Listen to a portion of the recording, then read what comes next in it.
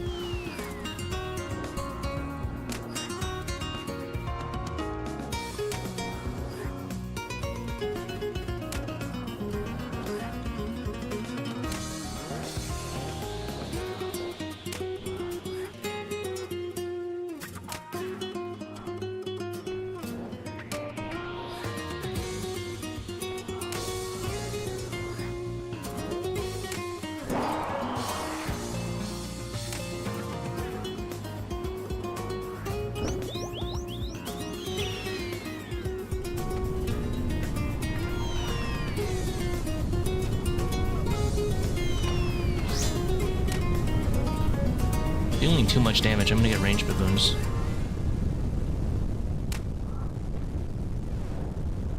I think it's on its next melee right here is ranged baboons.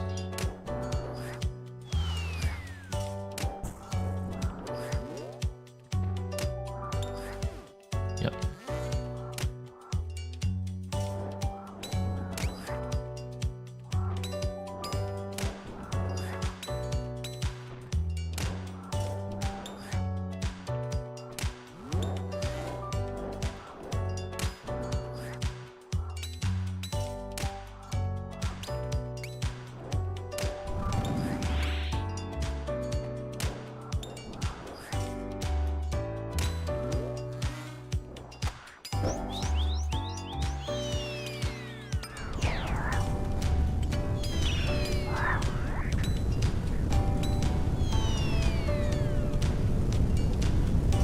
A tick.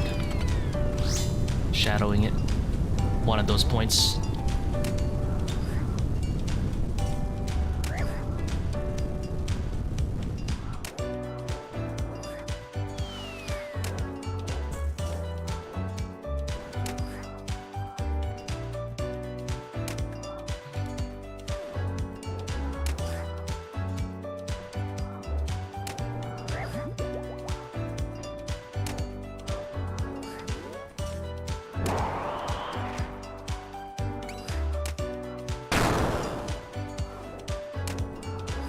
Thank you very much, Jay.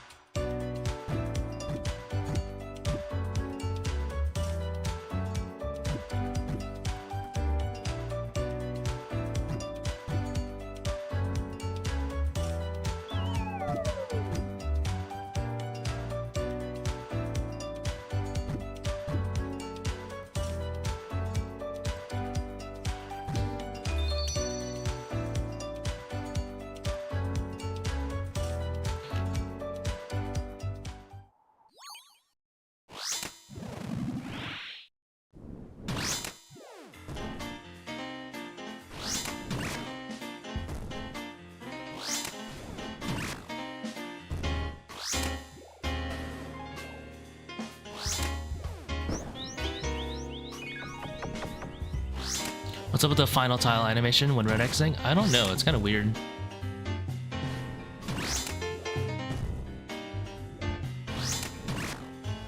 Spaghetti Code did something.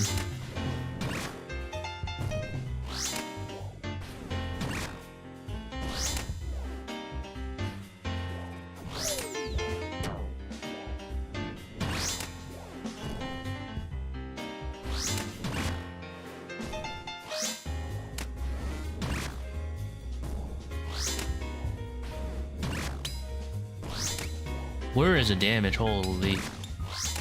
It's like 0, 0, 0, 0 and like a 20. There you go.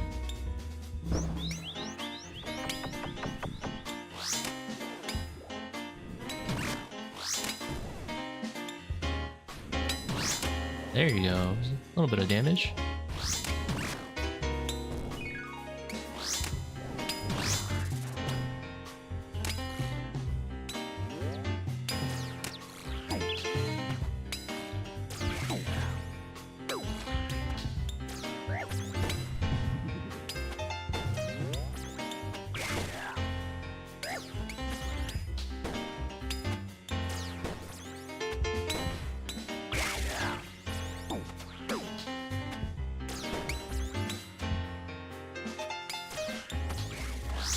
Should be 2 leaks. Game was being really cringe.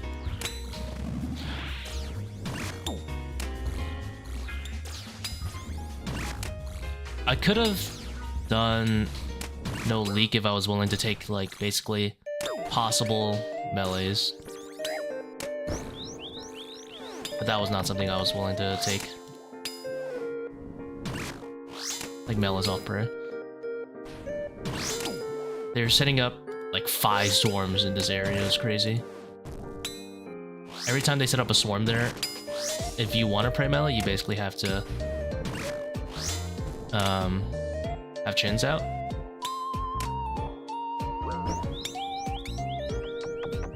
And obviously chins is slower than blowpipe. And you can get one of them, but they gave me like, you can get one of them without any time loss. They gave me like 4 of them or something.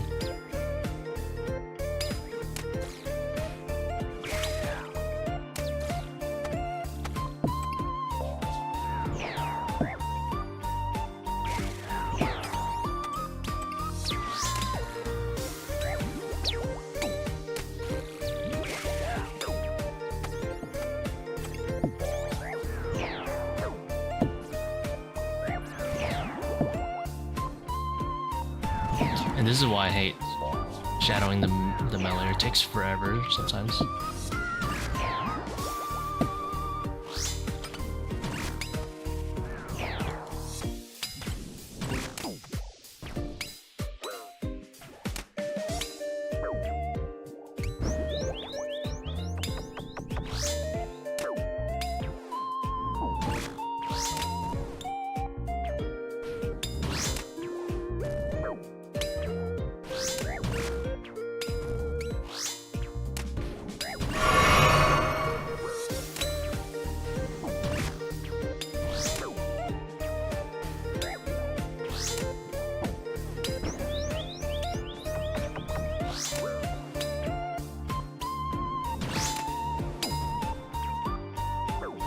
This is probably gonna be like a mid 5-minute kill. It was pretty bad.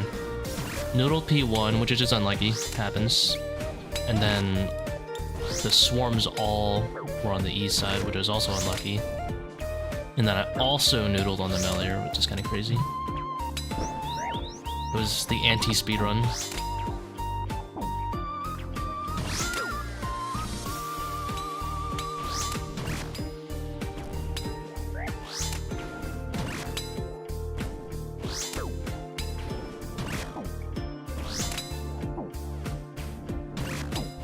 It seems like I'm also noodling here.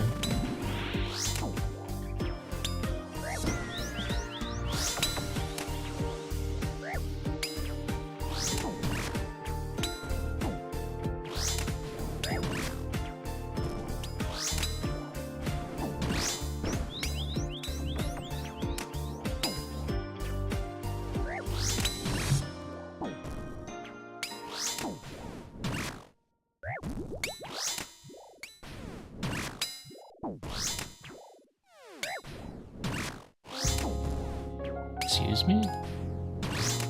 There you go.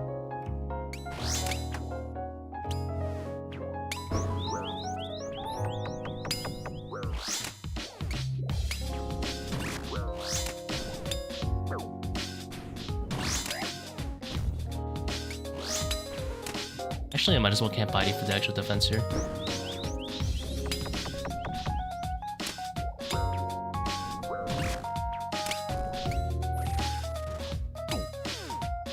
Six minutes. That is probably the unluckiest Kephri I've ever had. There was a lot of things lining up to make that bad.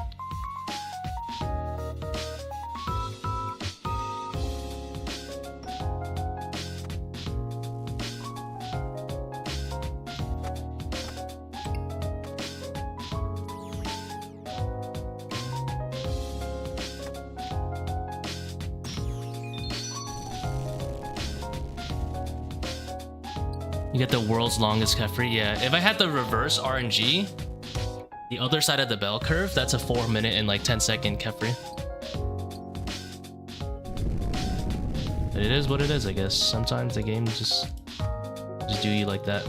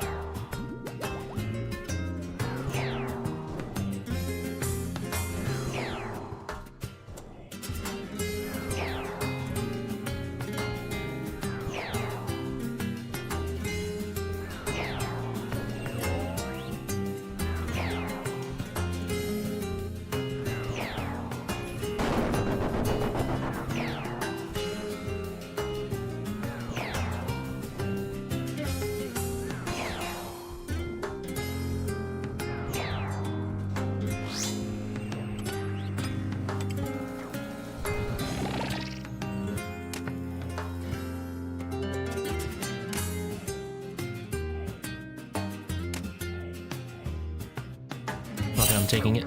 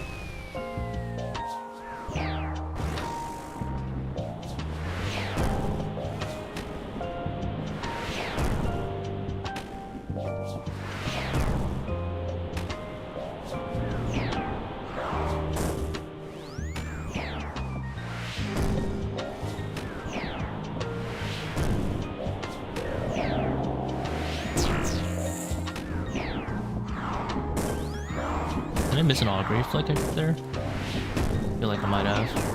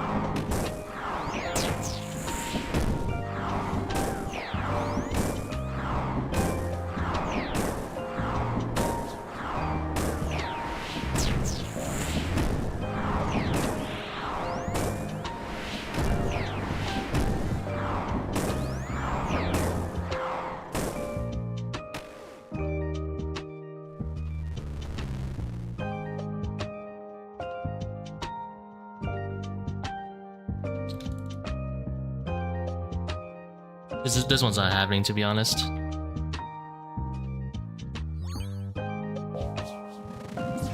I'll give it a shot though.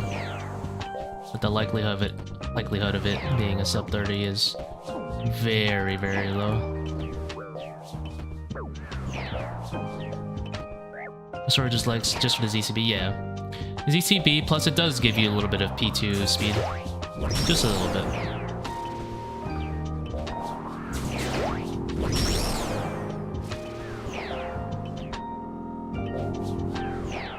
It's kind of dual purpose.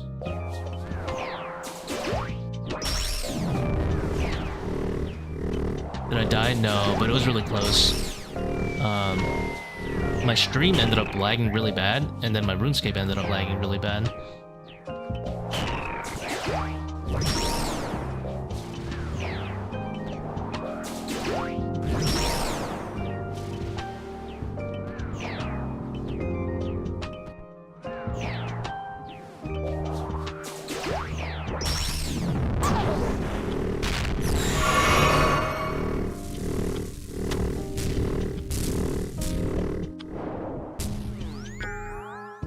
Yeah, it was like playing at Aussie ping at P4, if not worse.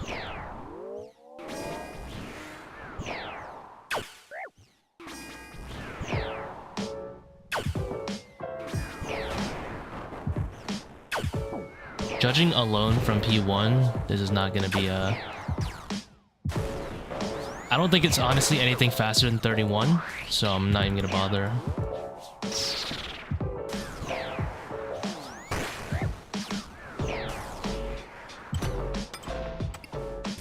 Gonna go ahead and skull skip.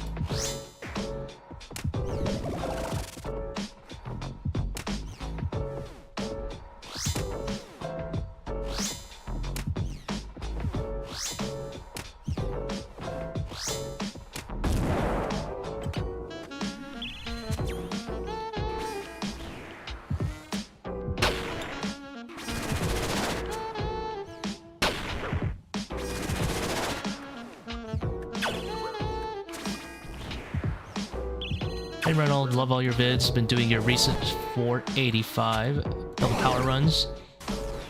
Thank you, thank you. Good luck on the purples course. I assume you had a very similar gear setup to what that video had.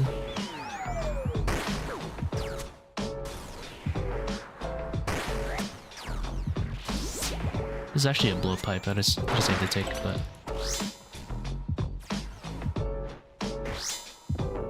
whoa, lag.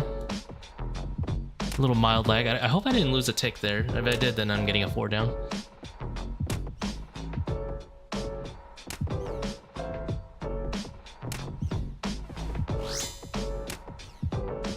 Doing this just for pet? Absolutely not. Oh, I did lose a tick. 4 down it is.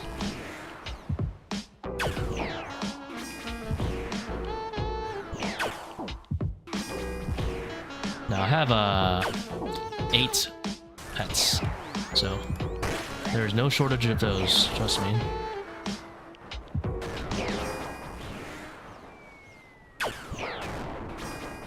We're doing this because fun and boatloads amount of money.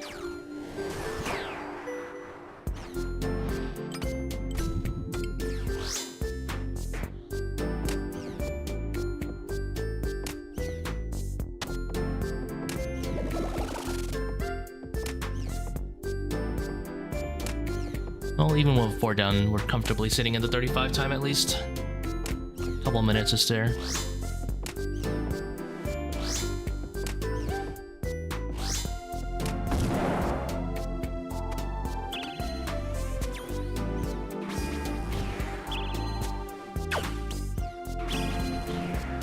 Would you say people lose the most time?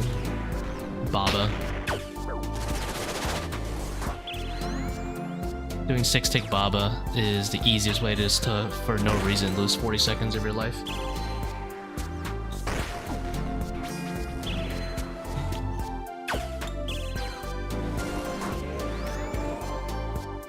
Oh, and Monkey Room. Monkey Room and Baba.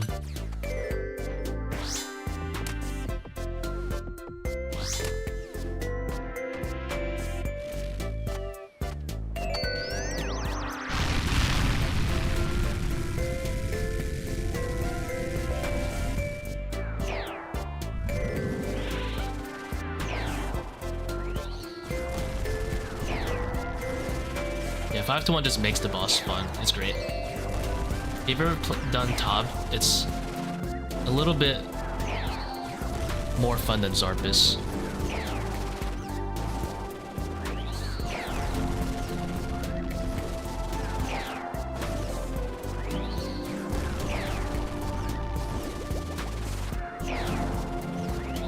Kephri. Oh, true. Like, randomly, you could just lose a bunch of ticks at Kephri, just, like, not paying attention to bombs. That's pretty important. Or if they do some weird shit, like trapping the Overlord and stuff.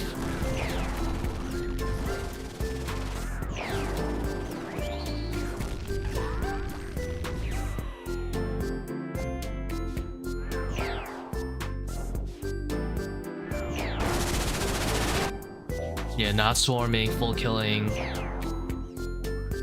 It's like not uncommon for you to get a 6-minute Kephri if it's a level 3 and you're just, for these kind of raids, 545. If I didn't swarm, it would not be uncommon for me to get like a 6-minute Kephri. Probably at least like 20% of the time it would happen. Whereas right now it's like a less than like 1%, I'm pretty sure, to get anything over like a 540. Which just happens, but...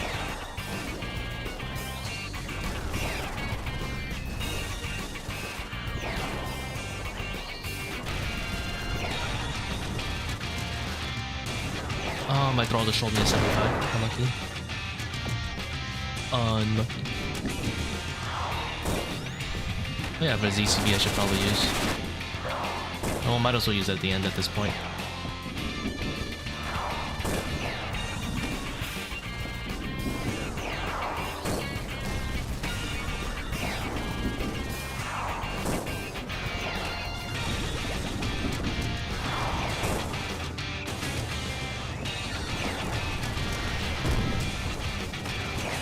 Well, obviously, even if I did sub 30, which I think I will actually get pretty fast, I feel like I've been going a lot faster in general. Just getting a little bit better at the raid as I keep going. But even when I get it, 550s won't be a farmable invo, for the simple reason that it's not as consistent as sub 35. Like, I can get sub 35 with skull skipping, like, I would say probably 90 to 95% of the time. But a 550, I would only be able to get it like maybe a sub 30. I'm gonna guess 1 in like 50 times. Just like, not a real number I've simulated or anything, but just like off pure anecdotal feel. It feels like a 1 in 50 raid. Even at 545, it's probably like 1 in 50. The extra 5 invo does make a little bit of a difference. A little 2% extra health and defense actually feels like a extra like 10 seconds added on.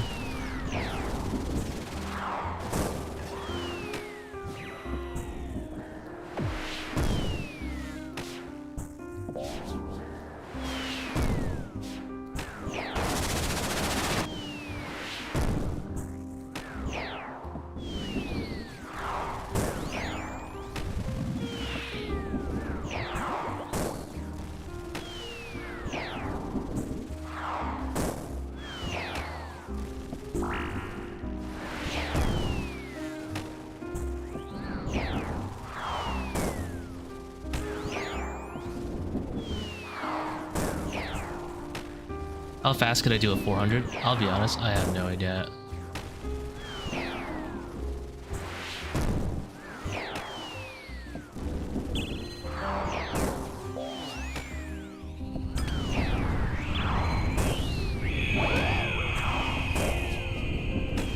I would never do a 400 with max gear. It just feels like a waste. Probably like 23 minutes, I'm guessing.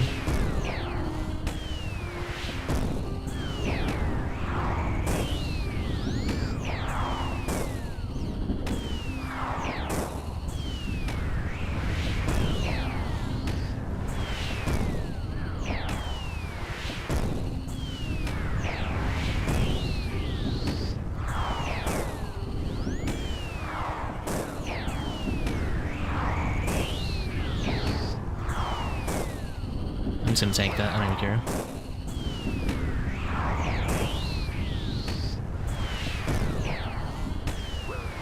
I used the first one at Akkha and Zebak. Oh, I ran into that shit. Alright, let me lock in slightly.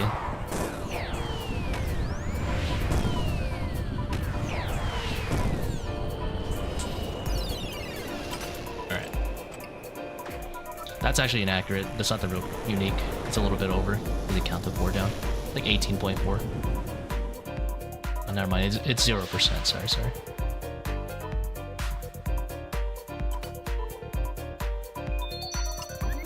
11 dry.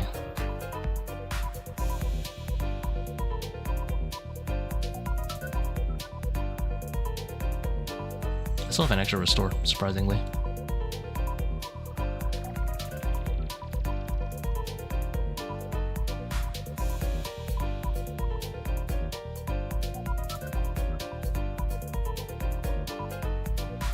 I'll be right back. Gotta use the bathroom real quick.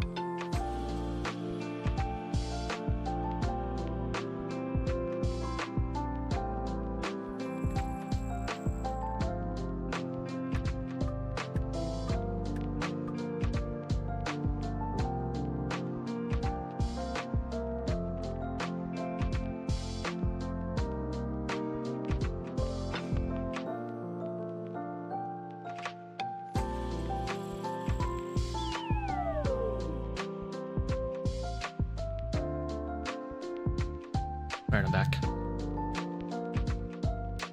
Let's see. What are we doing? Ah. Hello, chat.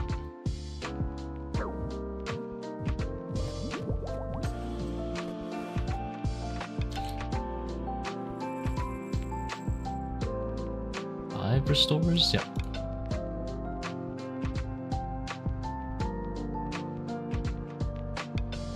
Let's see what you guys said while I was gone. Greetings, what is the name of the plugin that tells you dry of all? Yeah, that's in the Tombs of Amascut plugin. They added it as a thing at the bottom recently.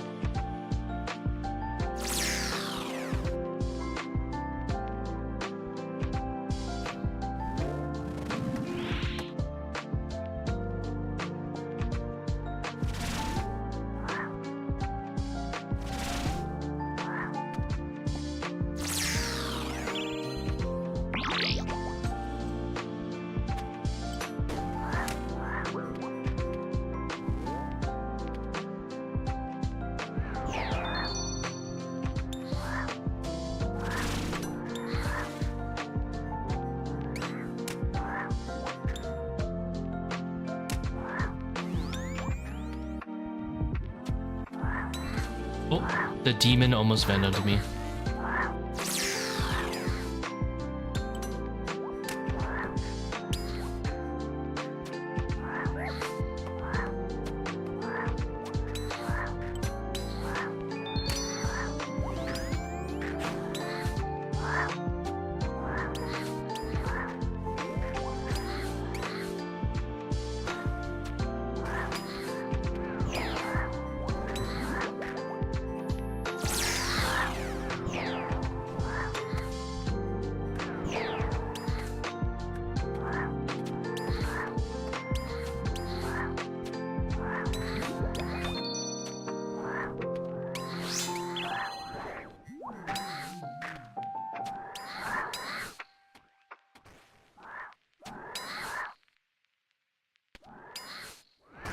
Ah!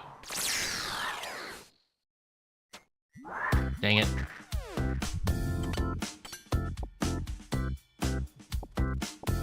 I'm gonna reset off that. Oops.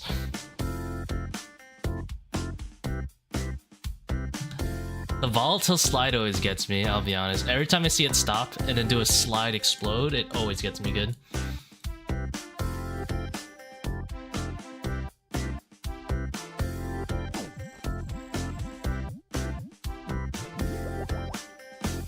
I've never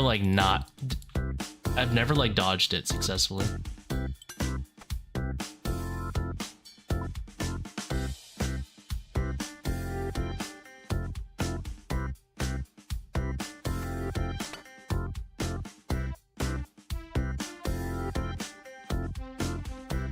Also, thank you very much, Muaf.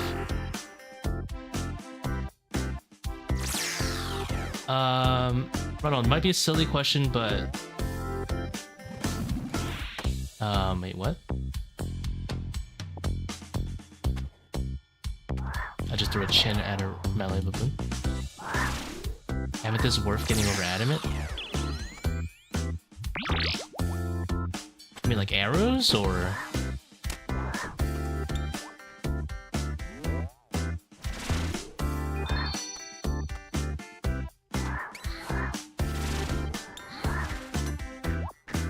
Adamant dart? Oh, that's bad. Yeah, I would not do amethyst. I mean, adamant.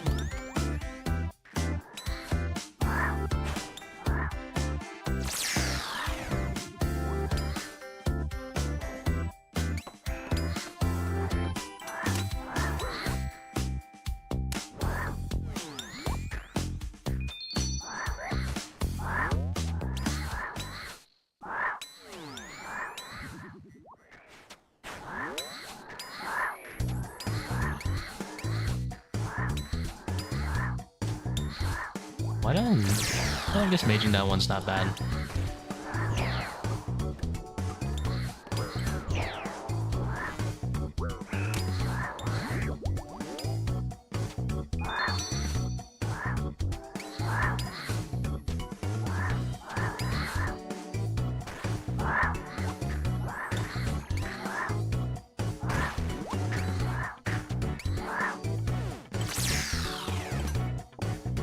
I seem to be pretty consistent in getting like low 140s now.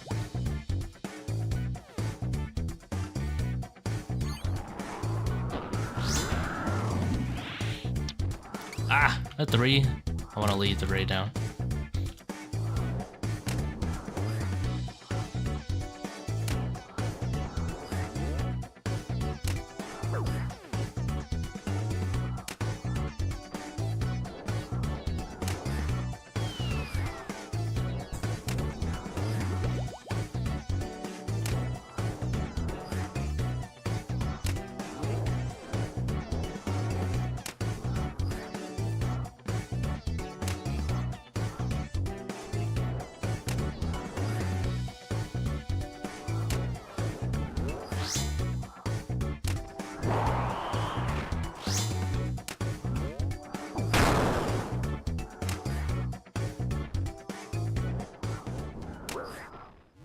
That's so rude. I've never seen a rock drop there. Honestly, I'm tilted. I'm gonna leave. 3 Bone Dagger into a rock like that? Nah. That raid gave me bad mojo. Today, that was very, very, like, targeted discrimination right there. No more SPS? No, I'm just doing a more classic inventory today. Chill.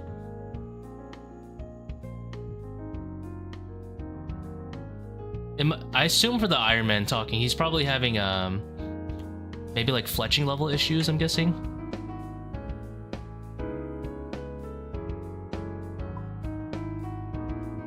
So you do, yeah, you do basically break even or whatever on darts.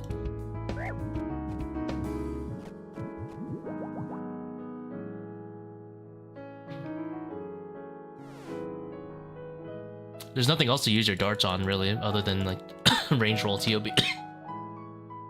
A lot of people don't do range roll TOB anyway on Iron Man because no one wants to catch in chonkers. So, I would just use all your dragon darts at ToA.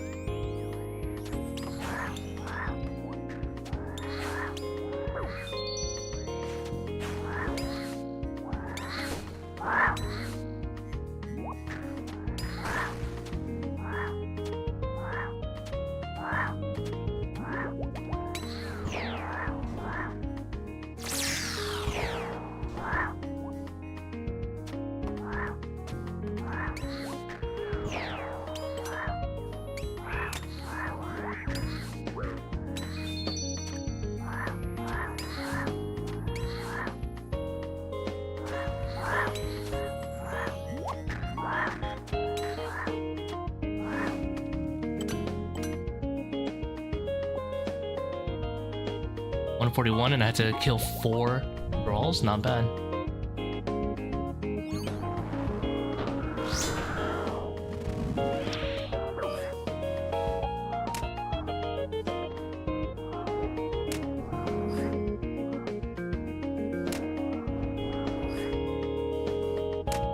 He's on a swarming, yeah.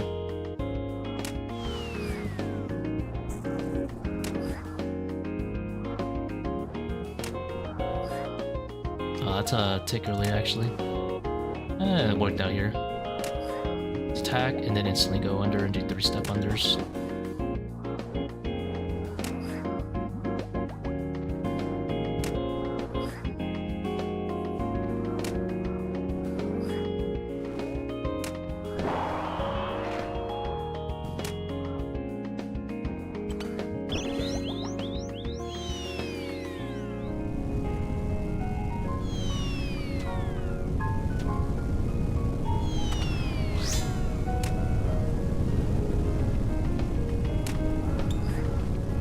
next melee is ranged.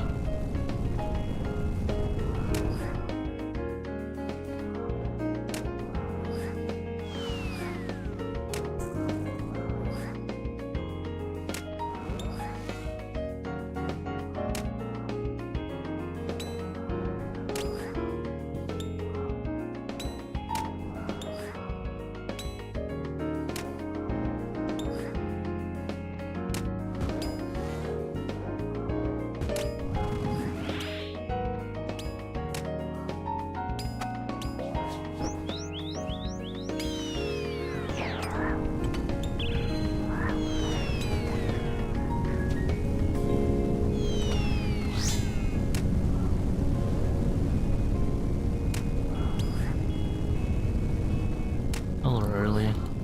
Whatever.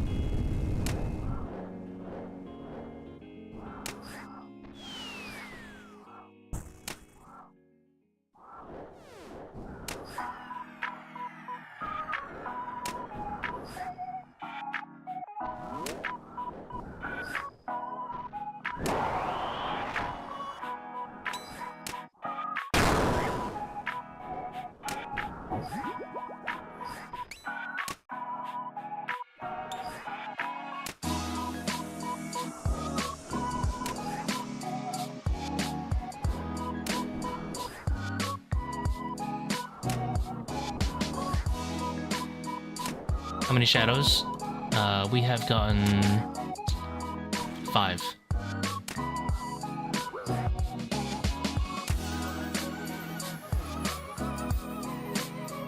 Whew, 438, let's go. Not my best, but pretty good.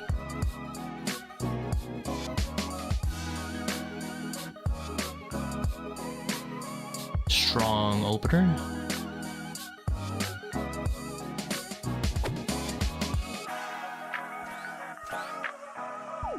Oh no, let's leave the raid.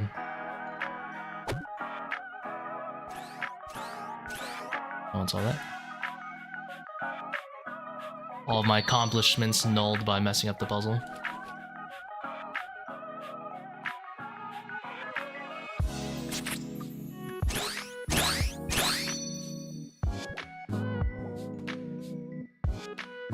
Saw what exactly?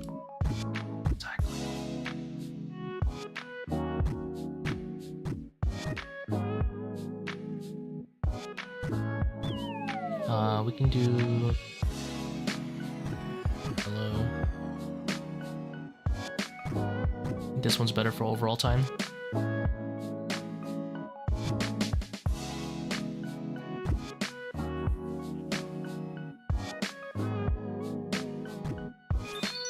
It's so scuffed.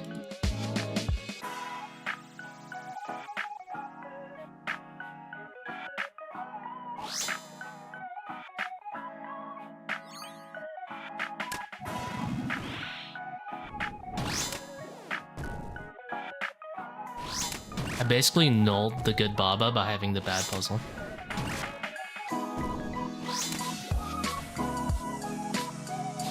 Well, I didn't have the bad puzzle. I am the issue there. But...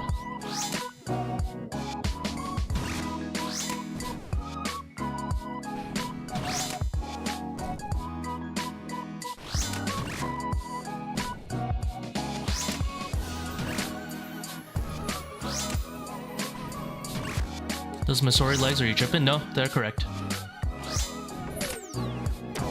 You don't lose any max hits on Baba or Kephri, so might as well.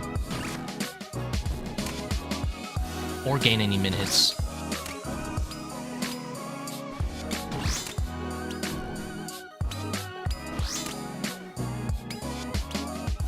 You only gain Salted Fang max hits, which doesn't really matter that much.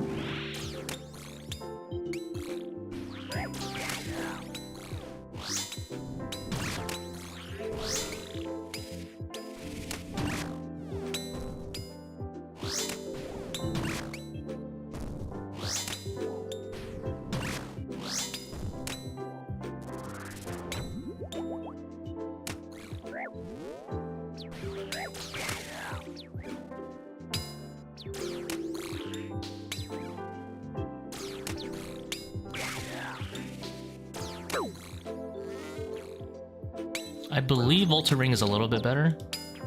Just by a teensy bit than Lightbearer, like Void Waker, let's say. But I do not know the actual math behind it.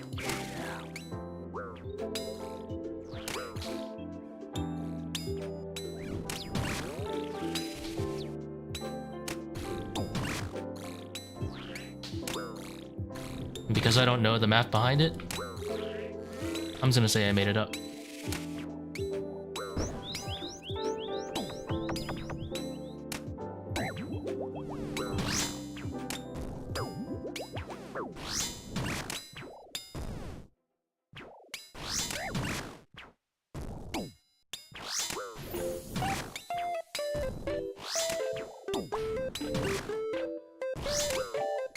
Where is my son? There it is.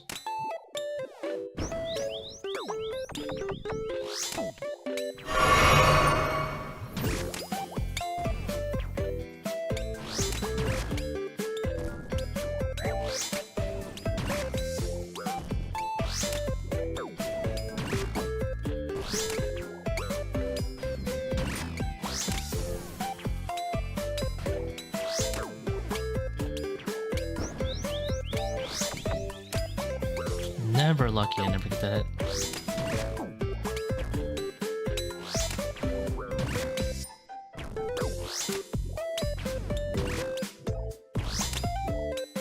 I never remember to take fix, to be honest. Physically impossible to remember. I wonder if this is diagonal push.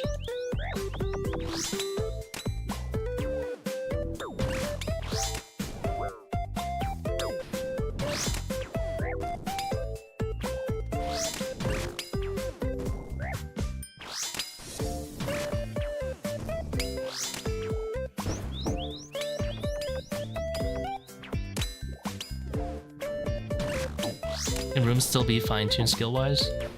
To an extent, yeah.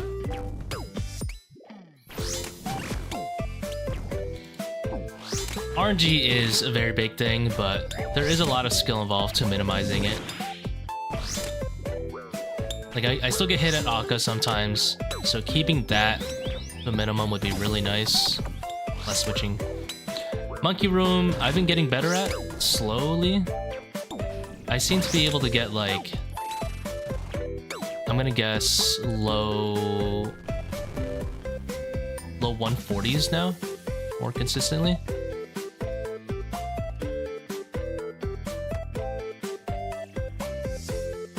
And then there is obviously RNG involved.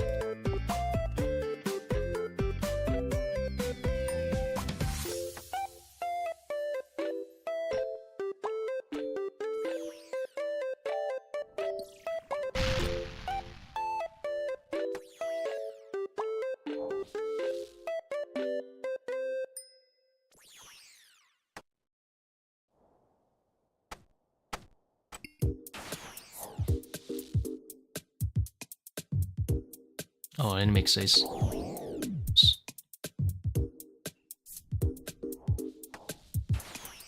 that doesn't count. That sucks. Like, random mistakes like that in the puzzle room, I've essentially just lost, like, 20 seconds. Just random puzzle stuff.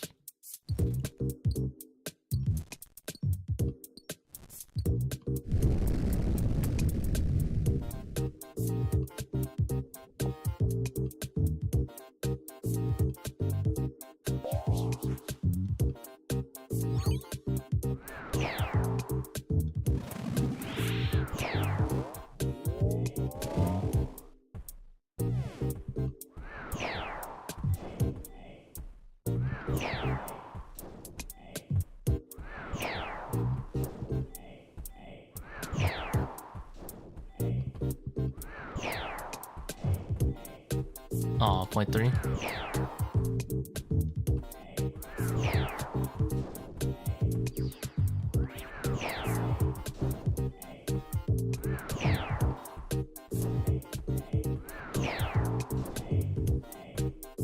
I still have some minor improvements to make on the puzzles.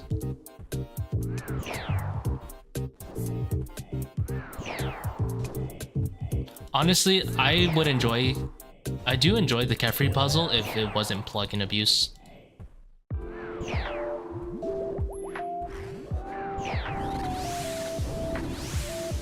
I kind of liked it when you actually had to like use your memory and stuff.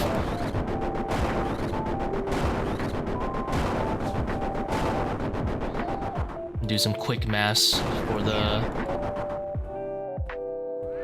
one where you like get a number. It's like 44 or something, let's say. Then you have to figure it out yourself. I wish if it wasn't plugin abuse, it would actually be good.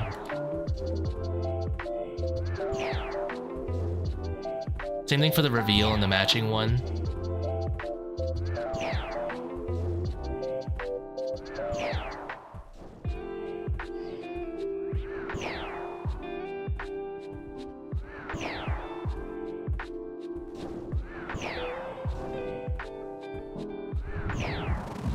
What'd you do on your break?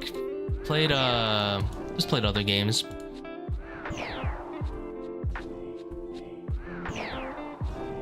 Played a lot of Valorant for a bit.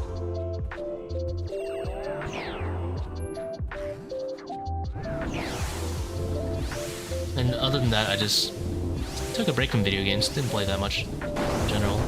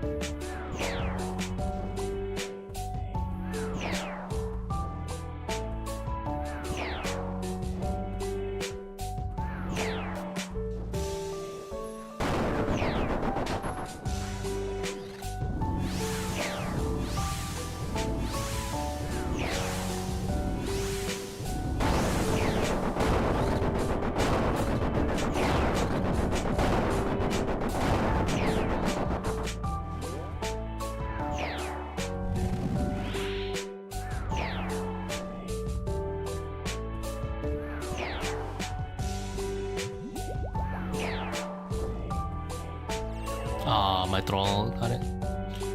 Oh well.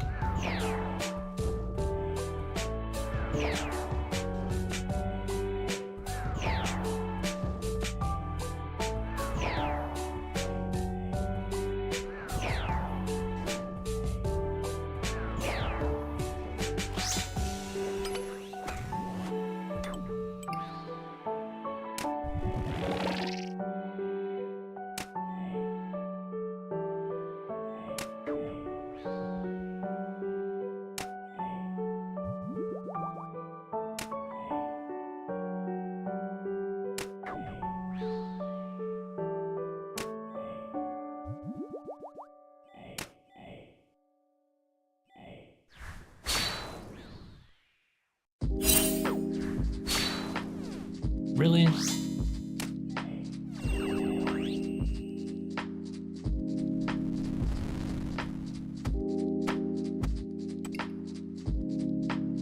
Augury camp? Yeah. I mean, it's pretty easy to get a pack X setup these days, honestly. You can do this setup. You get 5 restores and a regen, which is essentially 7 restores. If you want to go even harder, you can just like not bring Masori legs or ZCB. They're pretty minimal time saves regardless. And camp ancestral legs, and that is probably the most pack X setup you can get, which gets you 7 restores and 2 regen potions. You can honestly camp ID for Kephri at that point.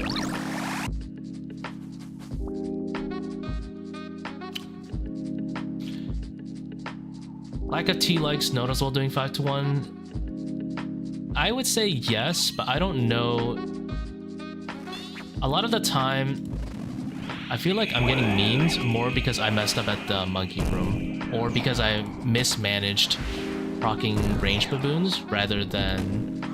Oops, didn't augury there. Rather than the legs.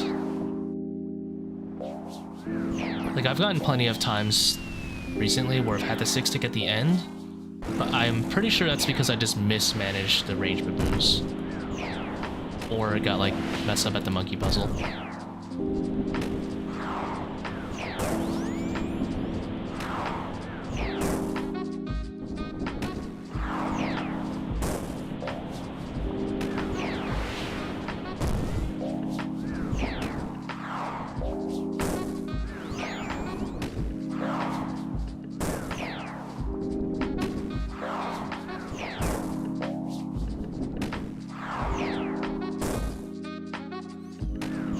Tick fix of blowpipe? Absolutely not.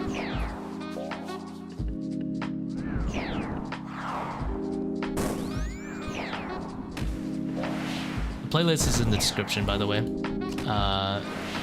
You can...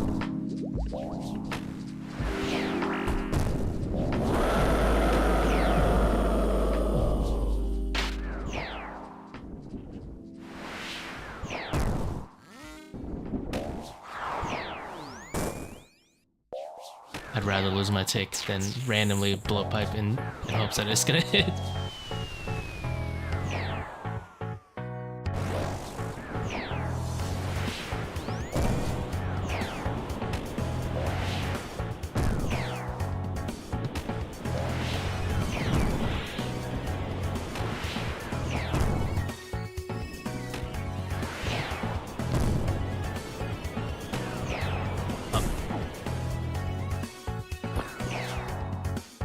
All that. Or as they say, saw what?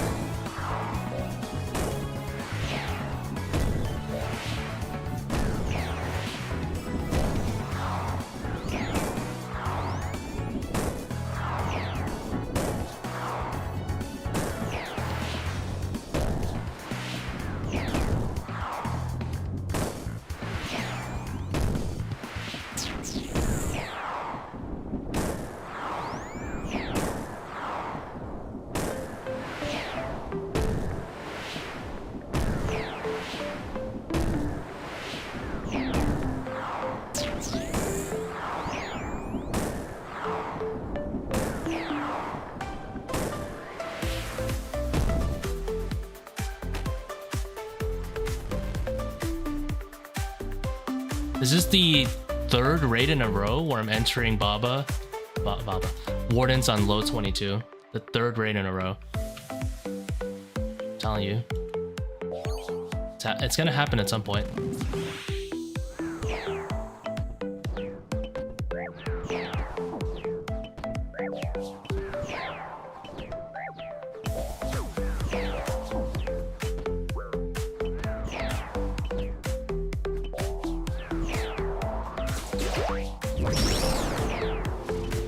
I'm not arrogant enough to believe I'll get a 7.5 minute Wardens, so I'm just gonna sell skip. There is a chance. That's a pretty unlikely chance.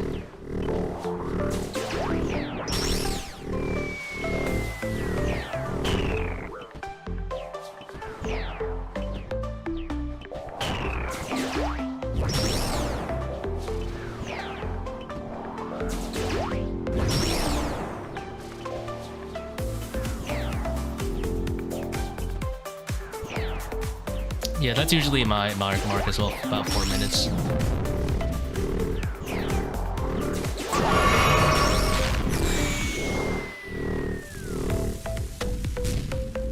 You know, the funny thing is, every time I get 4 minutes left, exactly when I'm about 4 minutes, I just noodled the heck out of P3 start. Just the first phase.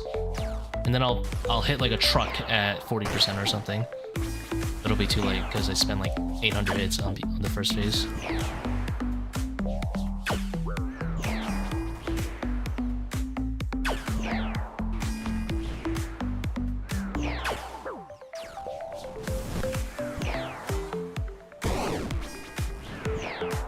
Probably goes down there.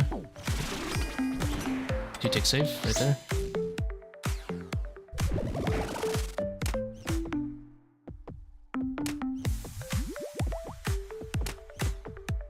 To be fair, ToA was never designed to be done at high invos like this. Invos this high.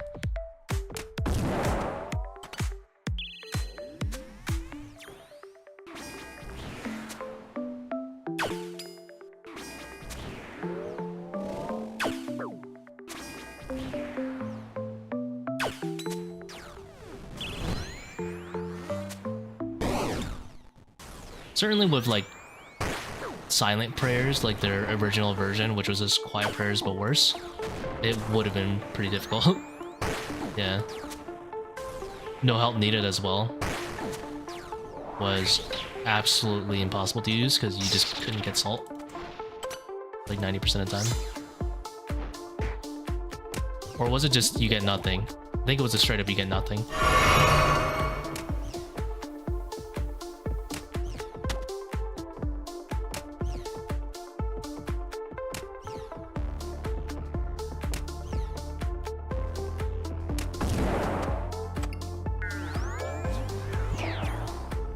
Oh, there's no way. I'm gonna take 30 seconds killing this guy, and then I gotta stab the core like 800 times. Absolutely not happen.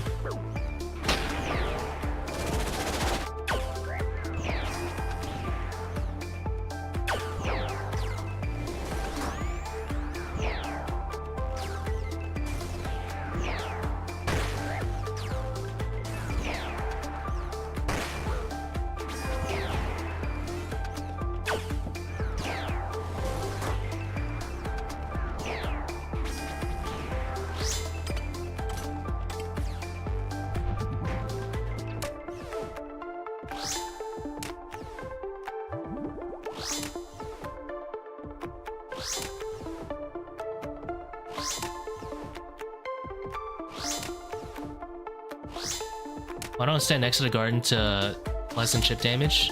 Oh, because I'm lazy as hell. The hell? Oh, nobody got time for that. No other reason.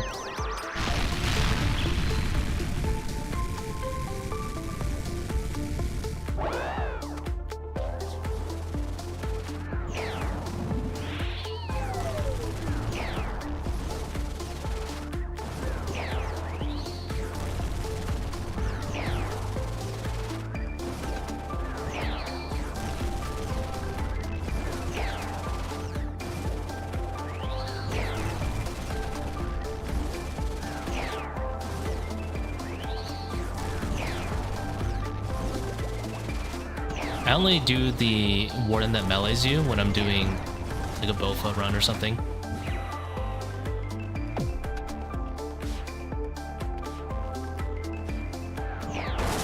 I knew that was gonna happen. I zoomed out because I was like, that skull's gonna hide under my inventory.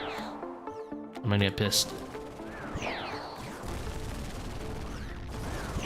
Lightbearer or Ring of Suffering? IMO, if you can get prayer regeneration potions, do Lightbearer, because having more blowpipe spec will save you a lot of time, and having blowpipe spec is often like a solve. Like, oh, I don't know what to do against blob melee plus ranger, or blob melee plus major. Having Lightbearer means more often you're going to be at 100% blowpipe, oh, 100% spec, and then you just double blowpipe spec the melee when it hits you, and then you're chilling. Assuming you can't say spot the melee.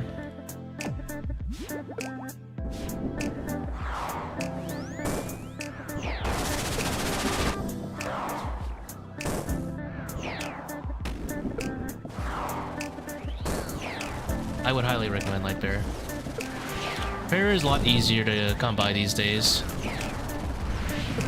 with the addition of the prayer regeneration potion, so having more spec is nice.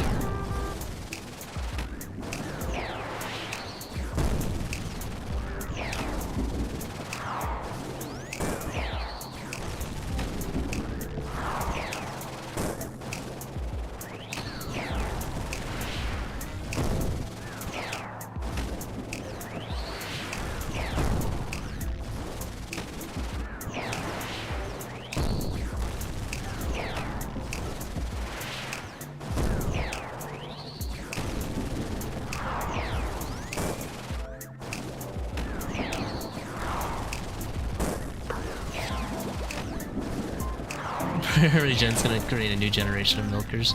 No.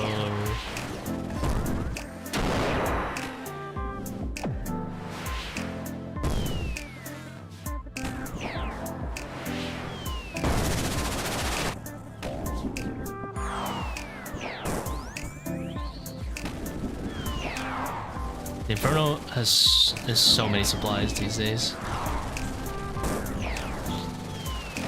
We got Echo Boots, already giving you, what is it, 4 prayer bonus over the previous setup? Well, I guess not 4 prayer bonus. People use Devout's, so you would think of it as 30 more defense, I guess. 30 more range defense, or whatever the number is, might be 25. Crystal already gives like 8 more than what Armadillo used to give, or something. It might be like 6 more.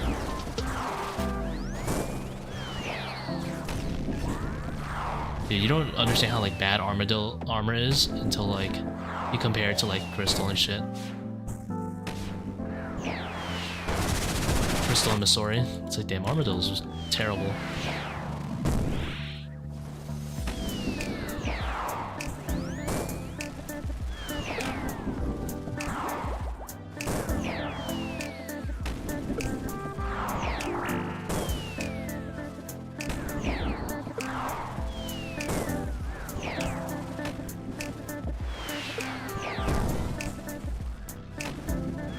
Yeah, if you feel nervous, it doesn't matter how many supplies you have.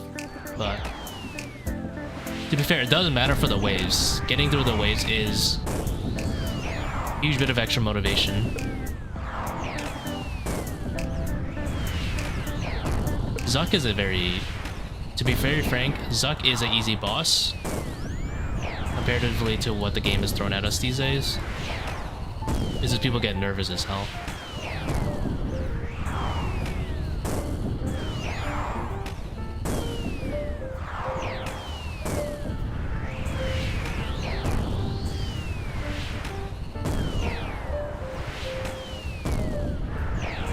Point do you sip the prayer regen potion? Just whatever. You basically keep it up all the time. I'm just gonna tank this in, I don't care. Just gonna make sure it's running down here. For ToA, you just make sure it's running.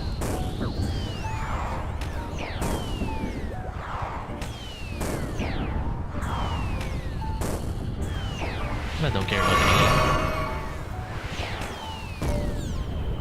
any. 32, full skull skip.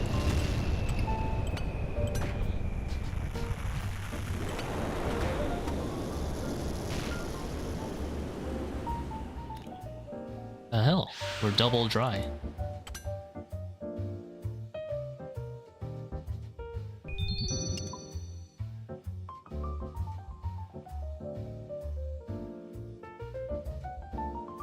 Yeah, alternatively, what you can do is if you don't really want to flick that much, and I personally recommend this, you bring 2 regen pots into the Inferno and then you just hard camp.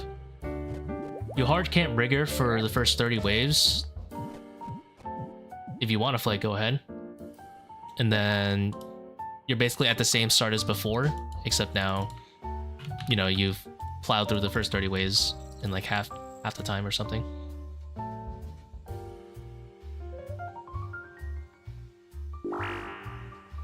Of course, if you're not as good at conservation, you can just flick for the early waves when it's easy.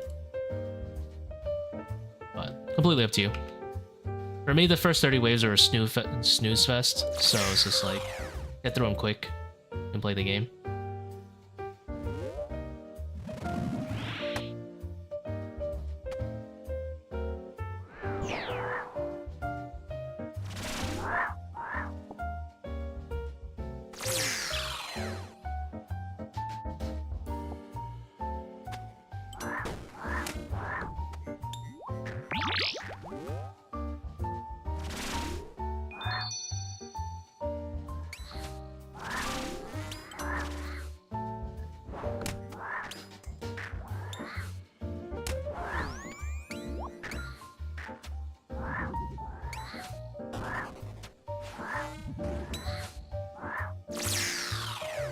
You listen to auto cue? Sometimes. I guess yes. Obviously, if I can't see it, I have no choice, so I just rely on it.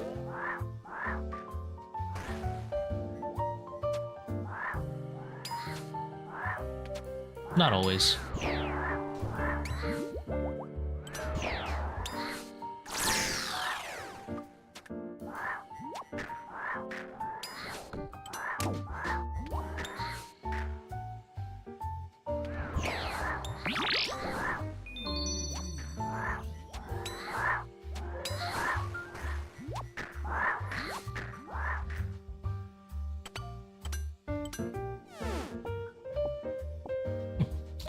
Monkey Room continues to improve.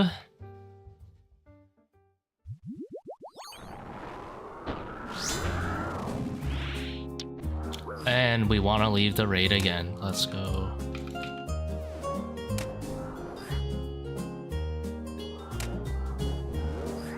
Honestly, hit like 35 days in a row. Keep it.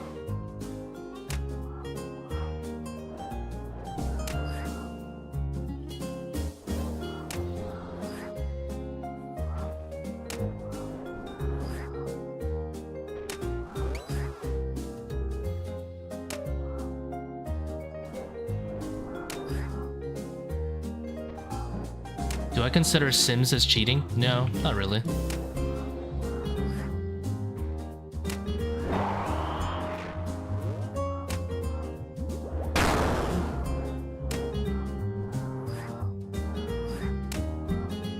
I do consider them...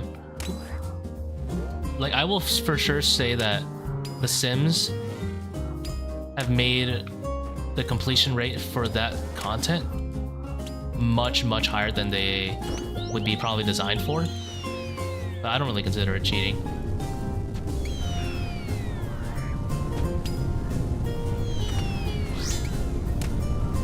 Without The Sims, like, Coliseum would probably have a lower completion rate by, like, probably at least like a third. I don't really think it's like a bad thing for the game. My philosophy behind that is that Zuck is mostly gatekept by the psychological torment that it provides, and I don't think that's exactly... Like, I don't really like that kind of gameplay. TBH, that kind of design.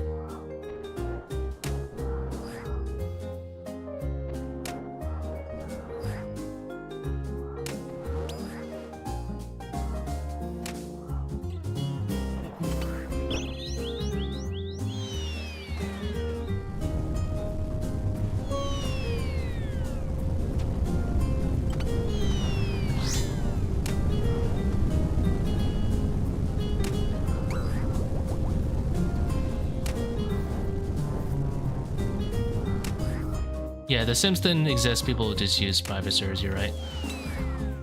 And then I lose a tick.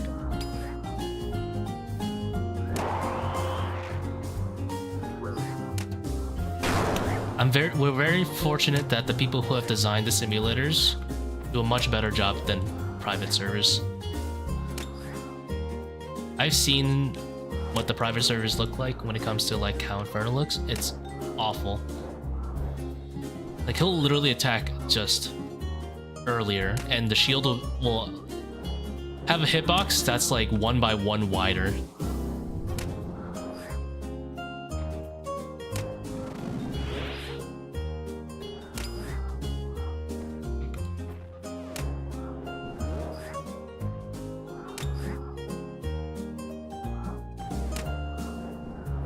I was like, why is this so slow? And I just remembered I hit a 2 Bone Dagger.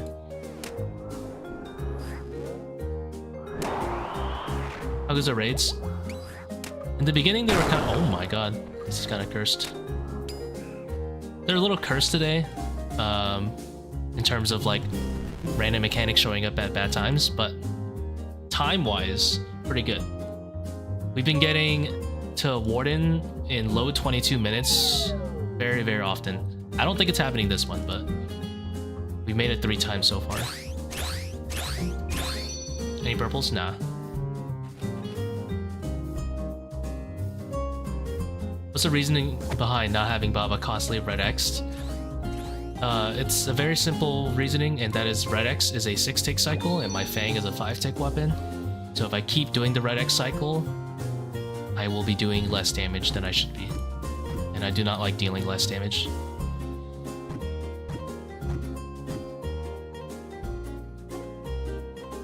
I beat the spreadsheet. I opened it for a second, but I haven't actually put in anything in it.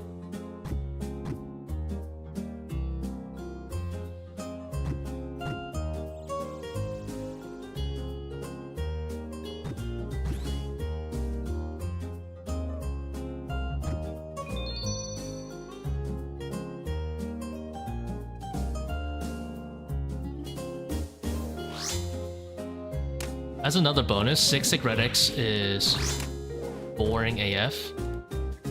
5 to 1, at least you have to kind of pay attention to what Baba did.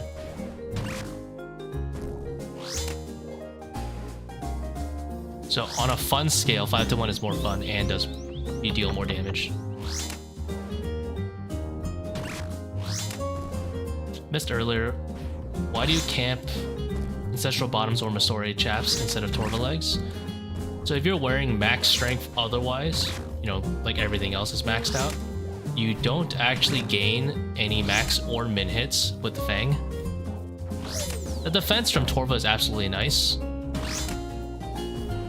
And you actually do gain a salted max hit for the Fang. Not sure about min hit, but you gain a salted max hit. You also gain salted max hits for Rapier and stuff, but it's irrelevant for 540s. Because you still have enough basically for, you know, your purposes, core and stuff. You don't gain any like speed out of that. The Sori Chaps gives you minimum hits for P2, plus obviously it helps for ZCB specs, or if you get range phases on Akkha. So kind of a no-brainer just to pick the legs that will help you more. I think canceled my click there.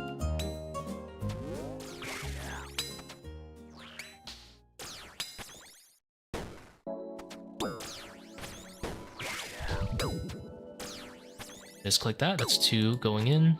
I think even 3. I griefed this one pretty bad.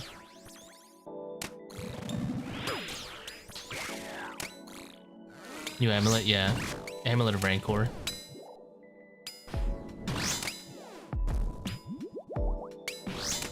You have to kill those spiders in this Kephri room. There are no spiders, I'll have you know. Do not discriminate against the bugs.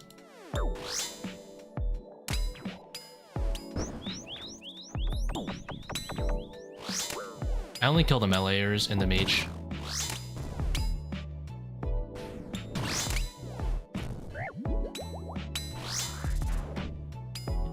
My instincts are telling me to pray. I mean, not to pray, to heal.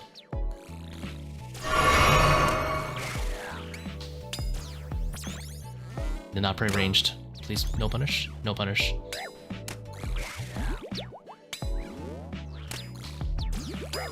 This is gonna be a slow Kephri because I messed up that swarm pretty bad.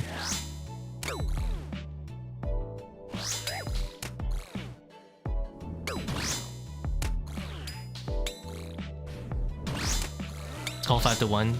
Yeah. You still Red X a lot. I have a guide on it on my channel as well.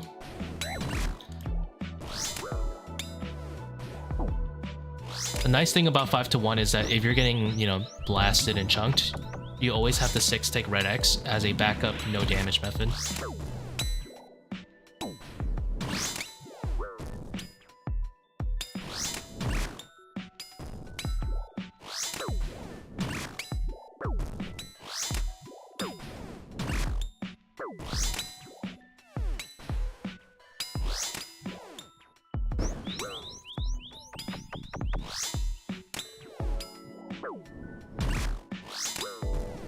Probably gonna have to redemption a few times on this room.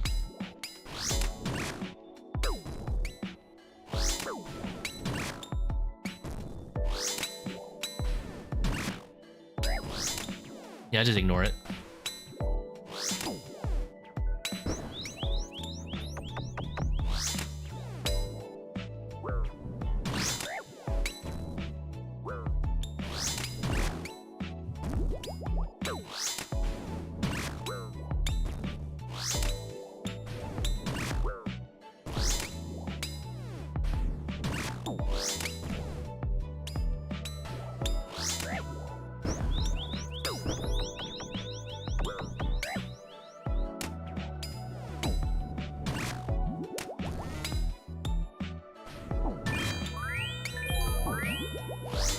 I didn't even notice I didn't actually turn on redemption. All I did was turn off pre-melee.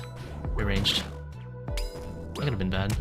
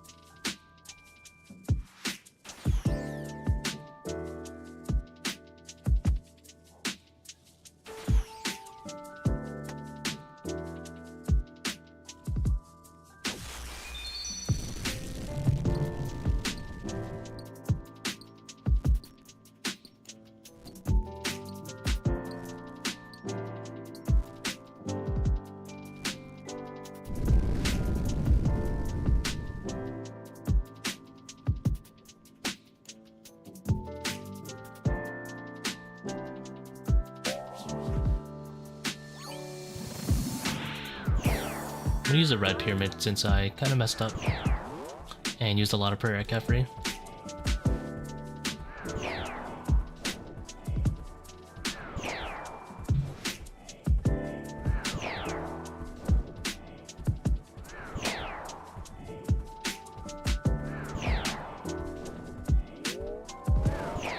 I would only do this for Akkha and Wardens. I would not do this as Zebak.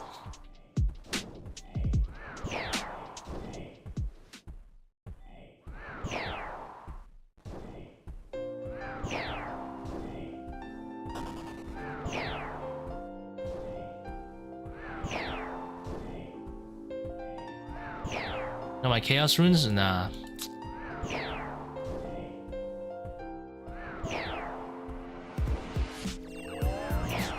Screw them Chaos Runes.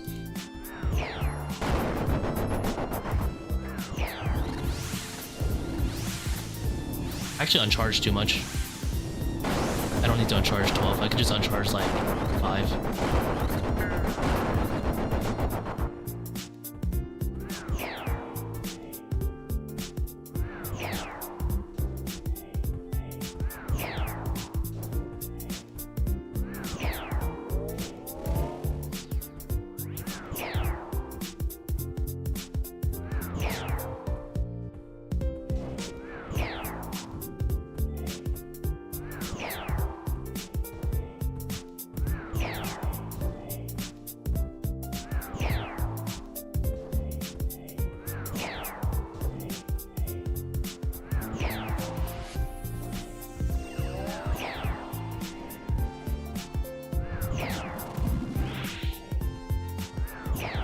And can you move one versus having to move two? You can always move one.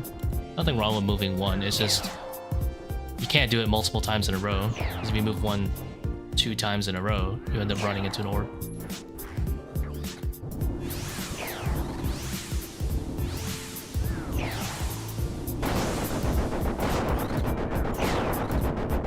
Well, it's more like running 2 times in a row in the same direction.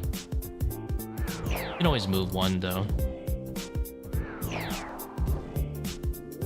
Because you have to think about the way that the orbs are placed. They're always placed where you're running from. So if you're ever running from a tile, it will always land there. And then it's going to be one in front of the direction you face every tick. So if you run 2, you'll always be fine. Because running in this game skips. Running 1 or walking 1 is fine as long as you keep making turns. I don't think it procs there. It proc there. Dang it.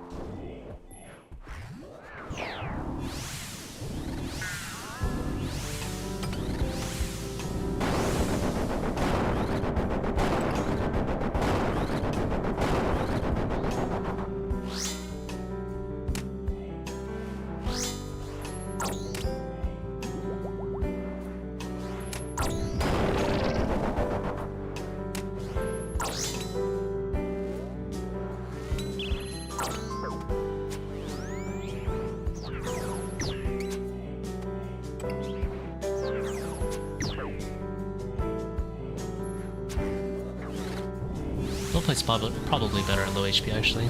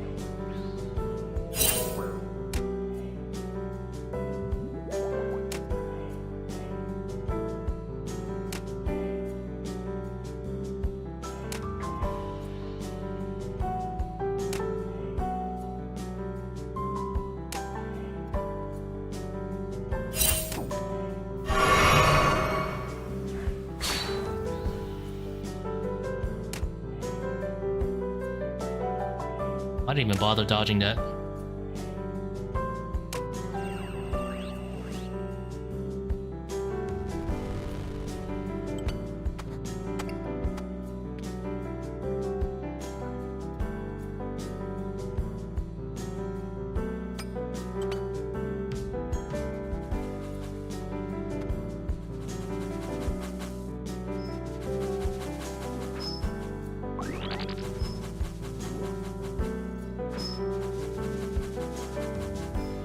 How many shadows? Only 5.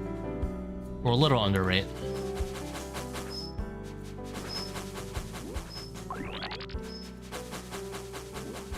I think these raids are like 1 shadow in like every 130 raids or something.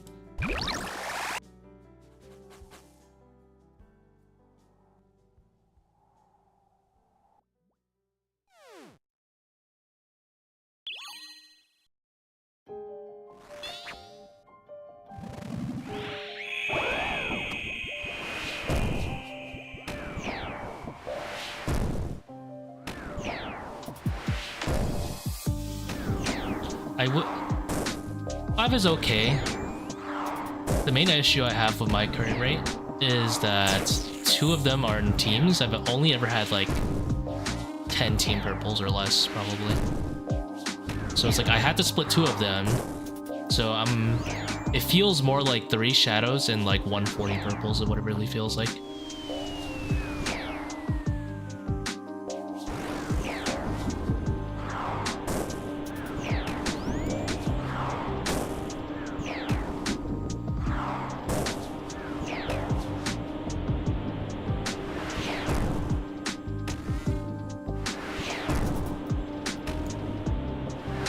Seercull lowers for Shadow, yeah. You are correct. That is indeed the idea.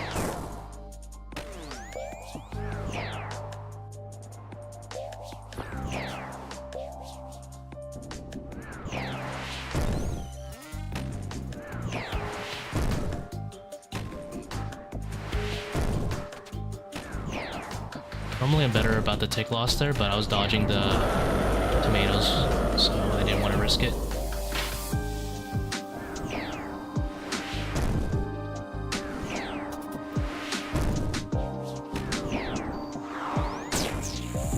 How much extra DPS does Seercull give? Quite a bit.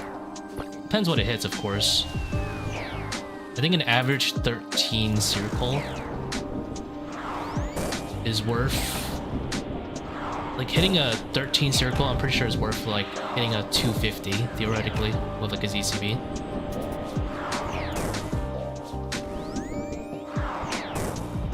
But that's for, like, a 540. It obviously gives less value and a lower invo, because 1, the HP of Zebak is lower, and then 2, his defenses are lower.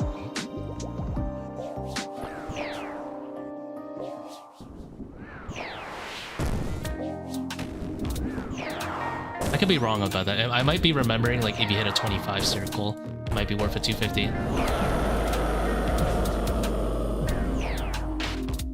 I'll have to look at the map again. It's been a while since I've done it.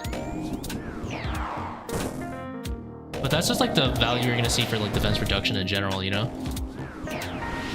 Like, for example, hitting a average Bone Dagger saves you, like, 30 seconds at Baba, which is insane.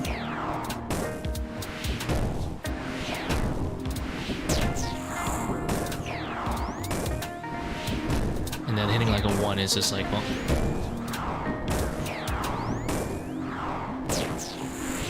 And hitting like a really strong Bone Dagger is like saving you 45 seconds or something.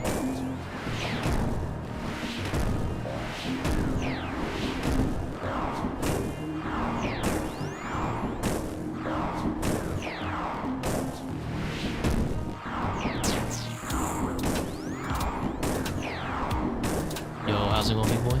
We're chilling. Doing some Zebak. Some Crocodilo. Brother, I finally got Fang on the Iron after 300s. 325 solos. Congratulations. Hopefully you'll be able to bump it up a bit more now.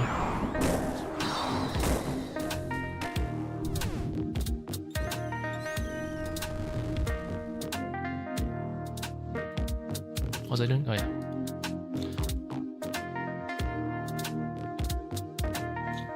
No Seercull in this raid is 273. 25 Seercull makes it 239. I think Shadow DPS is like, what, 9? Okay, let me try to do some math. 13. You save... Is that 19 seconds? Yeah, I'm trying to think. 19 seconds. And you deal... I believe it is 9 Shadow DPS, roughly. 19 seconds of Shadow DPS. It's like 100... An average Seercull is like 170, I'm guessing? I'm not sure if my math is right. 8.7. Oh yeah, I would calculate with this here. Assuming Seer, of course.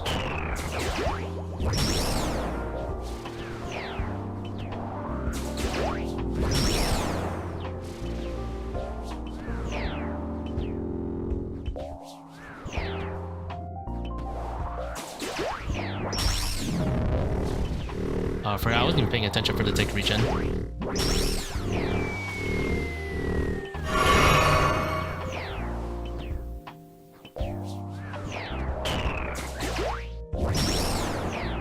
How much longer do the stats last? Depends where you're okay going down to, basically.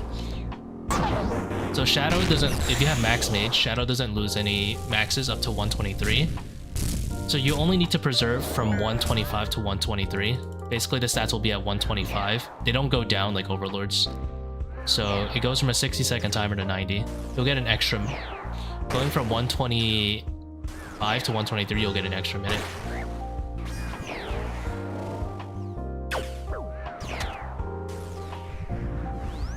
You take it with that ambrosia? No, I have Dehydro on. Can't use any potions. I wish I could use the ambro for prayer, but that's not allowed either.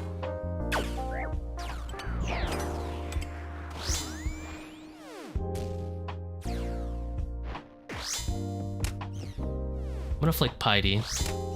Normally don't bother, but we're a little bit down bad on Restored.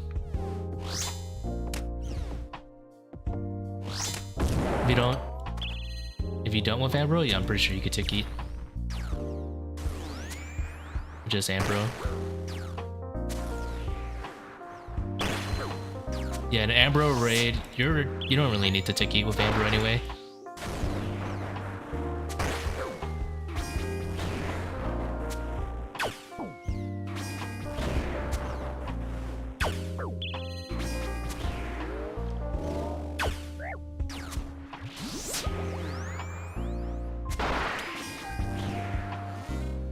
Oh shit, it's too much HP.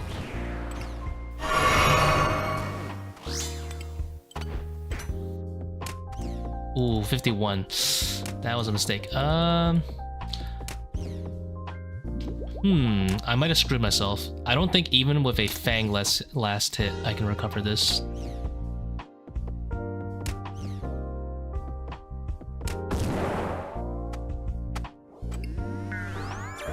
I wasn't paying attention that I didn't have my amulet and stuff on. Oh well. It's okay. Yeah, Karis, you gotta do it a little tick earlier than you normally would. Because Karis takes a little bit to go off. So you would do it a tick after I did it. I mean, if you want to sweat and go into the tick, you know, heal stuff, learn the tick regen stuff. Warm-ups is a good guide for the tick regen.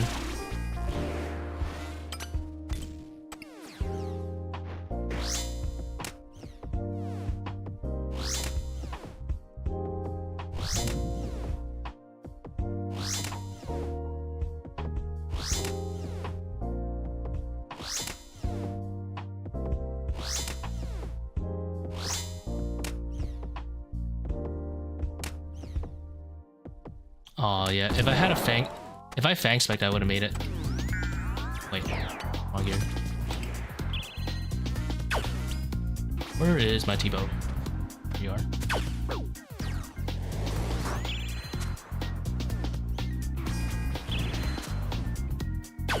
Should have Fang Spec earlier, but I wasn't counting.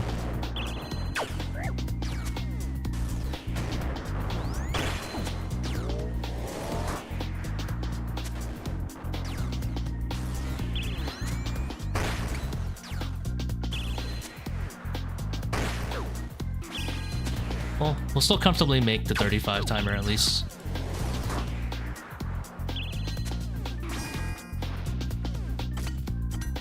I wonder if the sun heals me here. I don't think it does.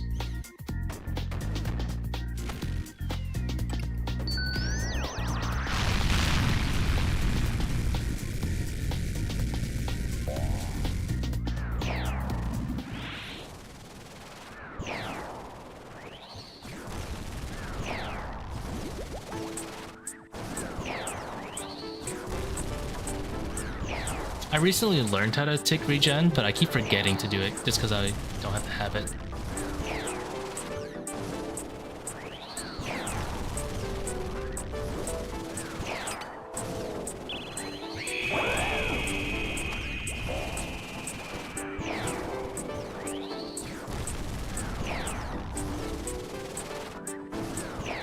Seercull and Warden? Nah, Seercull and Warden's hot trash. I mean, if I didn't have ZCB, I guess it's fine.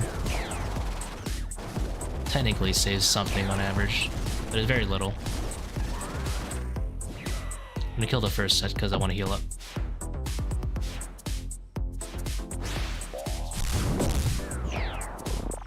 Yo, there's so many ToA CAs I haven't done yet.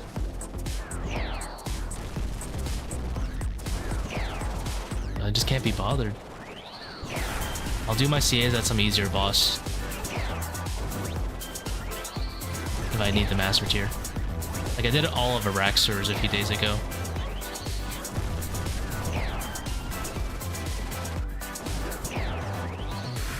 Dude, like most of the Araxxor C8s are just like learn how to do the boss correctly, and it just comes naturally. With the exception of the exploding one, it's pretty much all do the boss, you know, and Relaxer, I guess.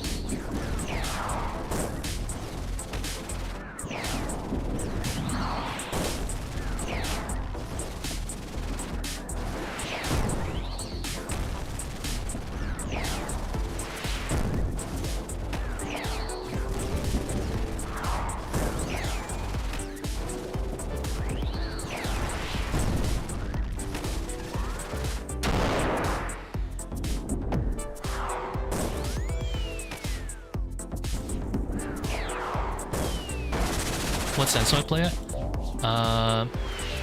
Actually haven't checked what my current sense is.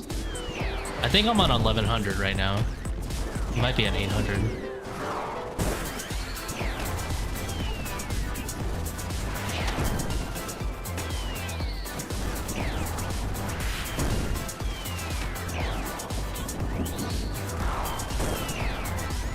Pretty sure I'm on 1100.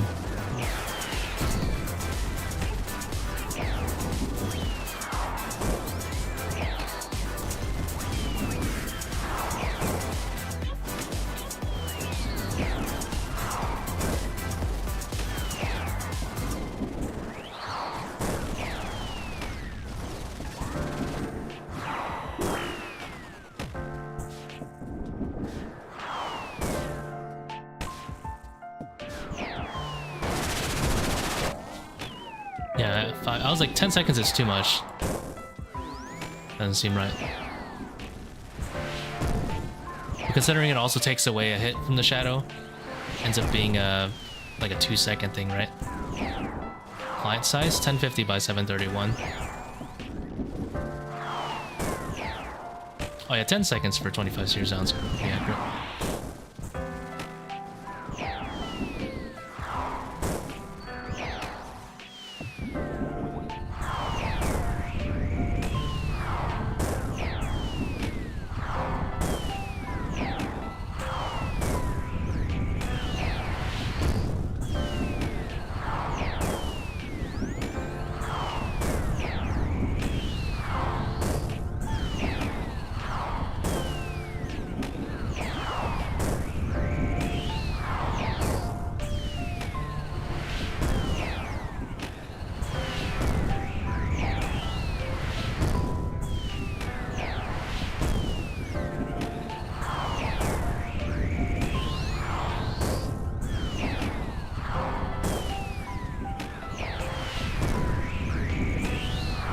Takes lost.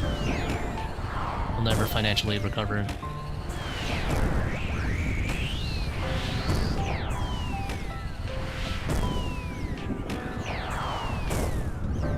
I left a little early. Ah, checkmated.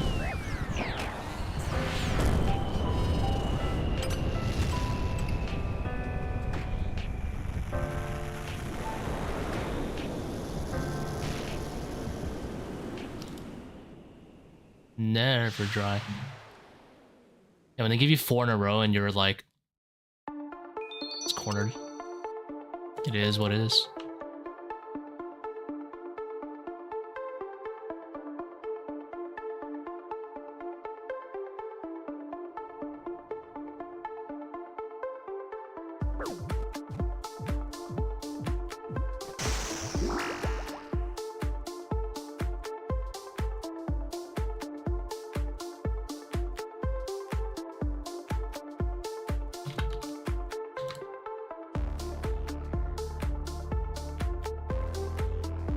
I didn't collect them? God damn it.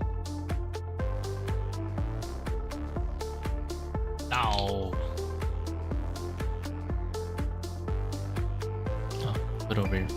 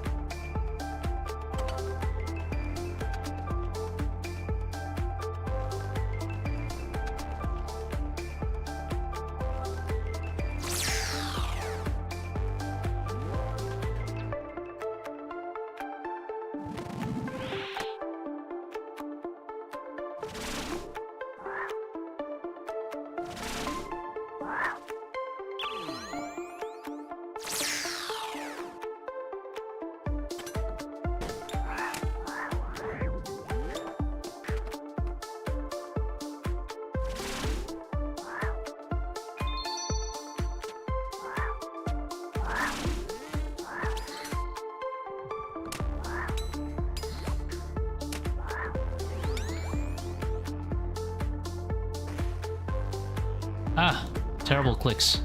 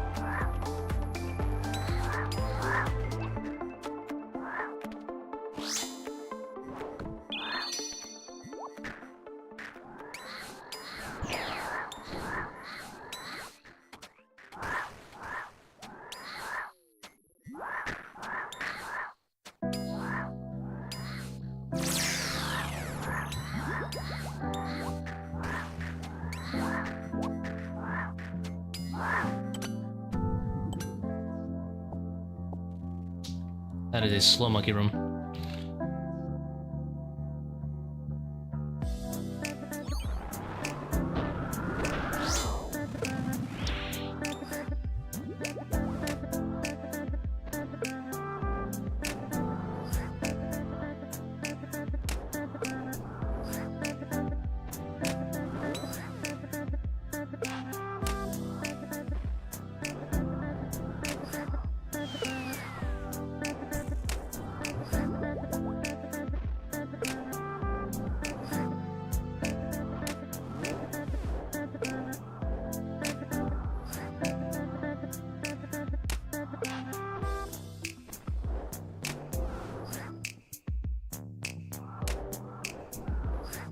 This specific part of this song reminds me of the Lethal Company Great Asset song.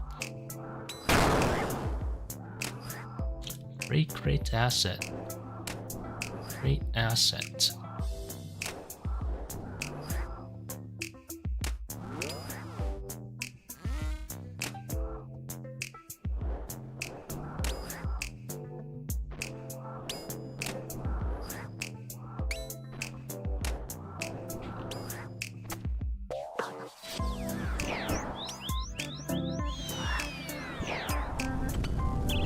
Give me those points.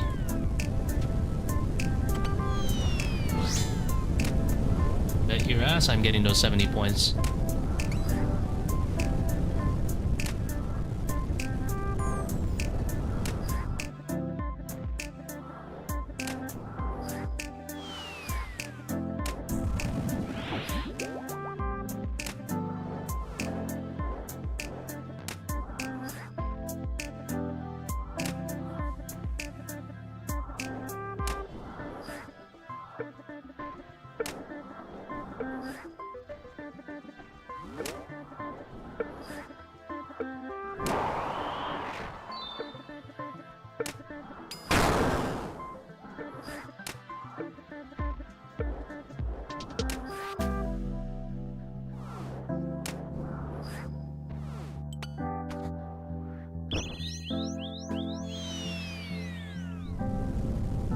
Hot shot.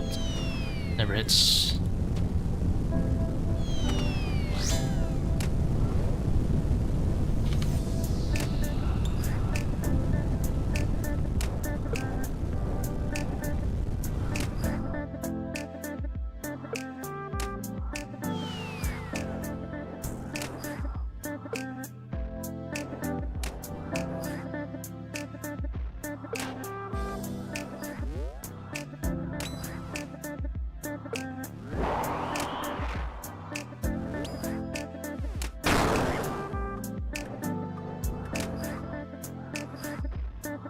Whoa.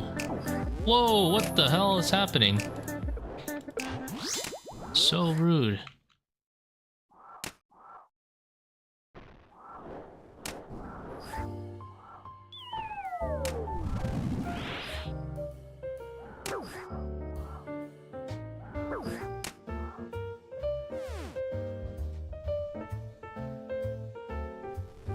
I realized instead of doing 2-to-1 P3, you could just do 4-to-2. Less moving, less effort. Order 2. Why not?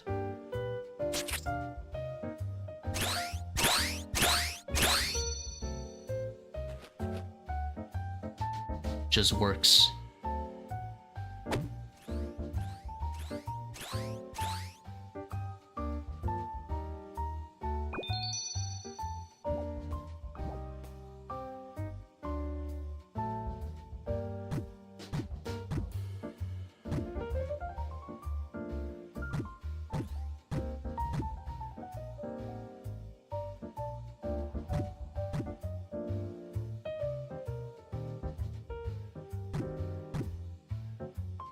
Bob, I have a set attack cycle?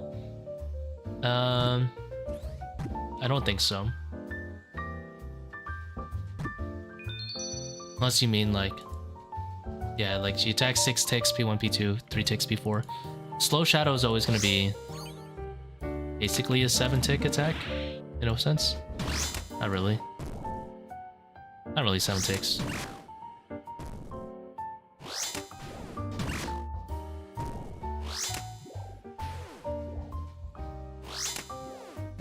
Wow, I've dealt no damage. It's a tick longer than like a regular attack.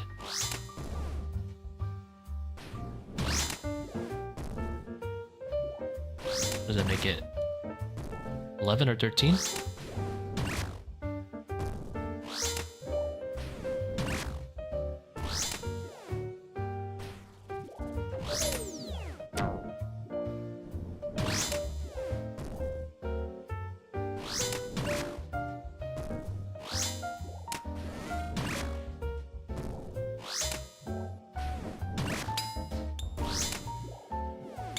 The hell is his damage? Excuse me? He's above half.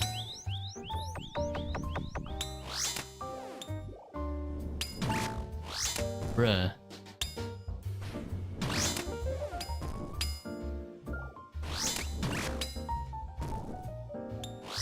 There you go.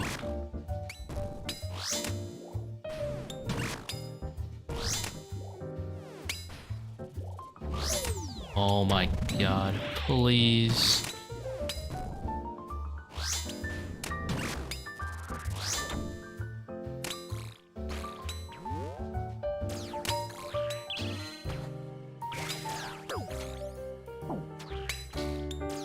Chin bounce.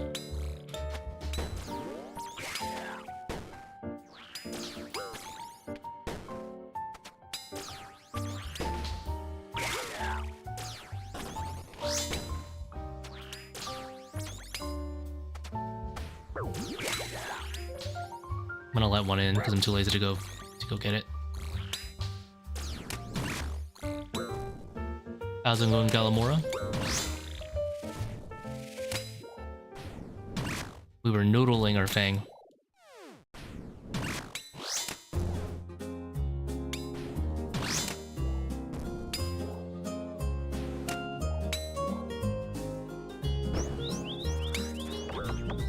That's the dumbest thing I've... that's annoying.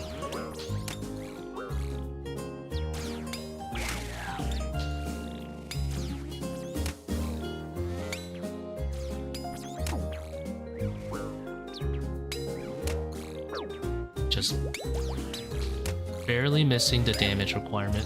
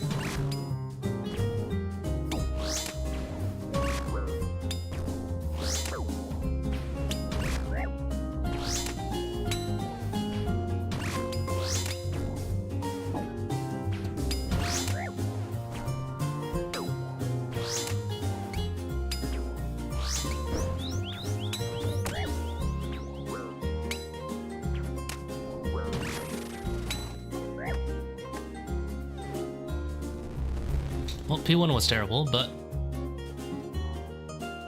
after that, it wasn't that bad.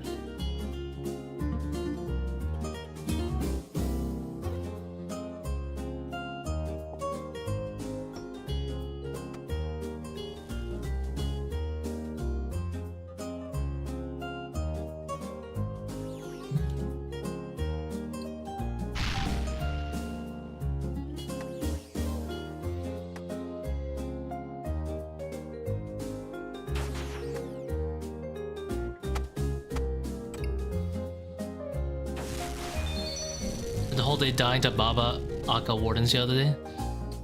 It'd be like that sometimes. Bad days.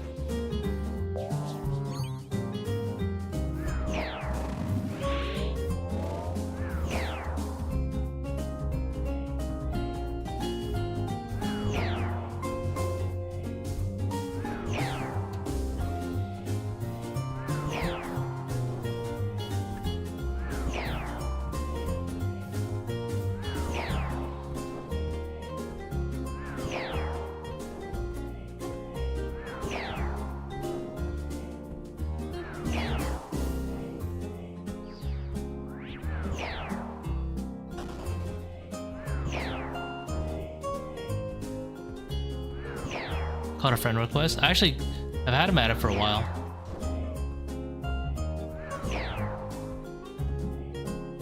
I don't remember when.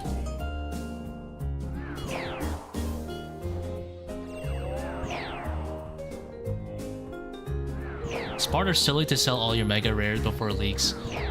I don't know, to be honest. Items typically crash before leaks, so did you do it like during the crash or before the crash?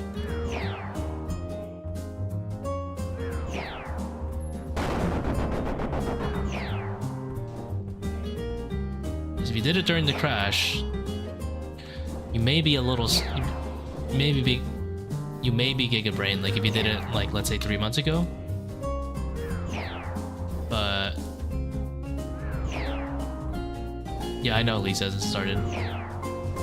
You sold them like now? I'm gonna guess it's a little silly. Probably should have done it like 3 months ago. Because they've already crashed a little bit, I assume. I don't know, I haven't kept an eye on them. Maybe they'll crash more. Hopefully you can rebuy them when leak starts. Yeah, Magus tend to be a little bit on the steadier side than other items.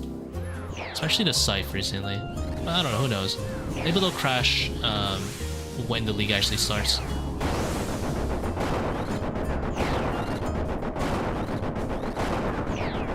At this point, I assume Shadow has nothing to do with timing at the market. Shadow price is probably just going to be determined by whether or not Jagex decides to ban, go on a big ban wave. For the gold farmers and the bots doing ToA.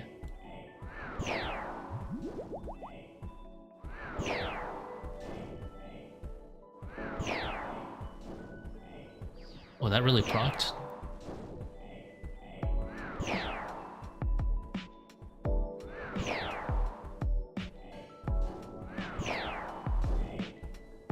Tick lost there, but I think I'll get over it.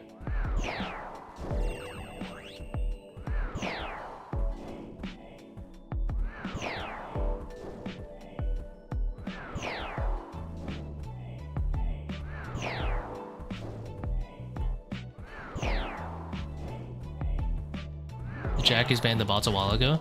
I don't think they did that good against the ToA bots, as far as I'm aware. Definitely like the Bloodshard bots have gotten hit. Zulrah, Scales, Orcaf.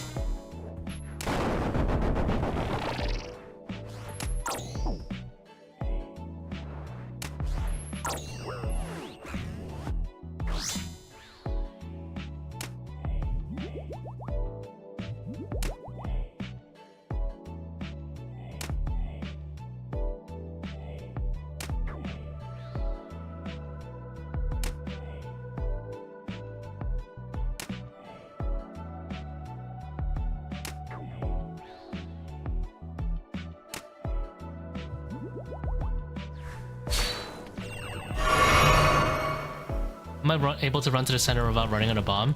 So the bomb doesn't even go off like right away. So you can actually run on top of them for like a tick. Which means uninterrupted movements. One, uninterrupted movements are fine. If you just like run over it right as you place it. Two, the movements are already planned in a way that basically I'm always either moving 2 tiles or make a last second turn. Specifically for the center, I like to do...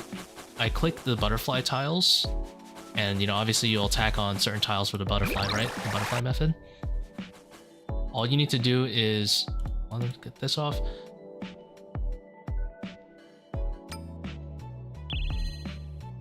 Make sure you go on an attack tile first. So like you'll attack Akkha from that tile specifically when you're doing butterfly.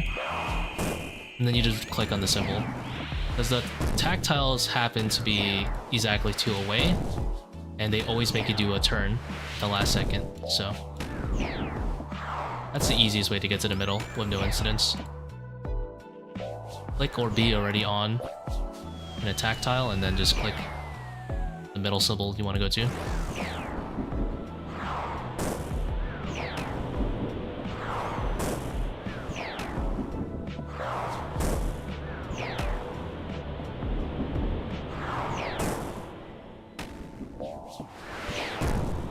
Yeah, you can go from any of the attack tiles and then just click the symbol corresponding to that quadrant. The other one's a no-go.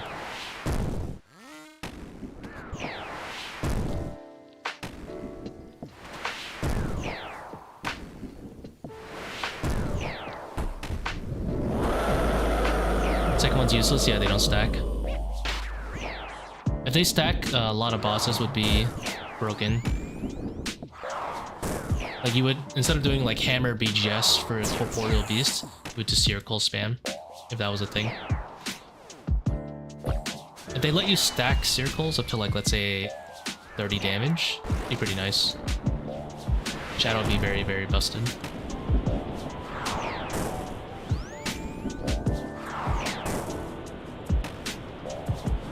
Unfortunately, that also means if you hit like a 1, you're just gonna have to live with that one. Oh.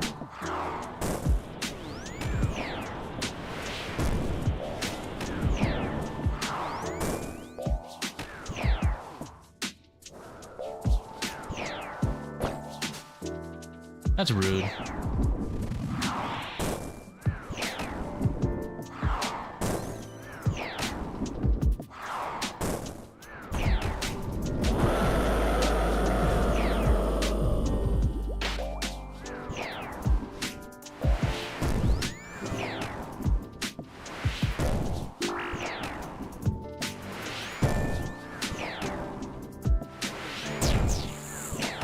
A random acid there. Acid was deep too.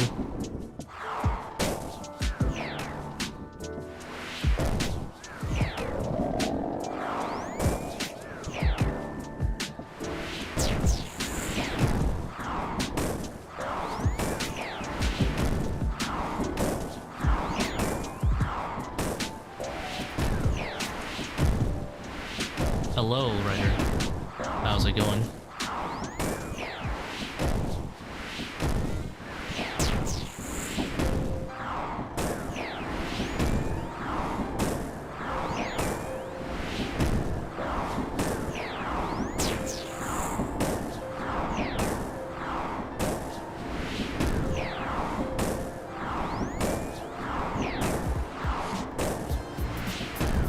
You know, if you stand from the 4th tile out, we diag next to you. What do you mean, 4th tile out?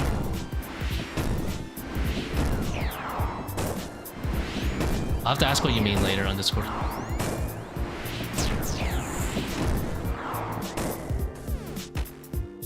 Do you mean like just here?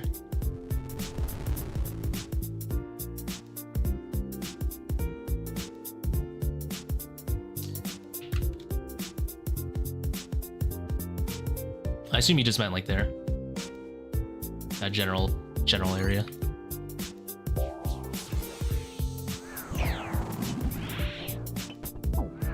Did not know that.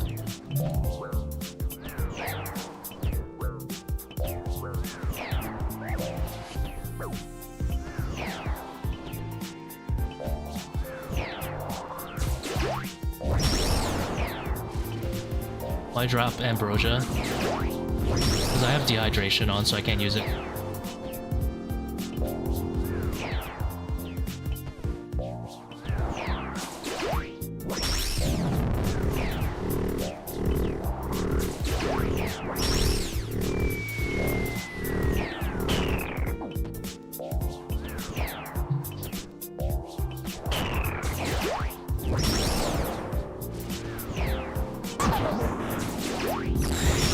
Oh my god, I actually did that. I thought it was dead already. Oops.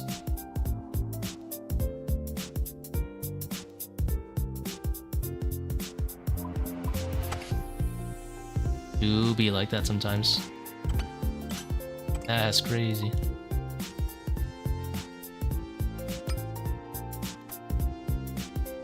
A little bit of an oopsie and a little bit of a daisy at the same time.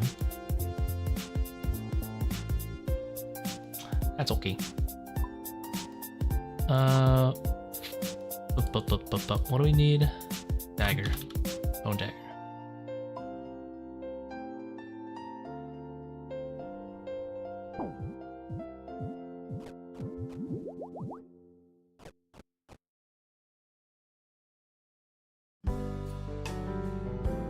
One, two, three, four. Oh, here it is.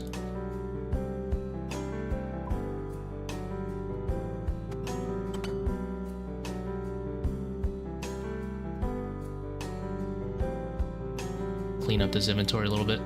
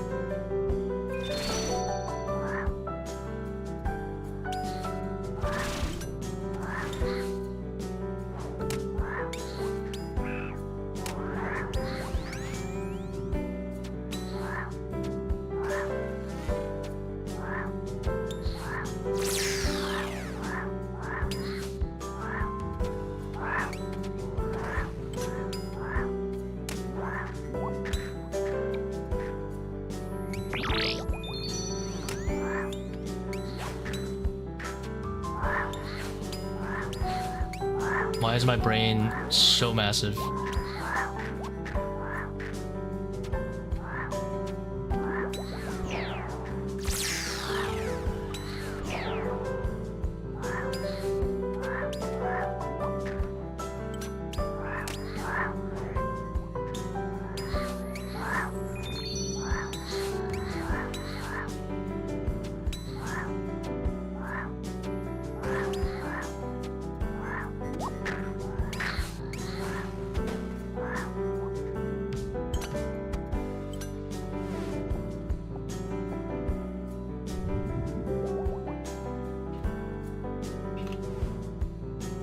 Let's go. One Bone Dagger. Do we leave the raid?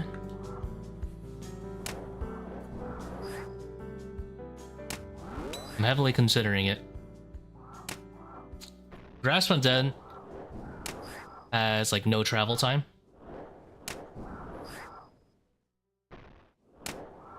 Whereas Shadow has an insane travel time. So I only grasp Undead when the travel time matters, basically, in proccing the next wave.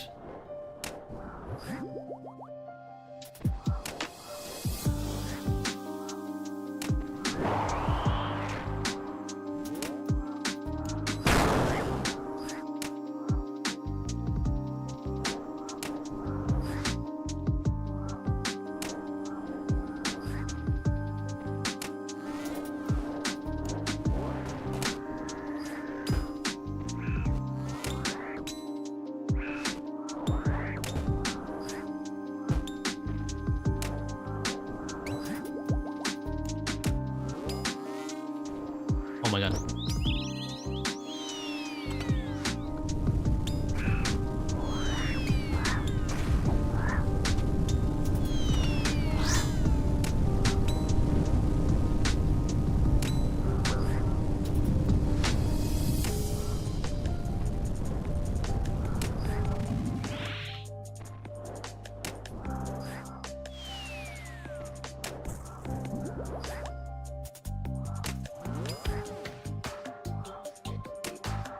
I need to remember to drink that more.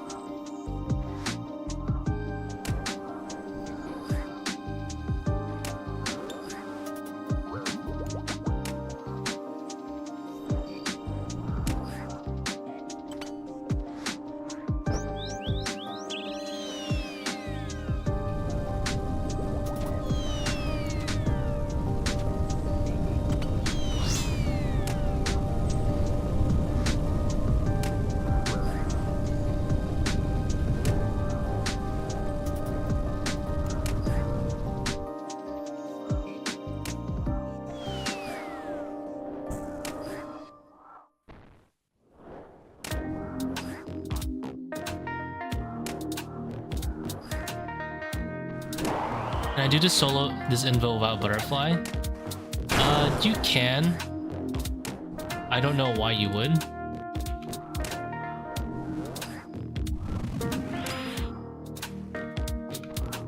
You would just use a shit ton of prayer doing it. Which, this, you can make an inventory to accommodate for that, but...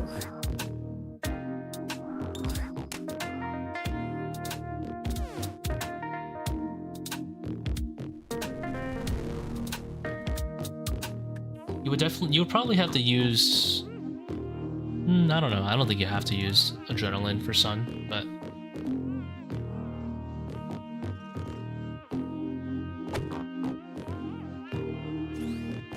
yeah, it would just take forever. I don't know why you would do that. Because with Double Trouble Keepback, if you don't butterfly, he's gonna change like a billion times.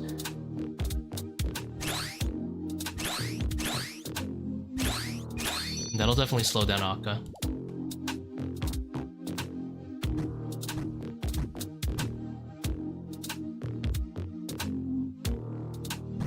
Would not recommend. But yes, you can. I don't know why you would ever... if you have a shadow, there's like no reason not to butterfly, unfortunately. You don't gain anything from not butterflying with a shadow. If you're using like a trident, it's awful to butterfly, but...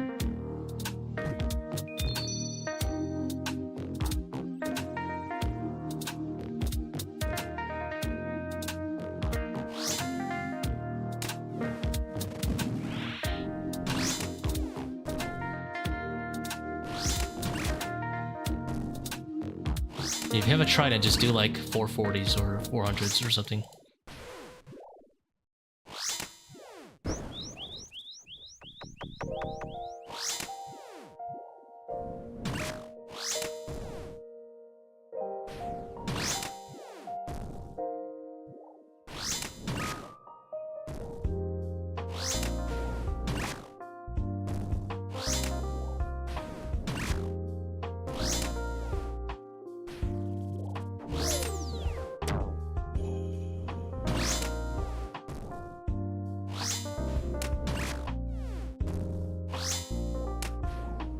You could do mobile butterfly, but you have to learn the tiles yourself.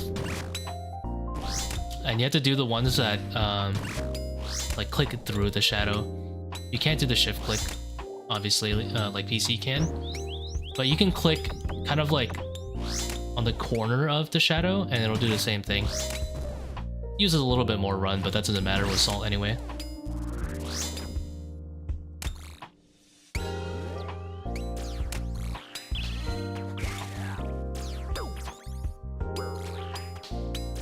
Chin bounce, nice.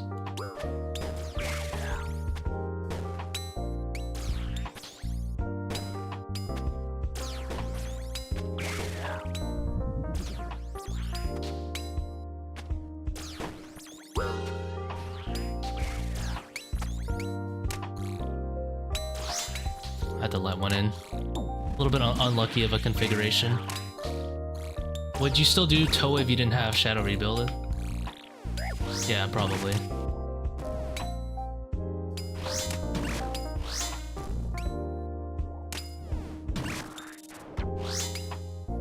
As long as I'm having fun with the content, yeah. I'm pretty confident I can do like 485s or 500s without a Tbow.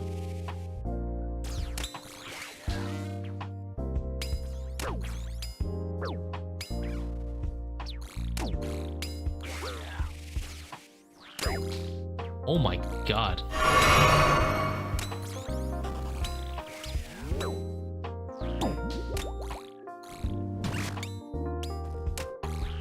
Got freaking chomped for like a 50. That's rare.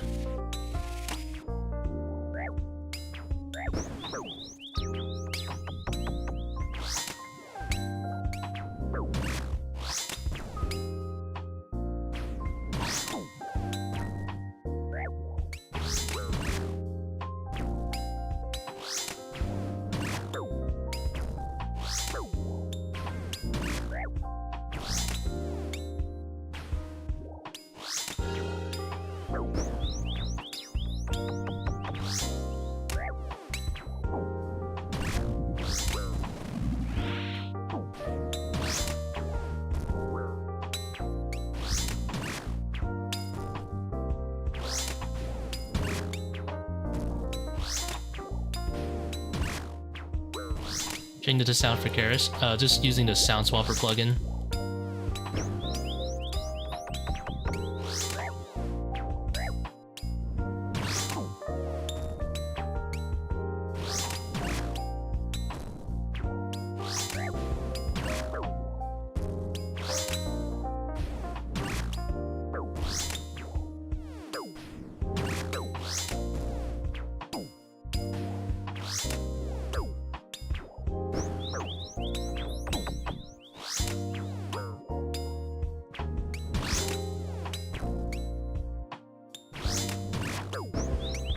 Bells and Shadow was a little cursed.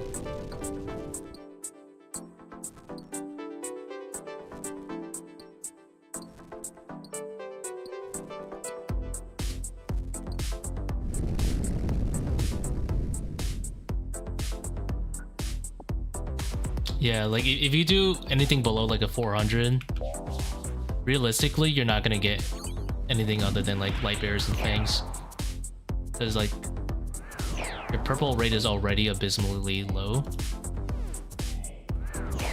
Now you want a good purple too? Like, no way. Congrats on the shadow though, huge.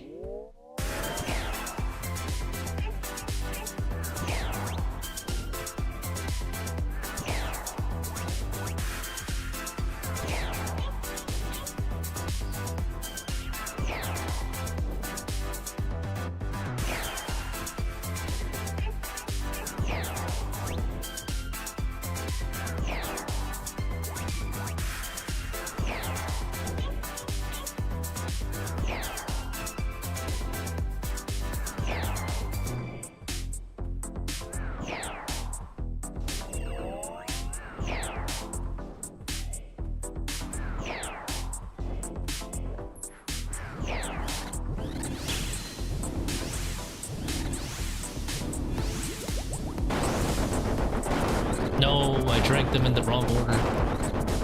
Now I have 2 potions at 3 dose.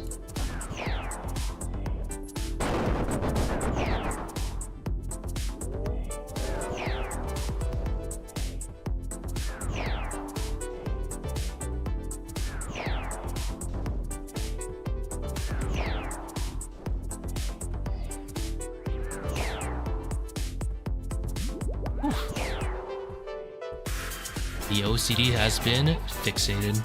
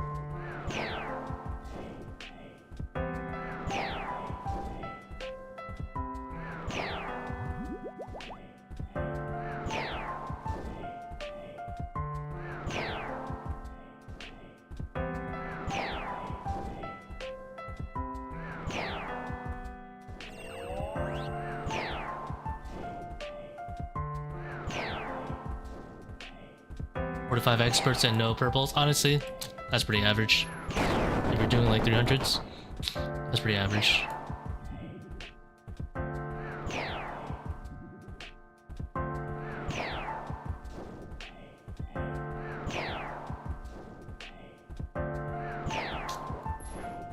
This place is a cruel world. If you don't pop up the invos, it will not reward you. Your drop rate is like -5.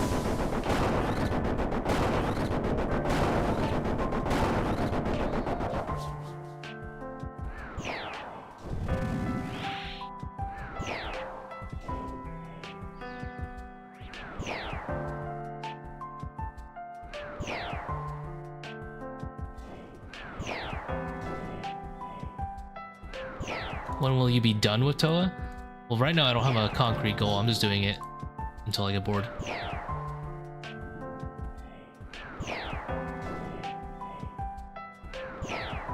But mostly I'm having fun streaming. The Rages is there in the background.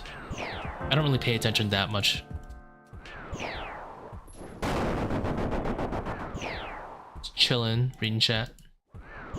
I think doing 400 without a Fang is worth it. If you can pull it off consistently, yes.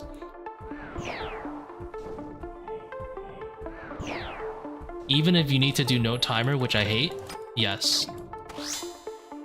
Don't go too slow, but...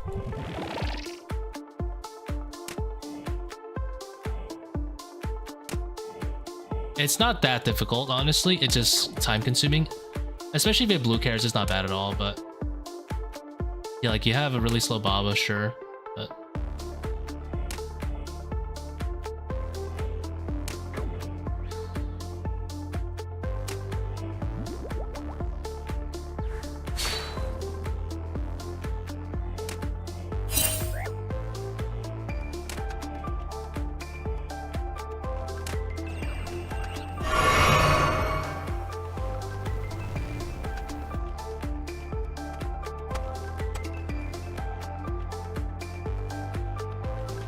going from a 1 in 5 purple to a 1 in 20. Nah, even if I didn't have... at this point, now that I know like all the fun stuff, you know, like 5 to 1 Baba, swarming, and all the tech, I would be doing like 400s also, even without Fang. I would not spend my time doing a 5% drop rate. Because your DPS on the other rooms is like the same.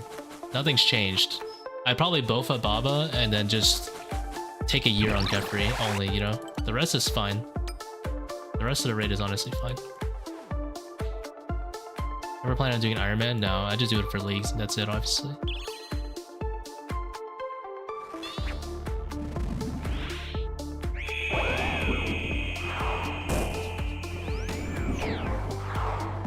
There are a lot of things I really don't like doing long term.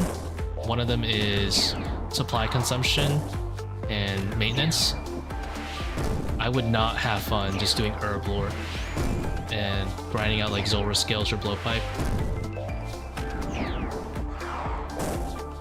I probably would have enjoyed it if I had started on it, because I did end up doing like 4,000 Zulrah on this account, but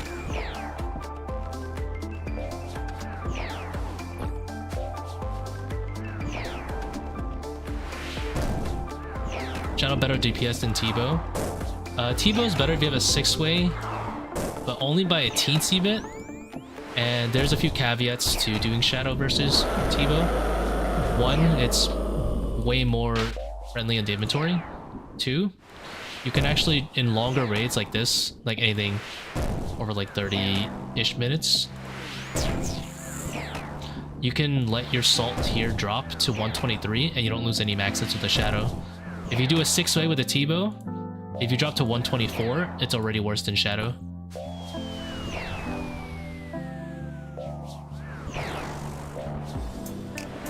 But that's also assuming you're using like a Bone Dagger versus a BGS.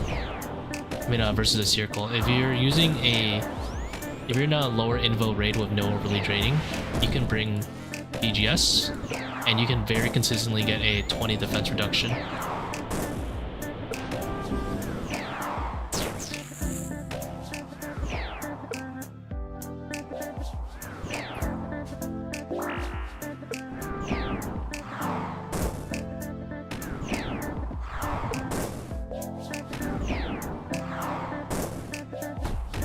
In this particular instance, I hit a 3 with my Seercull, so it's worse, but whatever.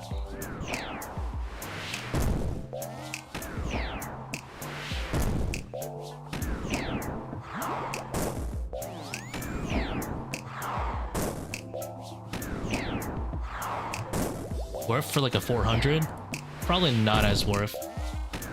I probably wouldn't. The HP is much lower.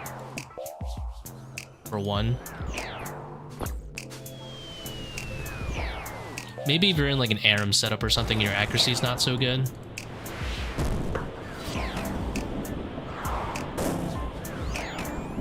But it'd be better to use like spec DPS if you have it. I guess if you don't have anything like at all, then yeah, why not? Better than nothing. But it's not gonna be that great of a time save for 400 compared to, you know, like a juiced up 500, which has, you know, a lot of path levels and everything.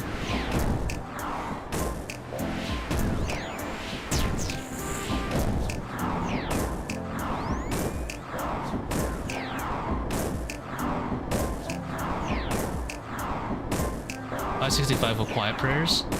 Yeah, definitely. But there's no reason to do anything other than above 550 other than for flex reasons. Because the money stops scaling at 550 in terms of points gained per HP dealt, or damage dealt, sorry.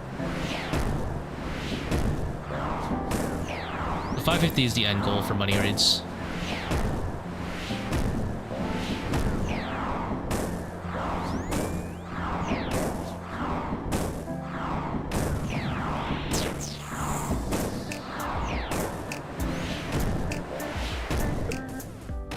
But it's definitely doable.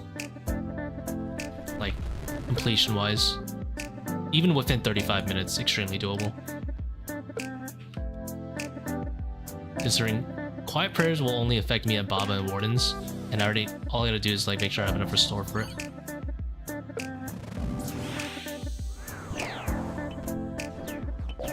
And this setup can accommodate 2 more restores if needed.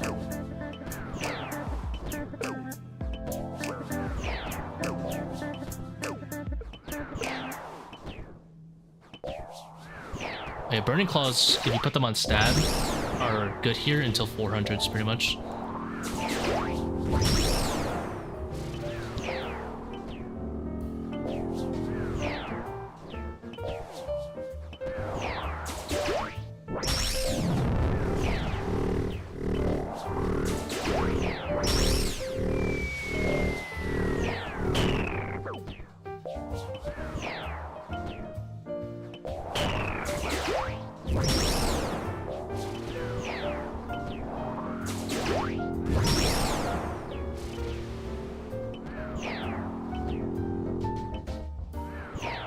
You know, every time I set up the prayer regen,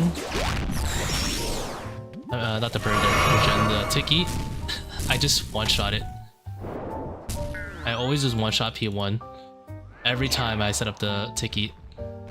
Like, the game is telling me, why do you bother? Every time you try it, you're just gonna kill it. And then every time I forget to do it, I'm like noodling.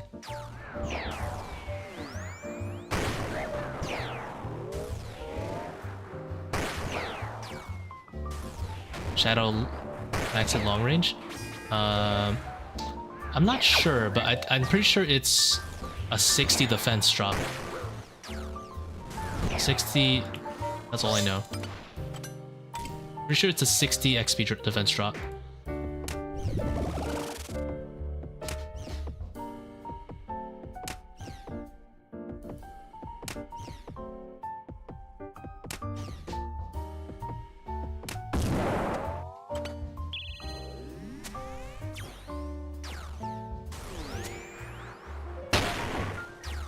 In case you wanted to like test it.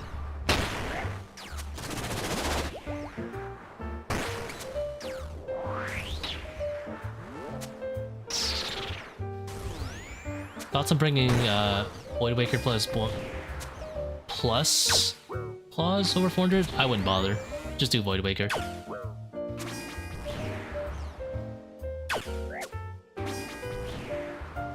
Because you're already at the point where Void Waker is like tied or scaled or the same.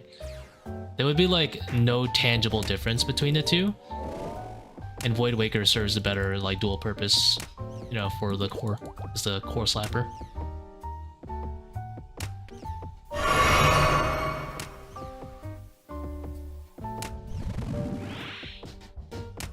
Probably other things you could bring to speed up the raid. You know, like more mage witches or whatever. Or Akkha. Or P2 or whatever you're doing.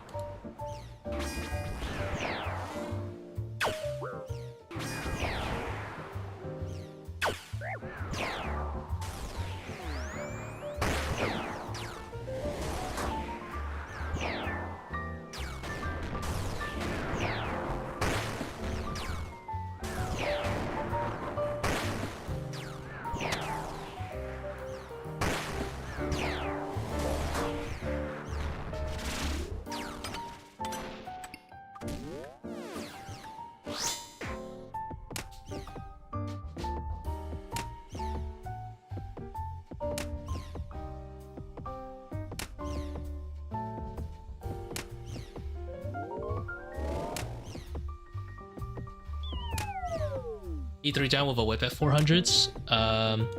Probably depends on your strength, but probably. I'm pretty sure you can. Unless you have some scuffed ass setup where you have like no strength in it.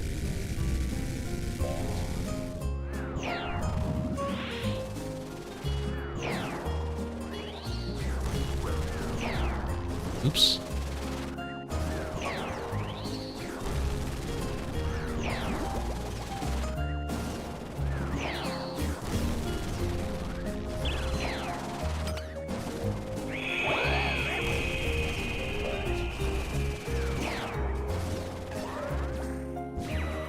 I'm gonna kill the first set because I want the HP.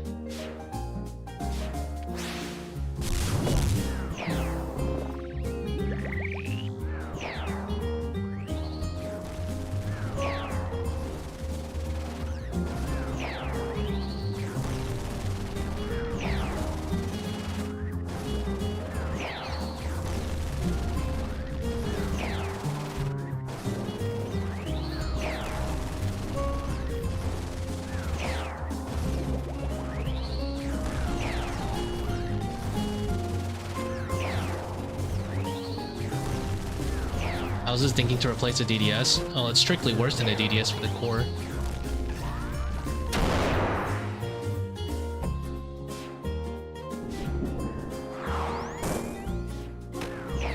It uses more spec for a lower max it. So I don't know why you would replace the DDS in that case.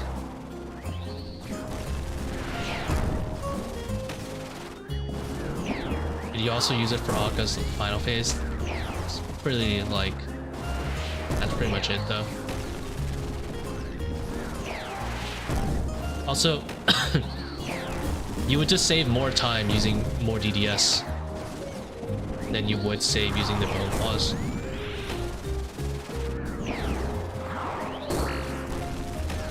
Remember, a 3 down that takes you 9 hits at the end is still worse than like a 3 down that takes you like 1 hit at the end.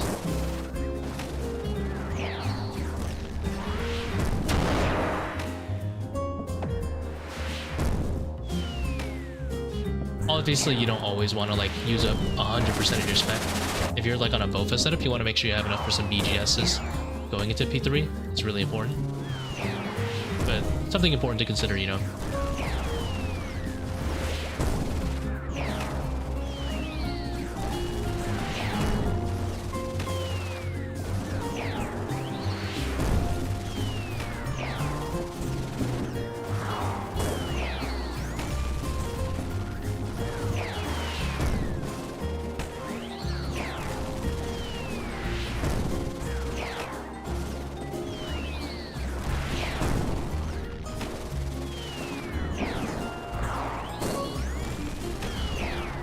Plug into attacks when you take damage. ToA mistake tracker. And it doesn't work, it doesn't apply for all damage you take. There's certain mechanics you mess up.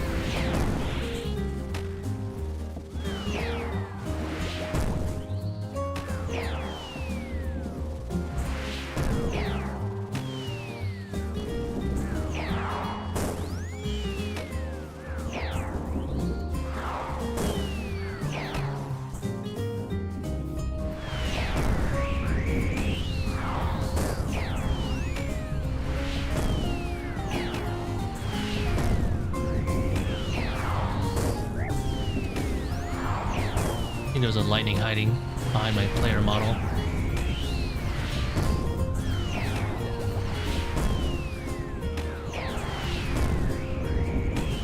Oh, I thought it clicked off. Oh well.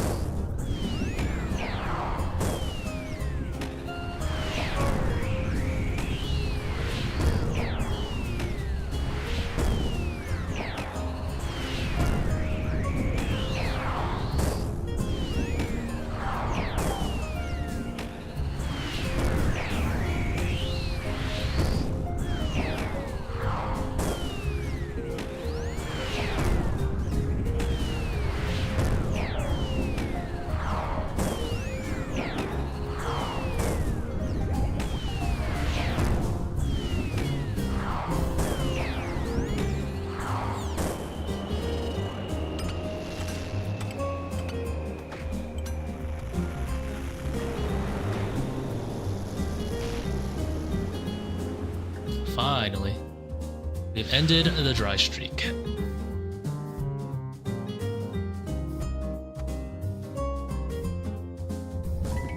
Ultor, it doesn't sound bad.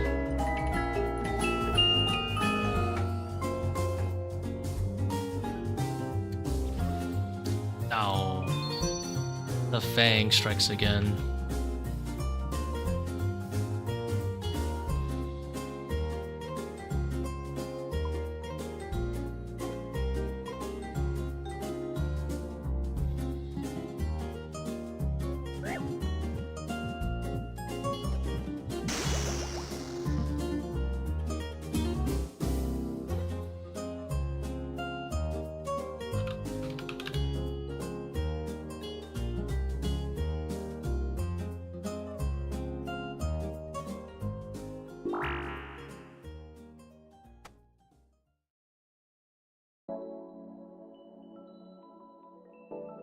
A pre-bought thing worth it? No. It's pretty garbage, I'll be honest. But, whatever.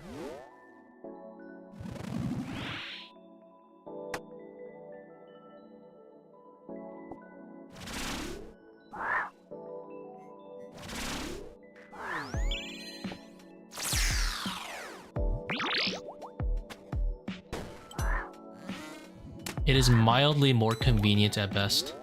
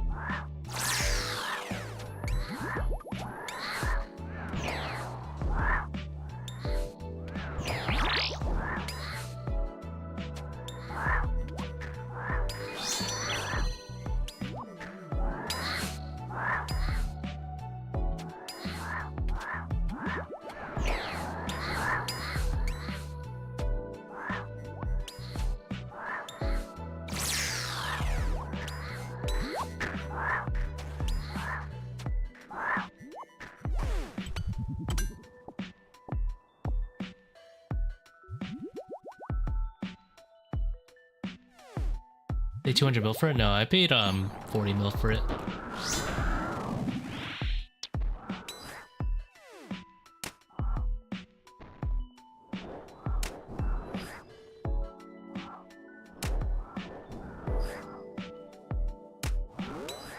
The whole update was just kind of like, it doesn't work on anglers, it doesn't work on imbued heart. Like, what does it actually do?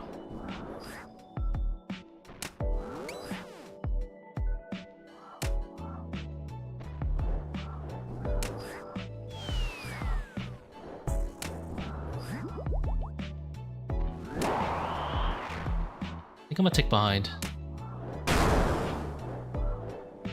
I think here I hit and then move one. No, I'm gonna move two. I don't think I'm behind. I was behind.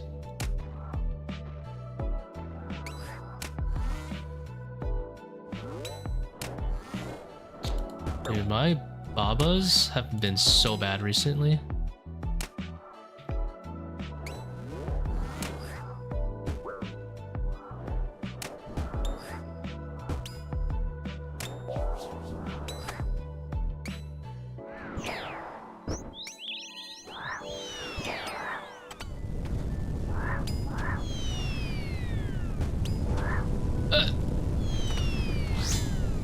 Won't catch me slipping.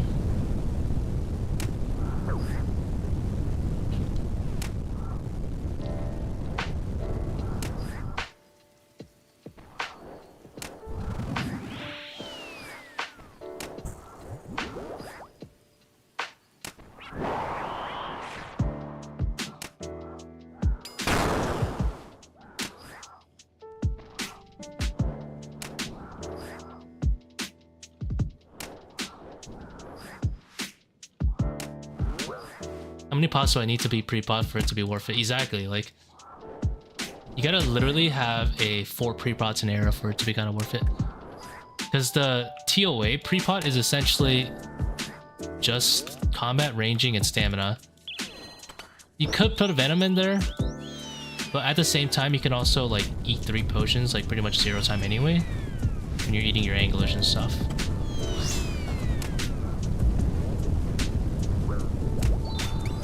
So I've like kind of forced the issue by putting a Forgotten Brew and Restore there, just so I have a little extra.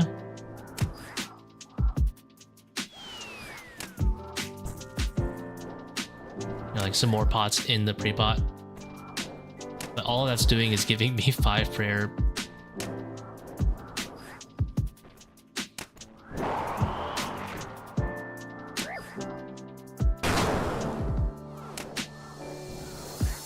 I'm gonna have to 6-stick for a bit here. No, I don't. Do this. Alright, now we can go back to regular.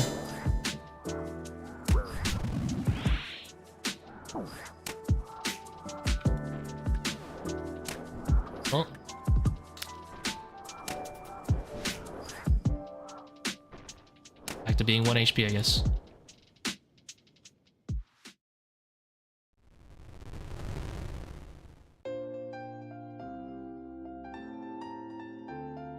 Stam mixes.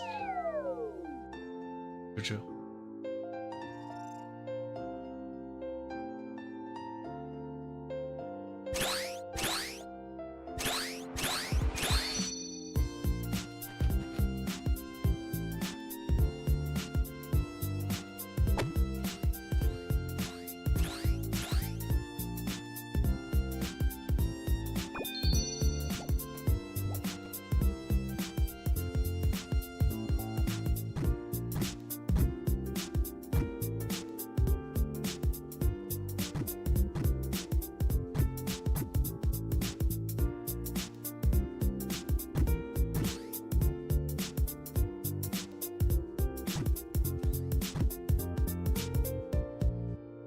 I don't bother with the regen pre-pot just because like I bring one into the raid anyway, so I just drink from there.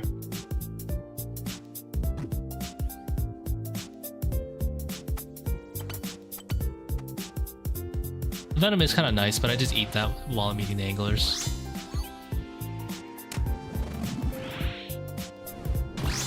Like, how do you know when to step back? Well, Akkha is a 6-tick monster, so it's pretty easy. Just do it before he attacks. You gotta feel out the timing. If you're not good with feeling out the timing, then you can always look at the hit splat that Akkha deals to you. I basically move back when it's like a tick after it disappears or something.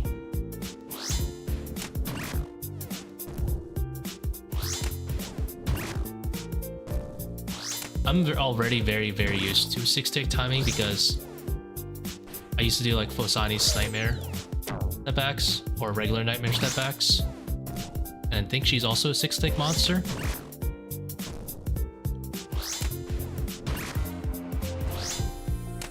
Spell hits you 1 tick after it disappears. No, you move back 1 tick after it disappears. E-back's pretty easy though. Like, it takes a little bit of getting used to it, but basically, if you're in melee range when he winds up his attack, you're too late. The way you should think of it. If you've ever done Kephri P2, it's a little bit similar in that sense. You only get bounced if you're already in melee range when he attacks.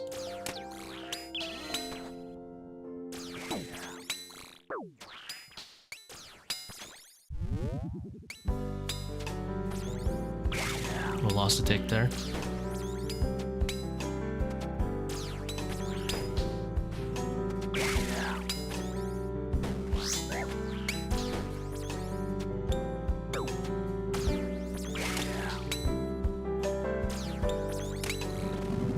I never bother going for that one swarm over there.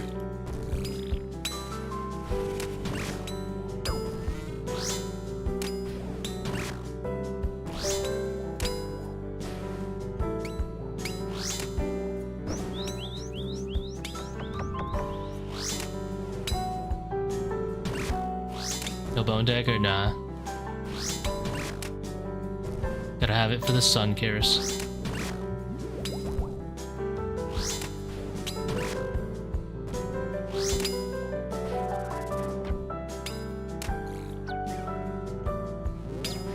Thing is not working today. Holy moly.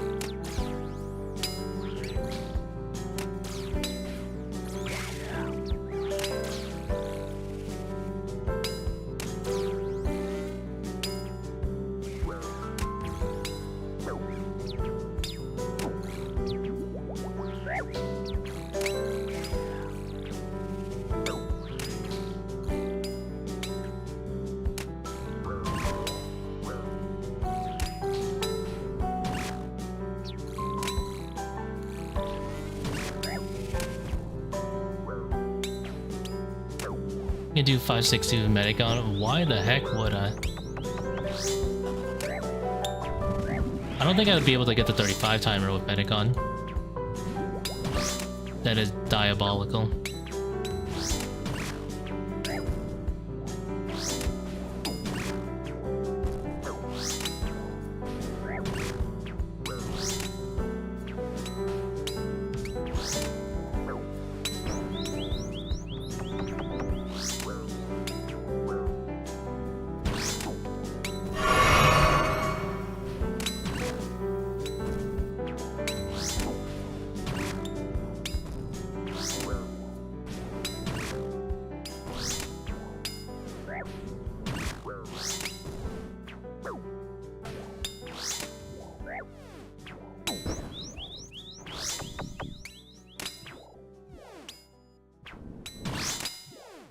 I've heavily considered learning, what's it called? How to tick regen, the mage one. Or ticky.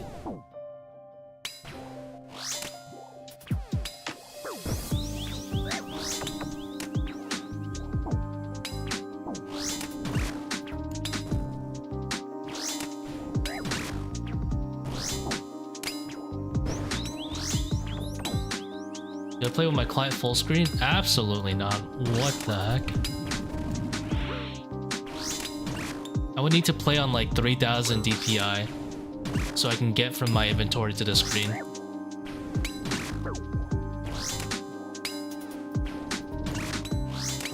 Redemption flick with the divine, that's a bad idea. Like, I could divine with redemption, but then I can't restore. Unless you meant like just to like proc it.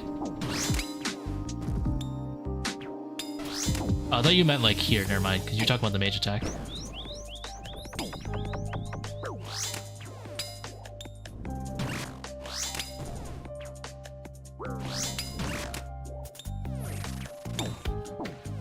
You were talking about the range. I was like, if I do it on the range, I'm gonna die. So I can't drink my restore.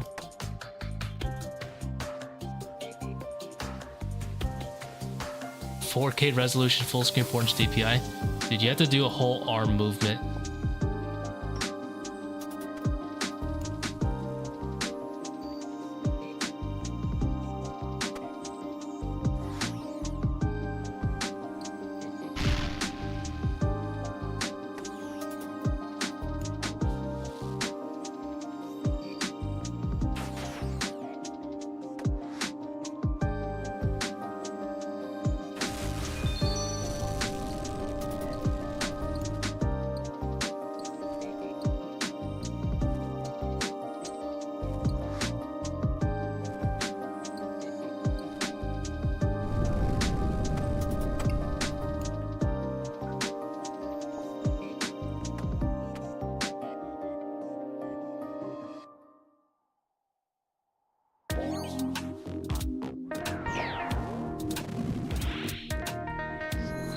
Dude, Akkha is like a race car. He's getting there quick. Jeebus, man. If he switches early, then this is what I have the ZCB for, I guess. That's beaming for that.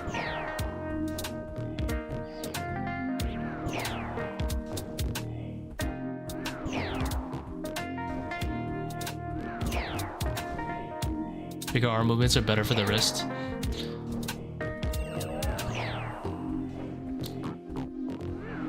I play on a glass mousepad anyway, so I'll be honest, my wrist hasn't really moved for like the last like 3 hours or whatever I've been streaming. All of these mouse movements you see right now are done entirely with my fingers. Just like no wrist. No arm.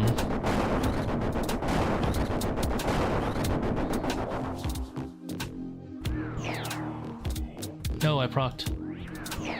I'm doing too much damage.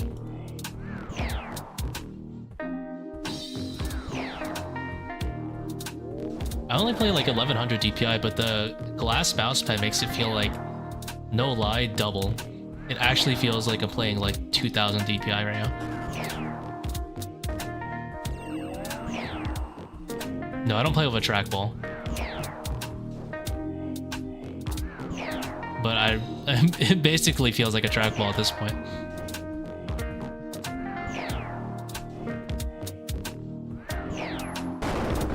I'm using the Skypad. Skypad V2, I think.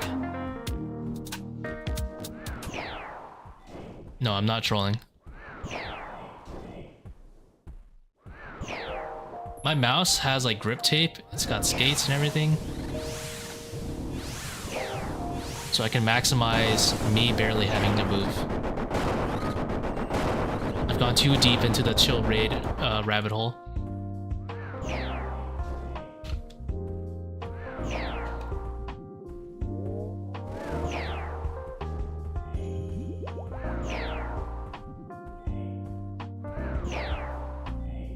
Do I use a sleeve? I do. I'm using an arm sleeve right now. I'm using the super light one.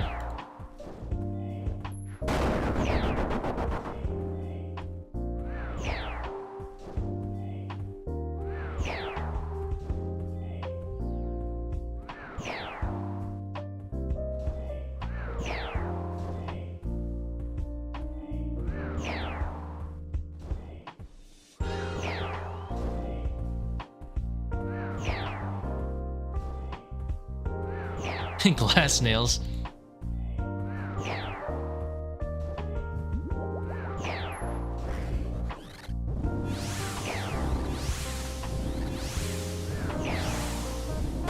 It's like a common hazing thing, right? They ask for things that literally don't exist. Just so they can go to the hardware store and get memed.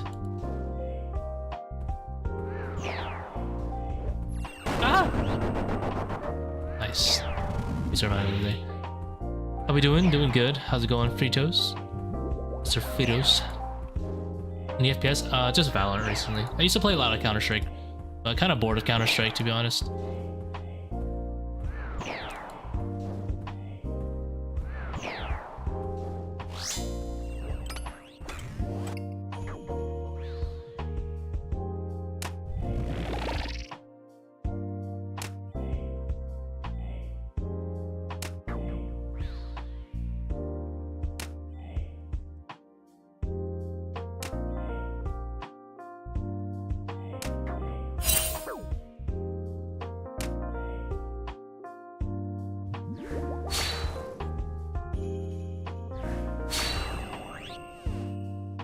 To use a high DPI in CS, yeah, I would use it.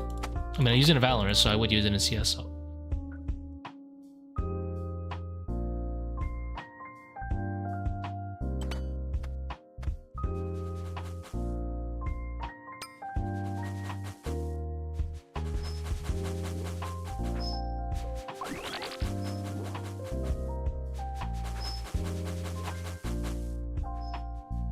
I mean, obviously when I play like Valorant or CS, the sensitivity on those games, I have them like pretty low. So that my EDPI isn't that crazy. My EDPI is less than 800 usually. I do change it around a little bit, but it's usually less than 800 when I play FPS games.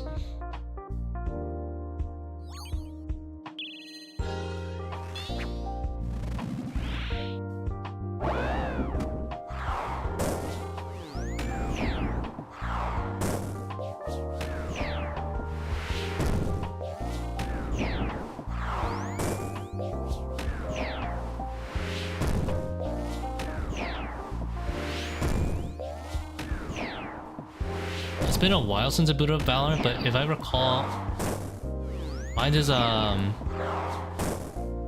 no, my EDPI is not even that high. It's I think I do 1100 with 0.45, which is pretty much like 400, right? It's just high for RuneScape.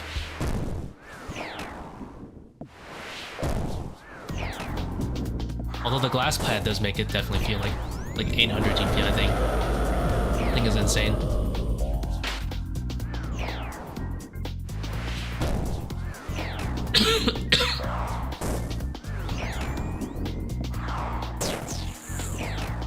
There's like no stopping power on the mouse when I move it. That's why I need the grip tape.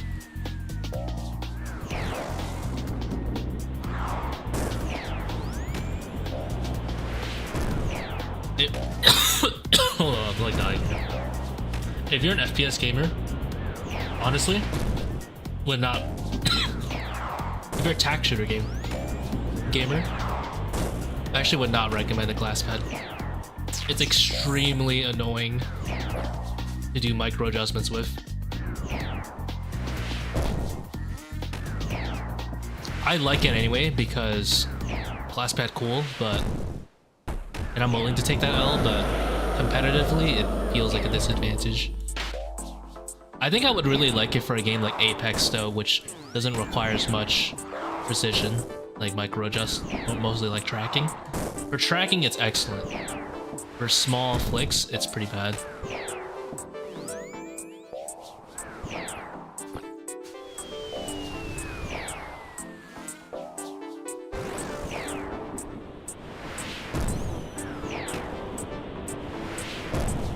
RuneScape is great. There's no such thing as a micro adjust in RuneScape. You click tiles. You click tile size things.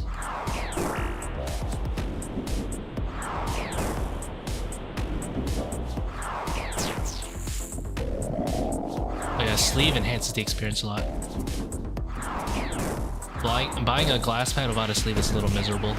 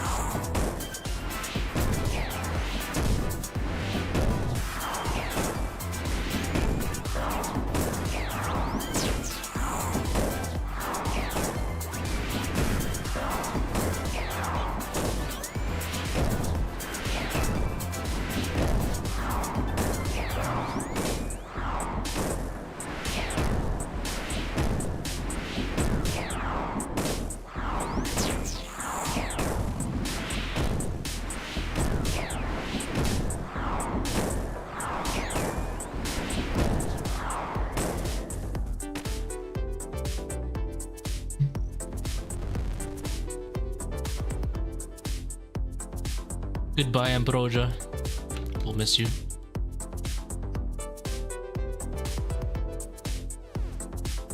Dude, how easy mode would Jagex make it for me to allow me to use that?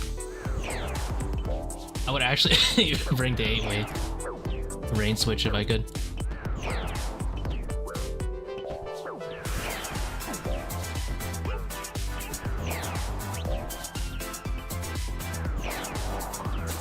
I think I'm gonna remove this song. It's a little bit too bright for me.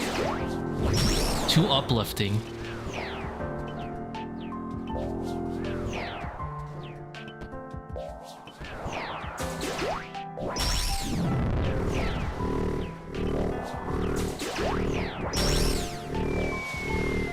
Alright, where's my arbitrary regen tick timer? Alright, you guys see this? When this turns full red and this orb hits the edge, that's when I click right there. I made that shit up. I believe it was wrong. I believe I did it a whole cycle too early. I'm supposed to do it right after the first hits me, and I think I waited till the second red one. Oops.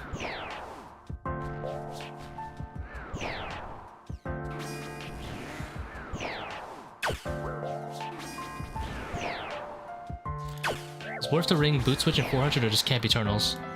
I should definitely do a boot switch. Does Arania boots, the spider boots that you're talking about, I only bring those specifically on... No, I would only bring them on no shadow raids. That was a grass bangle, actually. And the reason for that is the only valuable thing for them is the range bonus. The mage bonus does not matter realistically ever. Especially if you have Eternals. Eternals are just better, you know? Specifically for shadow owners.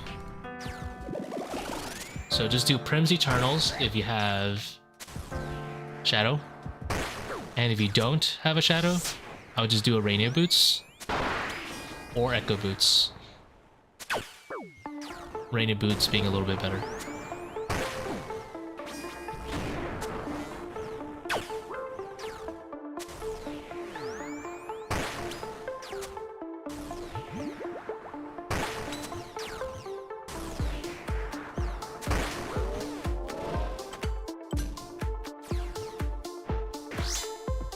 Thing is, at a 400, you're probably using like a Bofa setup because you don't have a shadow.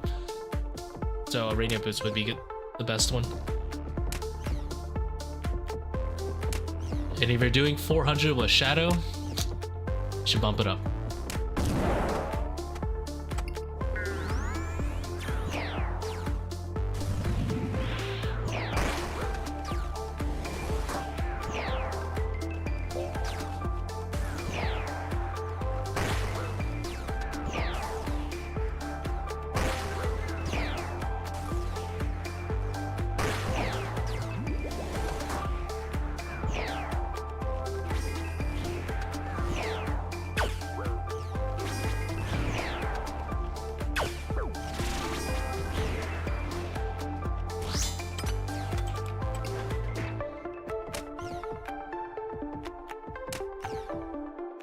How much time do you think they save in a 445 over Brims? Like Arania boots?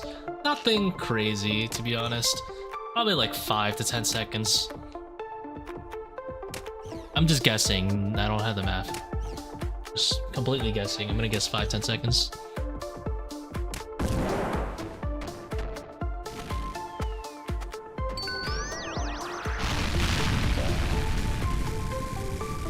TBA getting them, then don't get them.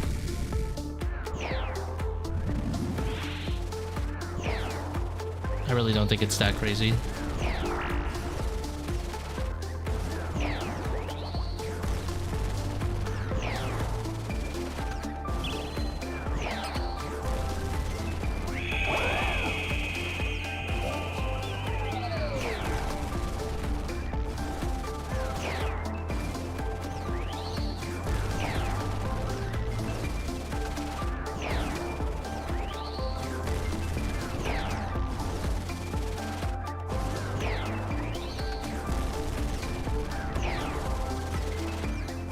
I guess if you get an Arax or task and you don't need anything, then yeah, just AFK some Arax sites. I'm gonna heal up here. I don't really care about the extra drop rate that much.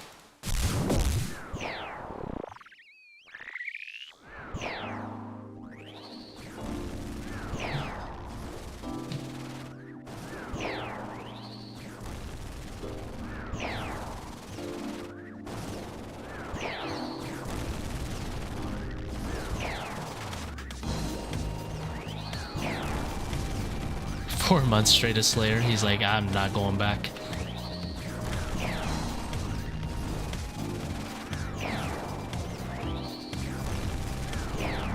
Sometimes like Jabrim speaks to me, like mentally in my head. And he's like, you know, don't you just want to run some Artie? And I'm like, damn. Kinda do want to run some Artie. The only reason I would run Artie is for the pet.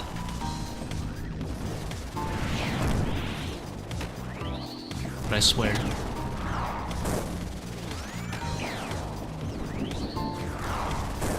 That's like the inner Jibrim just speaking to me. Just tempting me to do random Artie rooftops.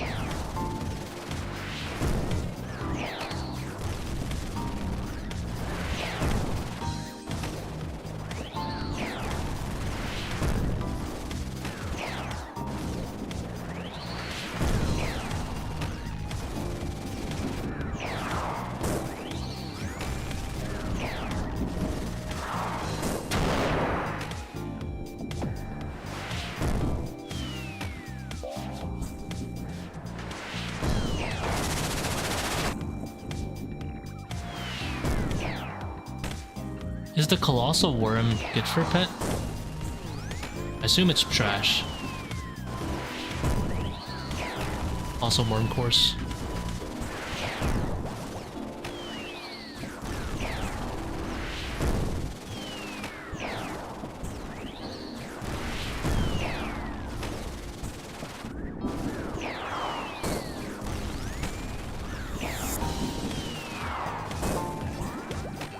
It's gonna randomly kill these skulls here.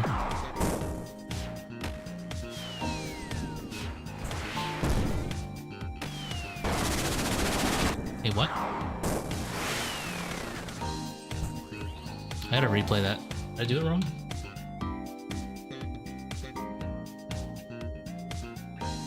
What did I done goof? What did I done goof?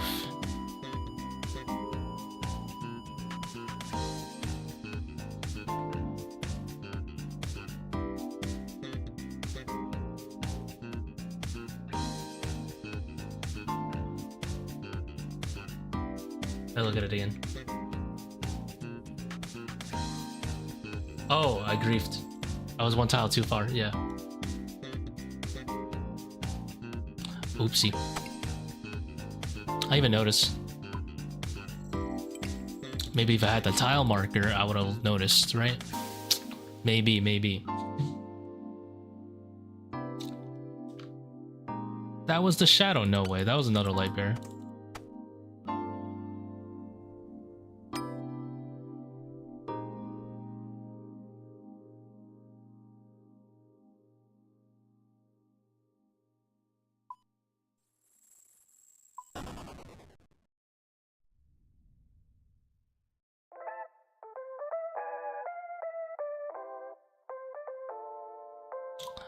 The streamer is dead. You die? Yeah. Be like that sometimes.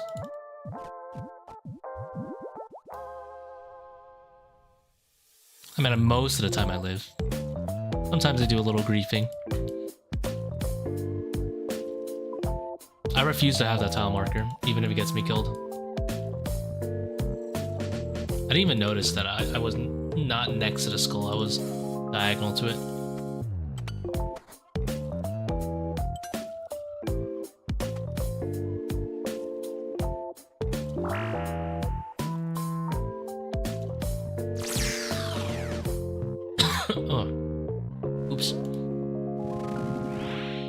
Minus 30 minutes of my life.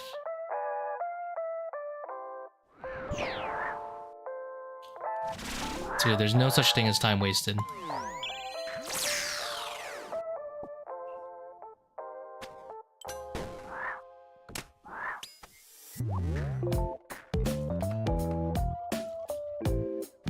Oh, minus 2 ticks.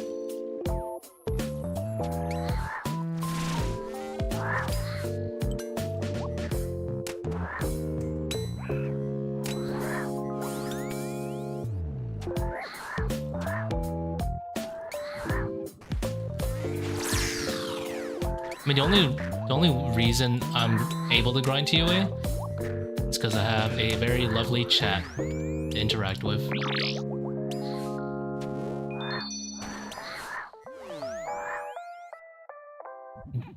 Demon, get back here. Alright, I'm not chasing him.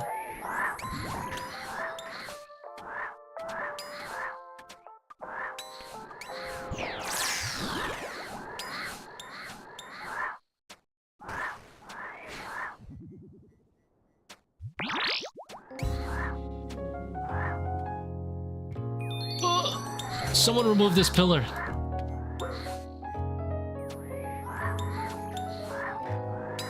Give me a quest. I'll do anything.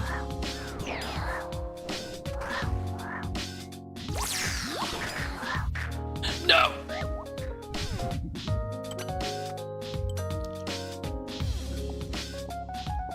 No. We've been slapped.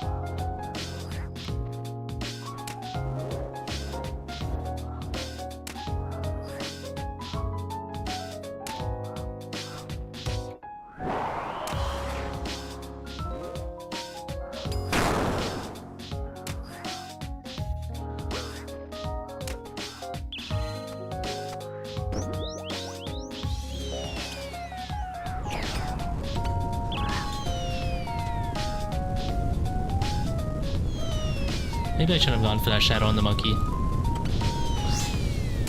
But I couldn't resist. There's points right there. Couldn't resist the free points.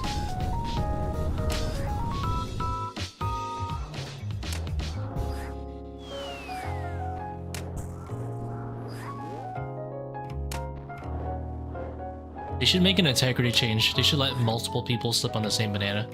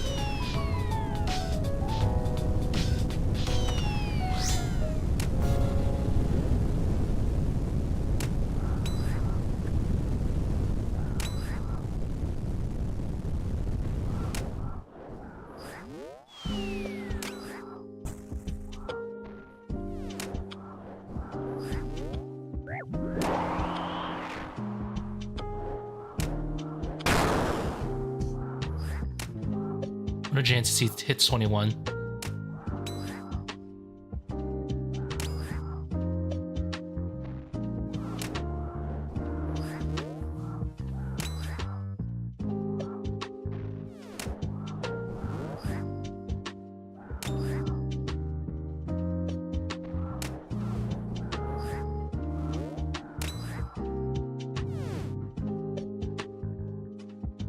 $442, not a bad opener.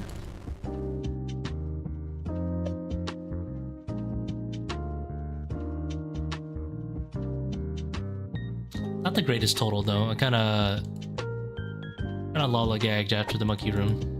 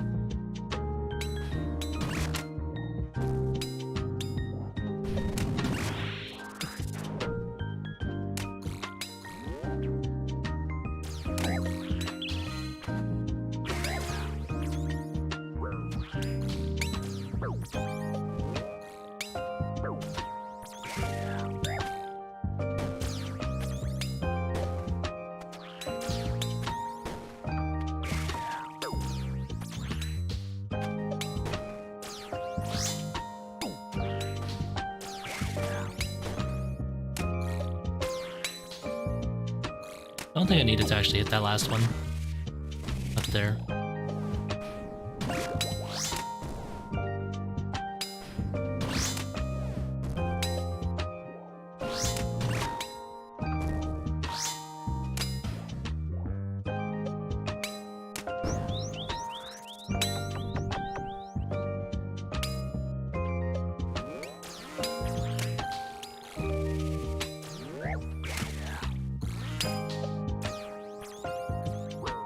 Got me doing the Mr. Worldwide here.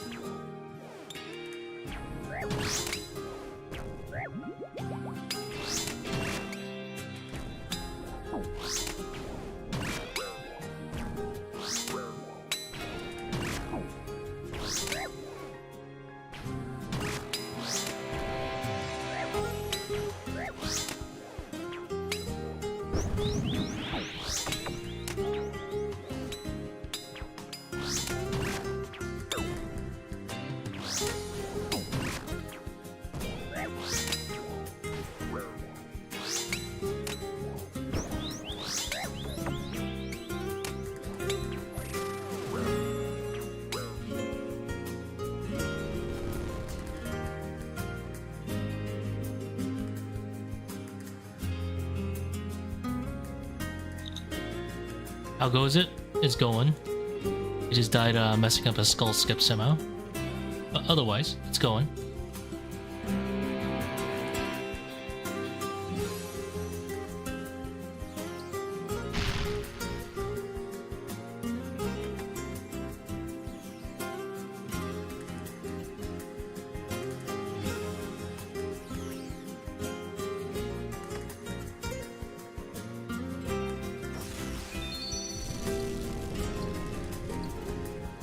I forgot, that's why I marked that tile.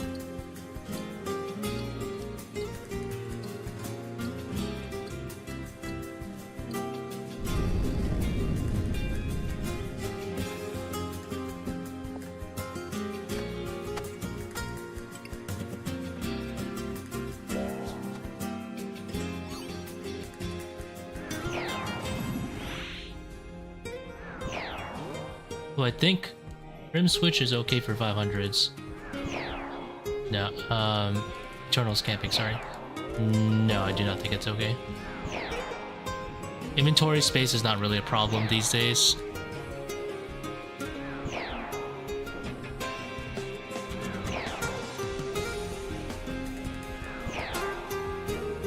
We have mage switches, then melee switches, then range switches, in that order, once you have shadow. So I don't think it's really a problem. Be able to bring the Prim Switch.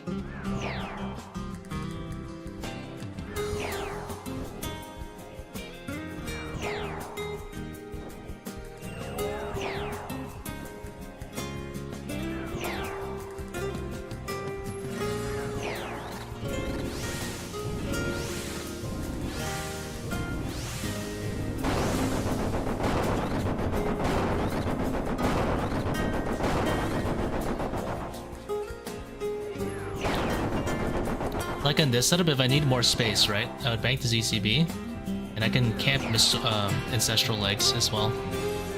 And that would give me 7 restores and a regen pot, which is essentially 9 restores, which is absolutely bonkers.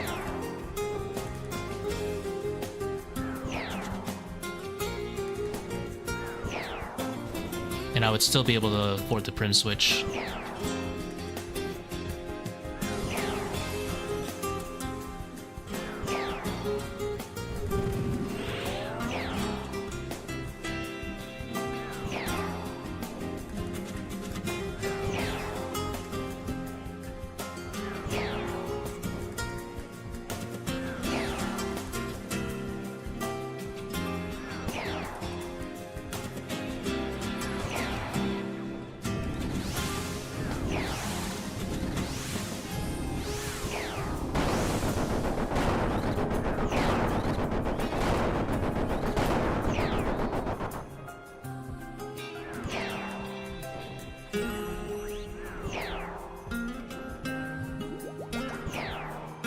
Say regen pot is fine as is.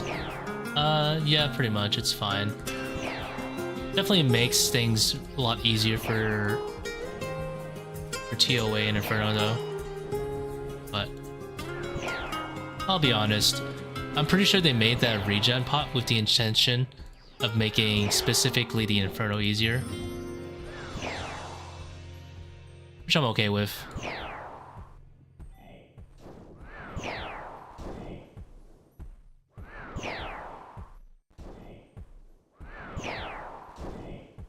From what it looks like they're trying to target the mid to late game demographic the most right now. Mid transitioning into late game. Can I just listen to this? Why my playlist is over there?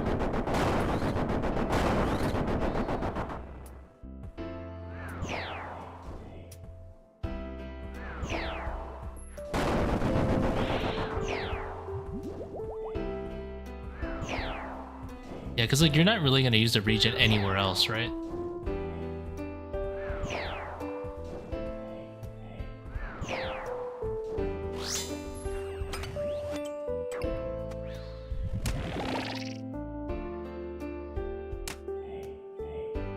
Other than ToA, which is also kind of like in the same scope of mid to late game, essentially late game.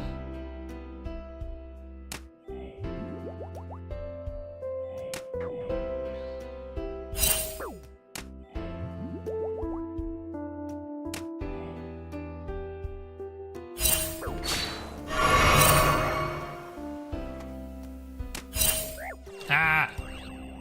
I get stopped. Will help all raids as a pre-bot. I wouldn't bring it into TOB or chambers, to be honest. It's just a pre-bot.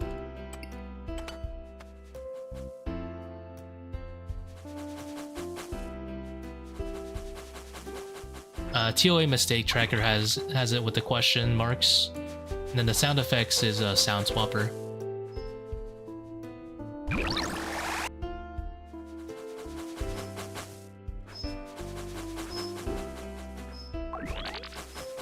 Oh, for Coliseum, it's actually, sorry, also Coliseum is great for first cape.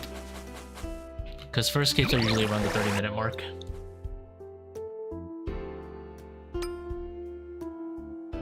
Yeah, you get one regardless. I would just use it as a pre-pot only.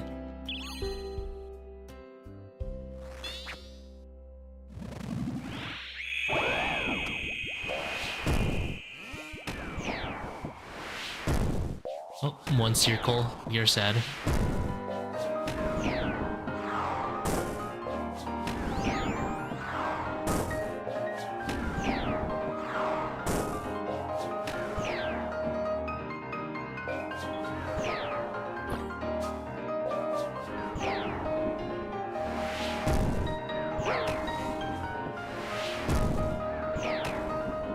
Did I miss? I think I missed a prayer too. Or was that all blood damage?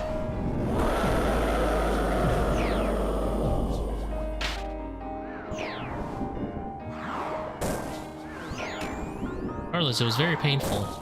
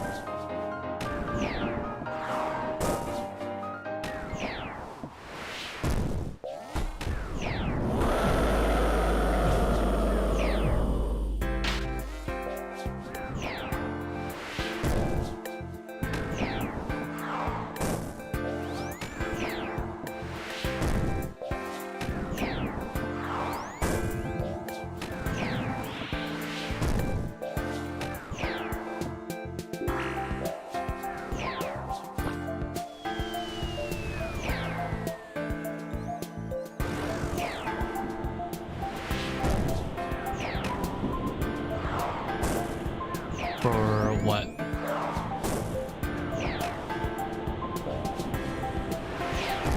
What sound are you referring to? Are you referring to when I get hit by a common orb? That one is the League of Legends missing ping. And the Kara sound is not the default sound. switched it to the Elden Ring Crimson Flask, but it's not a custom plugin either or anything like that. It's just the Sound Swapper plugin in the plugin hub.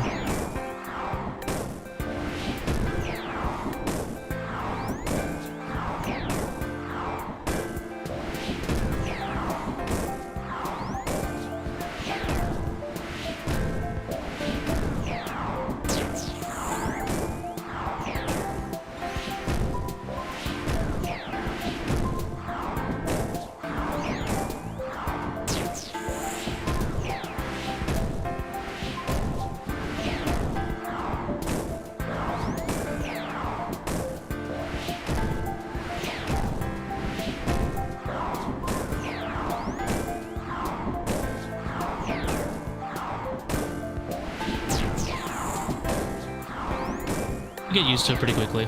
It's not that bad.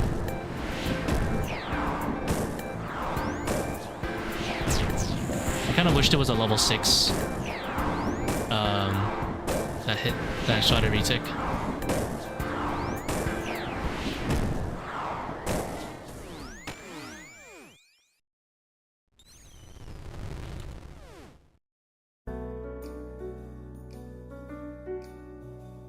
Faster.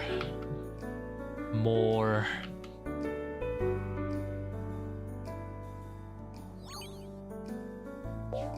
Yeah, it's called Leviathan. More.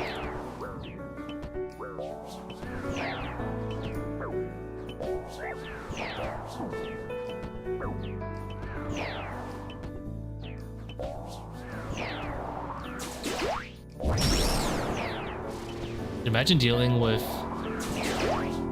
Leviathan while you're doing P4 Wardens, like he's just attacking every tick. That was the thing.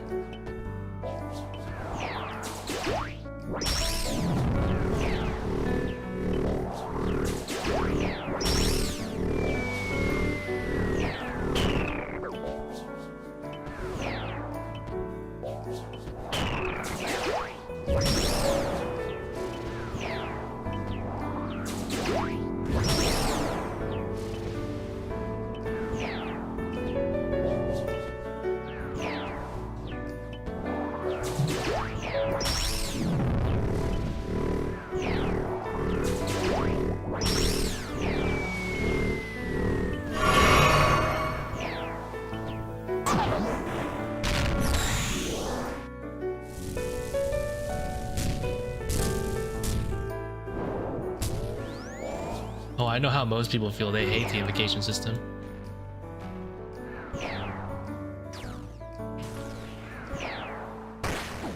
I think the invocation system is fine, honestly. The problem is their design of invocations is not. They're not fun. They don't add that much. If anything, it feels like they had designed the raid as if all invocations would be on, and then they simply took away. And the invocations don't add anything to the experience. And that's why a lot of people don't like them. They're like, oh, the raid feels like the same, pretty much.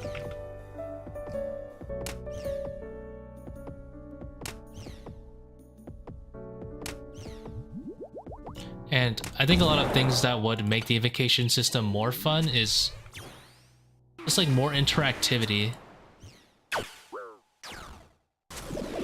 For example, I assume, not everyone, but I assume at least some of you people here have tried Akkha, Kephri. Well, maybe not everyone, but if you've done the Akkha, Kephri route for Wardens, you'll know that aerial assault actually gives you a 3x3 bomb for some Wardens, which is why nobody does it, right? They need things that do that like more often. Like, oh, it's like, oh, it's not bad while you're doing like dealing with Kephri, then you're like, oh, but that's really bad when I'm doing Wardens. You know, like things that are like a surprise like that are cool. Or when two invocations link up to be very difficult, like Double Trouble and Feeling Special together, being like a very deadly combo. Obviously at some point you learn it, right? But still, it's like a huge brick wall to overcome. they don't do that enough.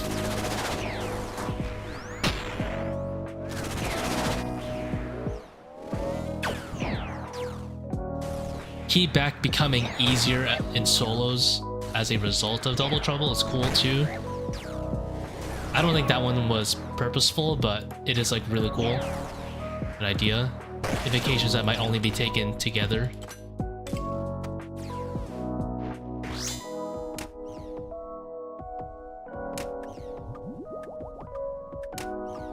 Yeah, like the system itself is fine. I honestly think the system itself is fine. But Jagex has not taken the time to make new ones. And if you ask me, they should not make the excuse of, oh, it's too hard to balance. That's what you're there for, though. You have the numbers and the stats.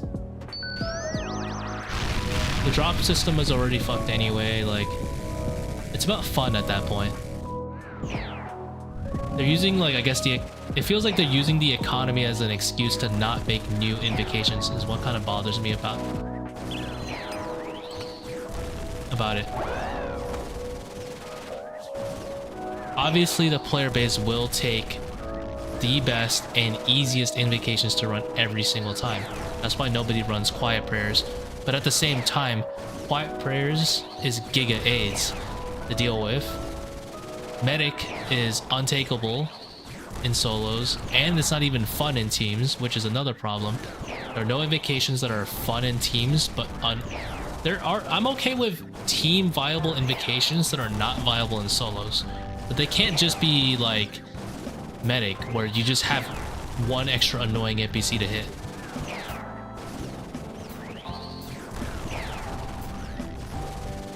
Oh yeah, if you do the Akkha Kephri route, it's actually great with Bofa.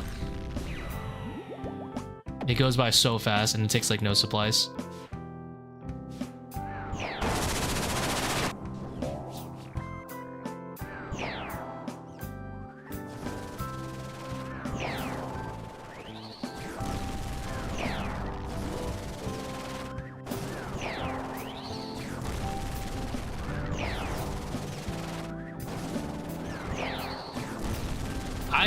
If you asked me, I think there are some invocations that would be like, you don't really want to take that, but like for the challenge, a lot of people could.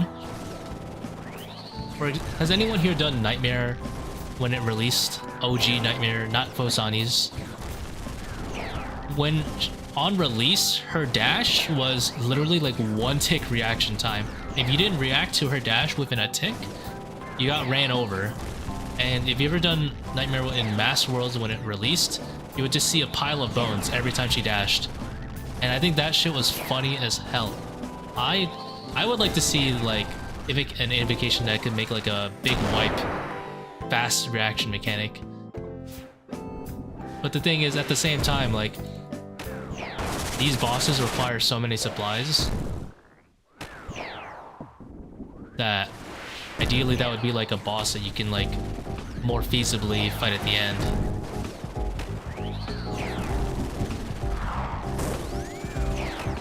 That sounds so funny. Yeah, like when Nightmare released, she dug into the ground, dashed, and whoever's in her way just gets run over for like a 70.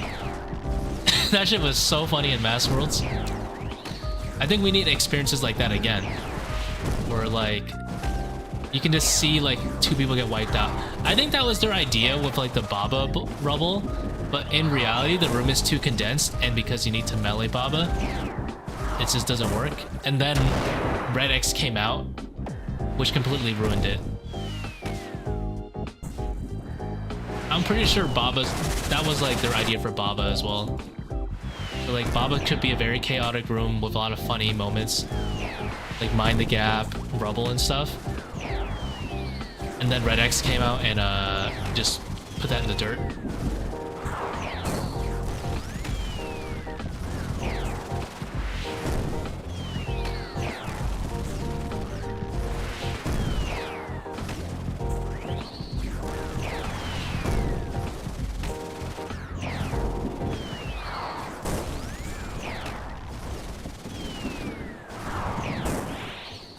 If they want to team invocations, if they want to make team invocations more of a thing, they need to stick with like rolls.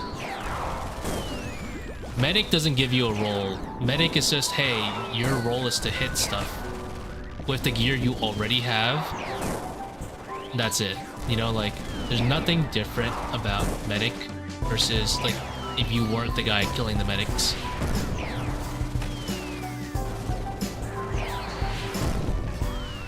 Like, the freezer roll in Maiden, like, your entire inventory gets swapped because now you have to mage, right? Like, you have to have all the ancient stuff and all that jazz. In ToB, if you have to range roll, you have to bring chinchompas, everyone. In, like, higher levels, everyone needs to have... Not everyone, the ranger needs to have void range at least. Where's, like, pack yaks?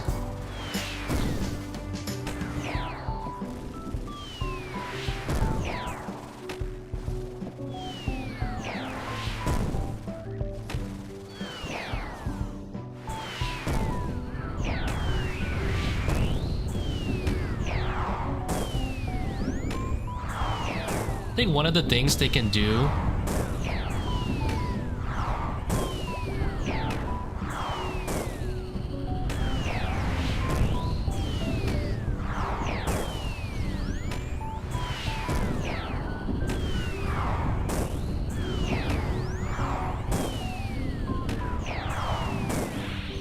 like, yeah, I think freezing could be cooler and more important thing.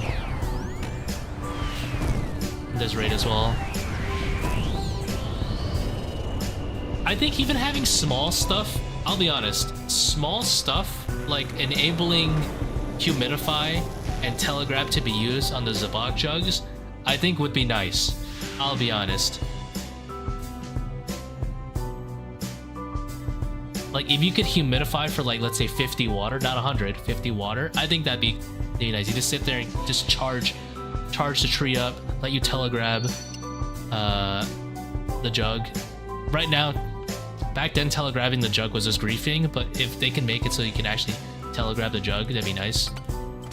If the crocodiles actually required you to freeze them, instead of them just getting like one, they don't even spawn. I think 32.4 did not need, like, that should have been either accounted for, because they clearly thought 32.4 was supposed to be impossible, or they, after seeing 32.4, they should have made it so that crocs spawned right away. Like, the second you touch the water, they should spawn. Would it be more aids for us, obviously, now that we've already done 32.4 like 1,000 times? Yeah, obviously, but you need people to, like, hold off the crocodiles, right? Because that room is a joke now. It's just a waste of time for everyone. It's literally 32 seconds that are completely wasted. Everyone knows how to run it. It doesn't even give points for doing it well.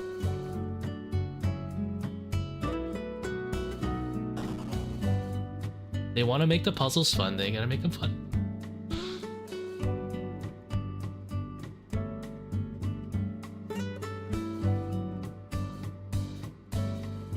Another example, why can't you telegraph the mirrors to save time, right? They could have made it so that the mirrors are designed to give you a better line of sight from the second you enter the room, so that someone can telegraph them right away and grab them. Maybe back then that wasn't the thing because telegraph had a delay, but now that telegraph has no delay, that could be a thing. You should be able to grab the mirror right away instead of having to run like a mile to get them.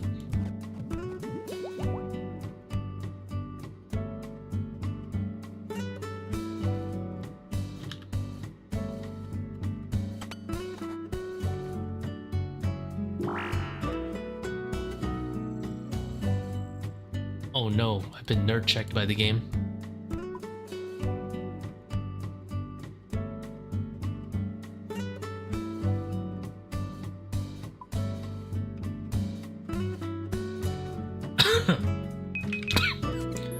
And I know that they don't, maybe they, just for the sake of being solo friendly, right? But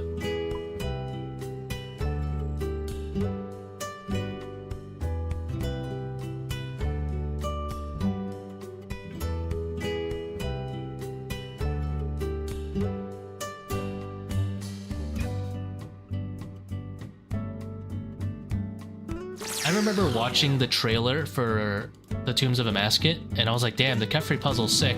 You gotta like hold off all these little scarabs while you do the puzzle. And they probably do like tons of damage, so you're gonna need someone to like freeze them. They'll stop them. No, you just ignore them and pray ranged. I'm like, bruh.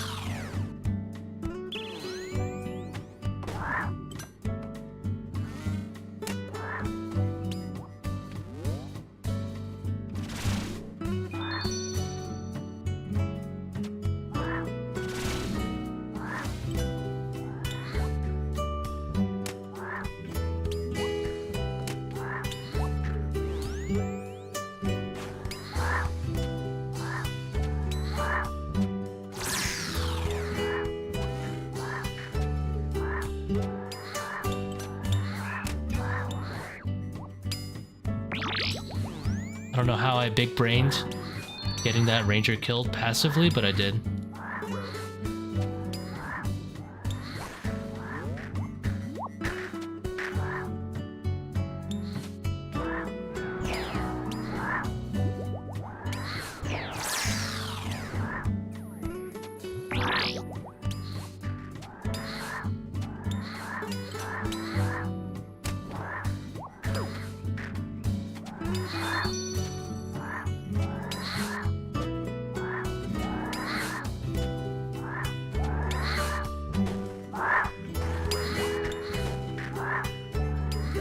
I have no one to blame except myself.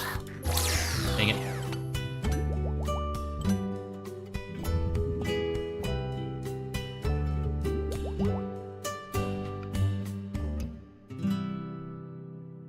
What do I think of the Baba puzzle? Honestly, I thought the old one was more skill expressive than the last one, but I completely understand that it was very high difficult, absurdly high difficulty compared to the other puzzles.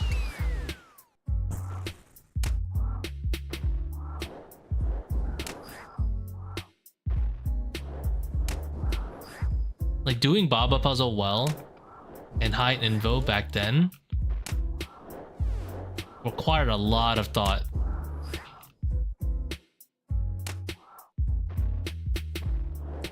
But there's a lot of like there's a lot of flaws that still exist with the room that still make it like very unenjoyable for the majority of, not the majority, but a very high number of players. And they kind of solved it by just making it easy mode. But at the same time, the Venom baboons are still AIDS to deal with. The statue in the middle still exists. And they didn't even make it kind of funny to get meaned by a Venom baboon, you know? At the end of the day, I'm okay with getting like absolutely like stomped by, let's say, like a blooded maiden or a Venom baboon, but the thing is, they don't make it funny to see. It's just like really annoying from your perspective.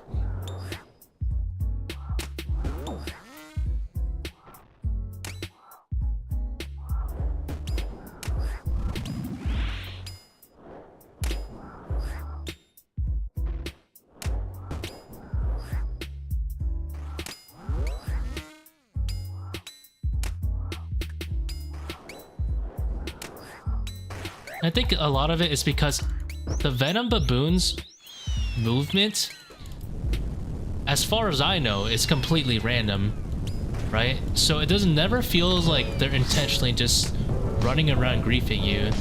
It just happens to be coincidence every time.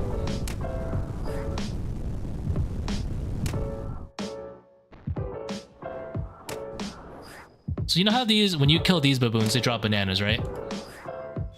Imagine instead of a Venom baboon, they just had this like rat monkey that would just cause like problems. He would like, let's say, break down the pillars. Oh, I didn't even notice my HP was so low. Let me ramble a little bit more. Let's say they had this rat baboon that would just run around breaking your pillars, and now you have to repair them at the end, right? Like the end waves. They just spawn like this wave of like melee baboons, whatever, different color, whatever. And they just run around breaking shit. They force you to repair the fumes individually. They force you to... What's it called? No, it's fine. And they force you to repair pillars and stuff, right? And if you chase them, let's say they run around and start throwing bananas, I think that'd be funny as fuck, because if you see people like chasing those monkeys and getting like tripped up by a banana, then it's like, then it's kind of funny, because you know that's like an intentional part of their behavior, is they'll run around, mess shit up, and if you chase them, they'll start throwing bananas to try to get you to slip. That would be a lot funnier to get memed by than a Venom Baboon. Because the Venom Baboon is like, oh, he just decided to go a full 360 around the pillar, and you just decided to get memed because your blowpipe has no drag, you know?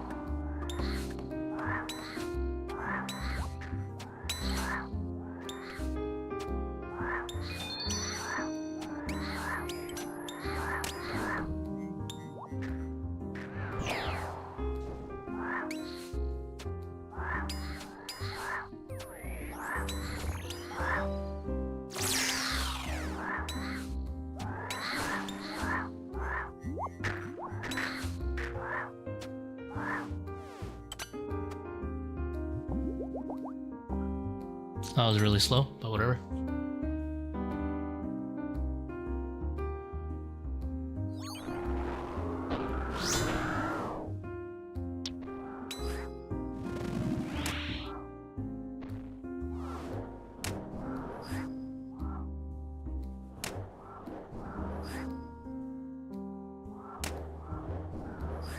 Also, congratulations on the pet, Josh.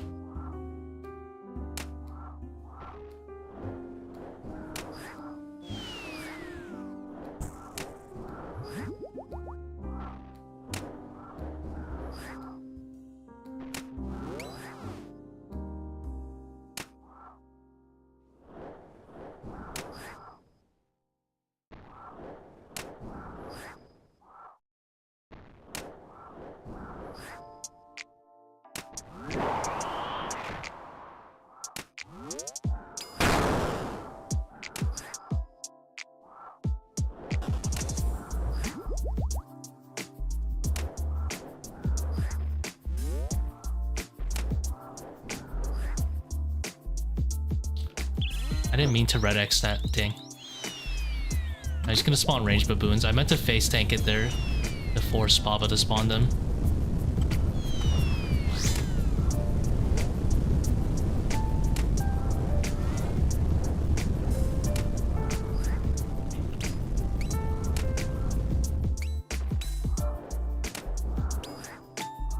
Here, I have a random idea that I think would be nice just for them to add for the heck of it. If they open a sarcophagus, why doesn't Jagus just let you ice barrage it to close it again?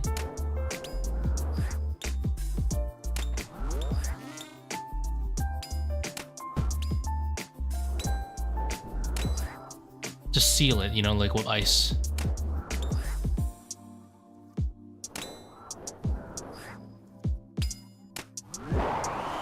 Would I think any actual team would do that? No, but I think for the heck of it, they should give it more uses.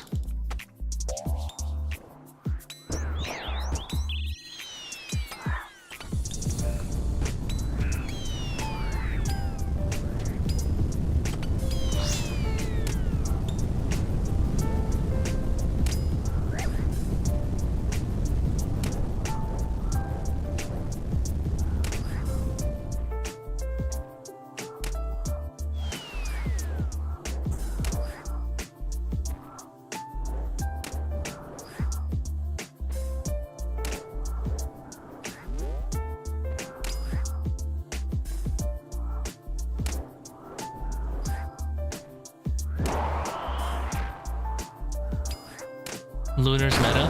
I mean, I'm okay with spellbook swap eventually becoming the meta for everything because it's annoying to use.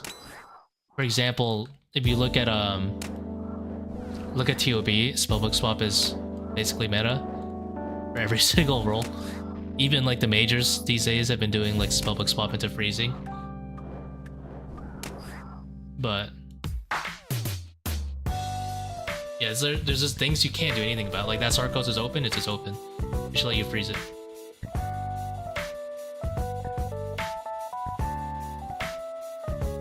At the end of the day, spellbook swap is like clunky, and if they keep it clunky, then it's a nice like gatekeep just like that.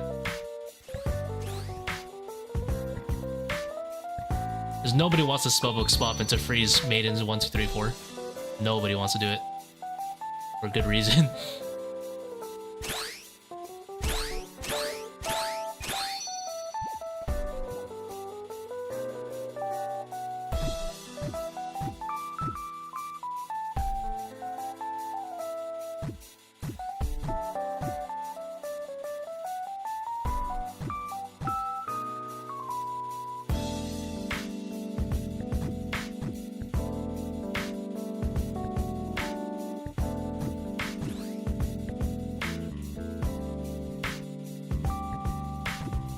Another weakness I would like them to see explored if they want to give standard spellbook a little bit more edge is, so you know how they have elemental weaknesses like air, water, fire, water. You know what I'm talking about. The 4 elements. I would not mind them having a curse weakness too, so people can cast vulnerability or whatever on them.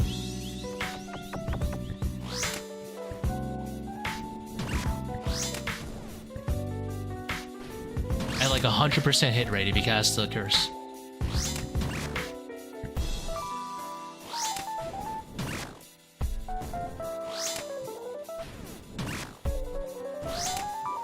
Maybe if you hit like a certain magic threshold, like let's say 100 magic bonus or something, I don't know.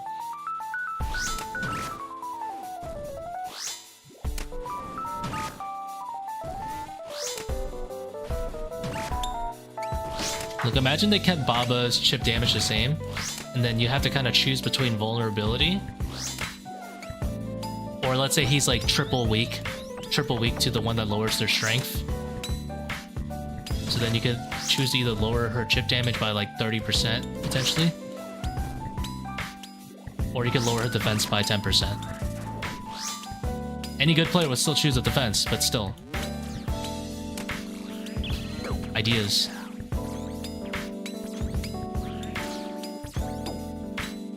Totally missed that one. Also, I double splashed my Fang, unfortunately. So it seems like my DPS is in the gutter.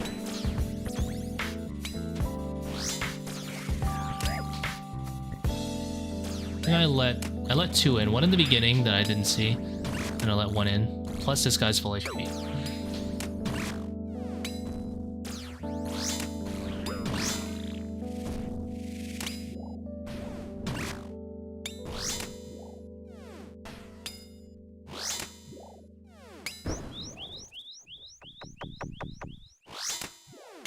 Honest opinion on Butterfly and Red X.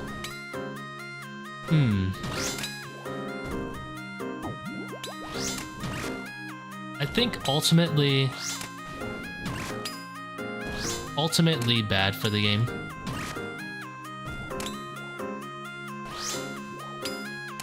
I'm very happy with the idea of emergent gameplay.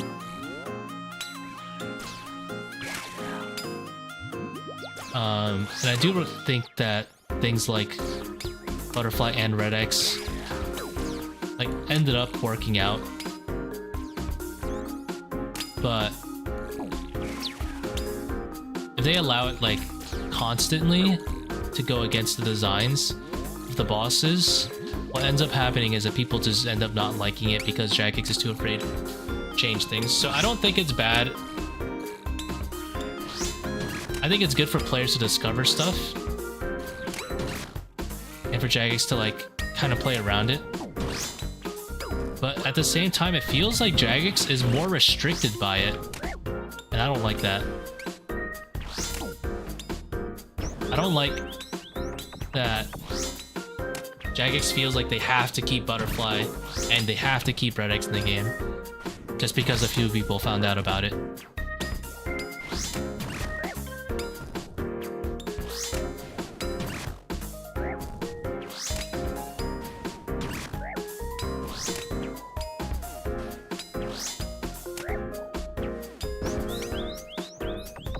I'd rather them take the approach early and just be like, hey, that's not what we want, and get it over with. Because if they have a vision, I want them to follow it. Like Soul Herald it, Wook's butterflied it, and they're like, no, that's not what we want to see. And I'm happy about that.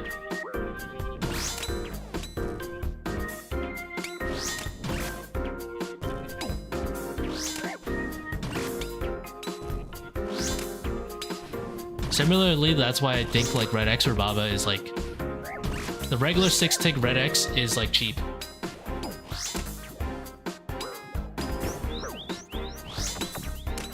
Butterfly, at least it kind of feels cool, but you're still not really interacting with the boss. To be fair, Akkha's chip damage is completely Giga AIDS, unavoidable like chip damage. And Baba's was as well, so I can see why people don't want to interact with it. But that should be a sign for Jagex to fix those things. In Soul's case, it's different because you literally weren't dealing with any mechanics at all. But for Baba's case, it's like you weren't dealing with the mechanics because specifically the chip damage was Giga AIDS. There's a little bit of distinguishing here. Soul doesn't have an unavoidable chip damage like that. But there are good ways to deal with it in bad ways, but right now it feels like Jagex is just leaving them because they can't figure out a good way to solve those issues other than just blatant number nerfs.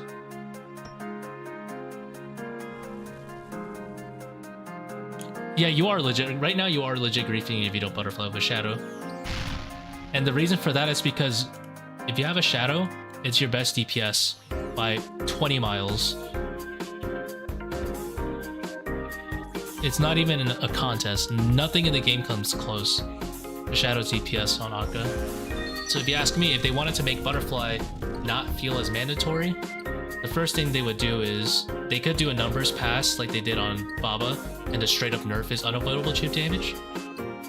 One of my ideas was if you want to make his melee not, you know, annoying chip damage, just make it a dodgeable melee attack like Soul. And I thought about this before Soul like was released in the game. Give him a dodgeable melee attack. It'd be interactive, it'd be fun, and then people wouldn't really care to have to butterfly him. But that would only really solve it for the non-shadow havers, you know. That wouldn't solve it for the shadow havers. And I was like, maybe have an invo where if you choose the dodgeable melee attacks, his range is increased so you can't butterfly like this. But then that's an invo that punishes having a shadow, which kind of feels off.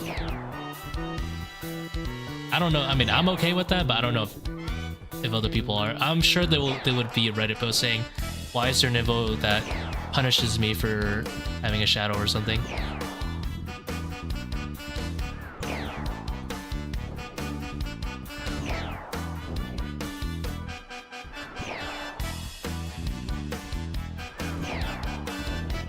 I mean, the whole issue with butterflying is just you don't want him to switch. You're avoiding another mechanic, the switching mechanic.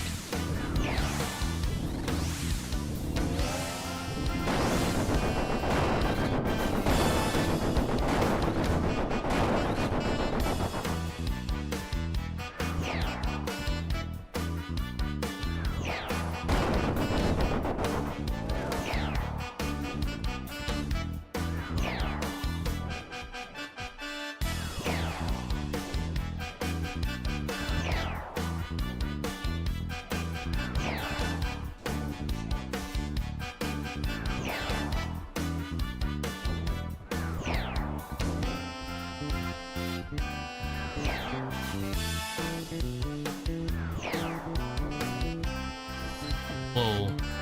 Look at that streamer privilege right there. Off-prey melee, just a fat 0. Let's go.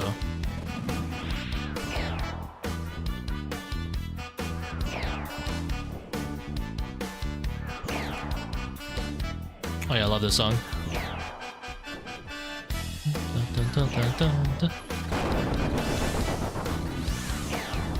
I think it was this one first.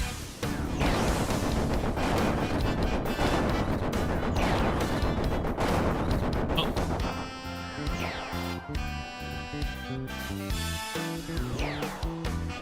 Another idea I have for invocations is... So right now, there are some invocations you cannot have on without having the others on, right? And Jagex is particularly afraid about upping the invos because people will just choose the most effective invos, right? How about invos that you cannot have on together? So right now you can almost have all invos on together. There are some you cannot have together, such as you can't have the 35 time and the 40 timer, right? But why don't you just make like mechanics where you like that? And I'm talking boss mechanics. So right now there's Akkha Stay Vigilant, but he can switch at any time. Why don't you just make it a separate invo that he switches, let's say, every 100 damage? Or, okay, maybe 100 would be way too AIDS, but let's say like 300 damage. He's forced to switch every 300 damage. And every time he switches, he takes an additional, like, 50 damage.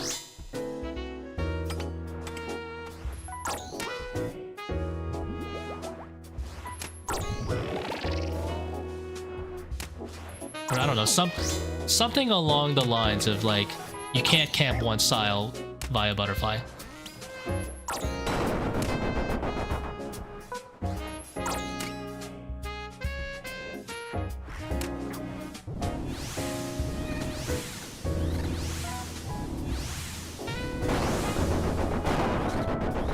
Yeah, at least incentive to interact. Or I guess, you know what, if you want to make it not as blatant anti-butterfly... I'm losing some ticks here. Maybe something like this, hold on. Let me cook. Every... I mean, this is one of the other ideas I have, but I'm gonna steal it and use it again anyway. Every X amount of damage you deal to a monster, you make them weak to a different style. So, and they gain strength against that current style.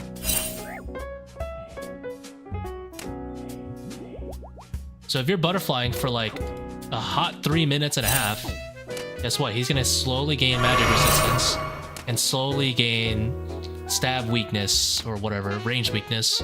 So if you're interacting with Akkha, if you're actually playing the boss and not butterflying, you're just doing more damage.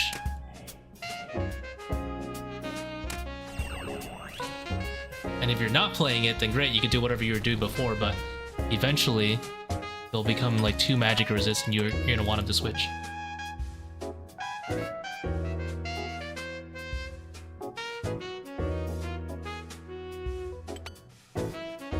That way you can still butterfly him while he's on mage and he's weak to it. You'll still be a very happy camper. And then you can just stop when he's getting weak.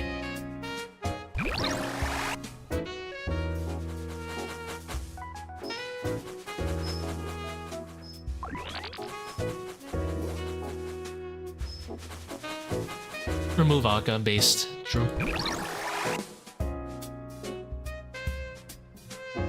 Last time you saw Shadow, I think like 150 raids ago. I saw like 2 back-to-back basically. And it's been a little bit dry since.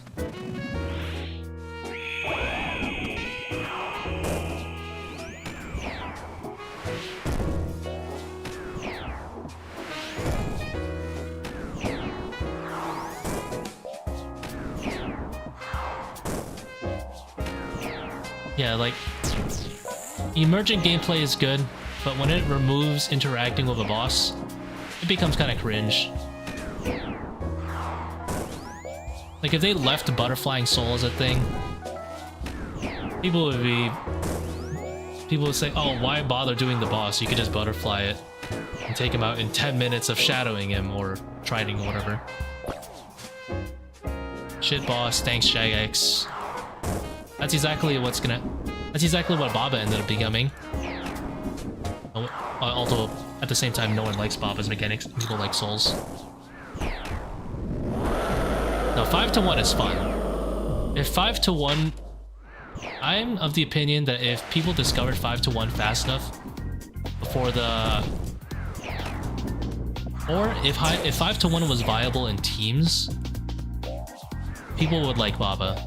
But 5 to 1 isn't really good in teams. This is a big problem.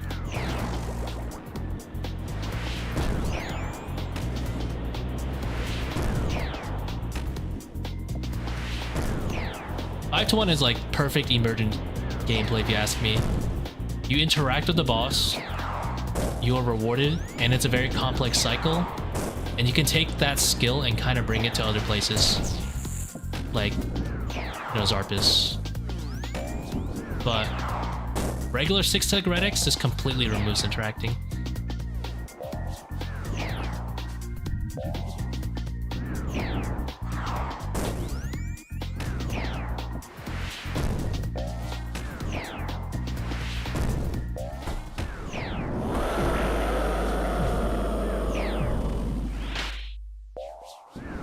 The alter door methods.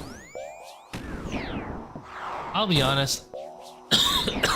They are cheesy, but I think those are fine just because they're so old. I think in a sense, keeping... And again, people didn't know about this stuff until later, right? I don't know. Yeah, I don't really care too much about older content, I'll be honest. I think that's more of an opinion thing at that point. Should old school keep some older content old school? Is the emergent gameplay of... 5 to 1 and whatever. Not 5 to 1, door alter. Good? Is that old school, or is that like not really old school at that point?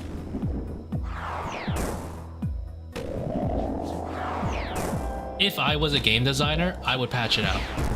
I'm gonna be real with you. I would patch it out. People didn't know about it back then. It doesn't make any difference to the nostalgia. I would have patched it out.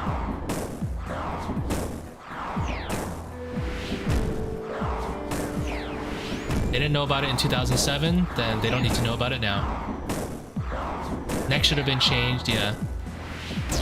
I would always just pursue what I think is fun. And I don't think the door alter is fun. And obviously those bosses are not meant to be particularly difficult.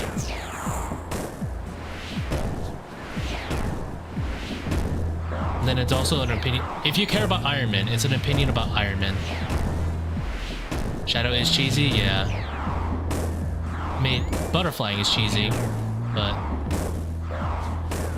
at this point, it's a time gain, but you can't not do it.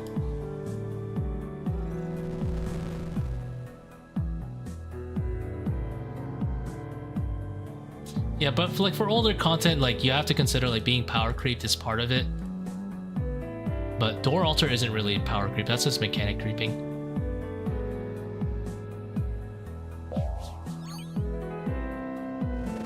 Yeah, the whole game is jank. It is important to consider.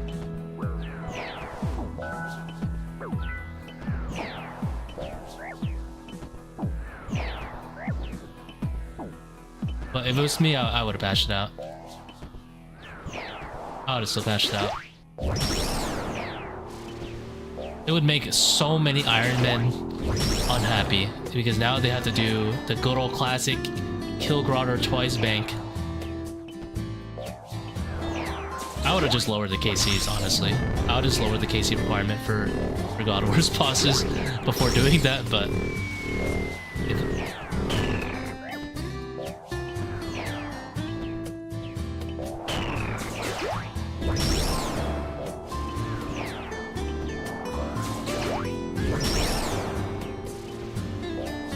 yeah, like this whole community cares a lot. I would say cares a lot about the health of the game, which is nice to see.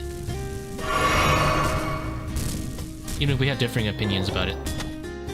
I would have removed the door altar and been like, yo, Iron Man, you can't get away with this. This is not the good emergent gameplay I want to see.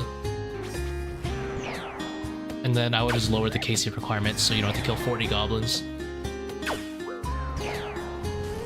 The noblins.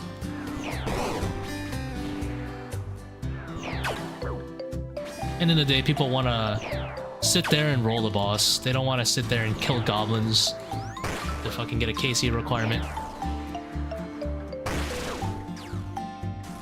I didn't augury for the freaking undead grasp and I regret it. It's lived to 1 HP. Yeah, they couldn't do that and just put the Scorching Bow, you're right. If they did... Obviously they don't care because they put it in the Scorching Bow. But I'm just stating my opinion of like what I would have done.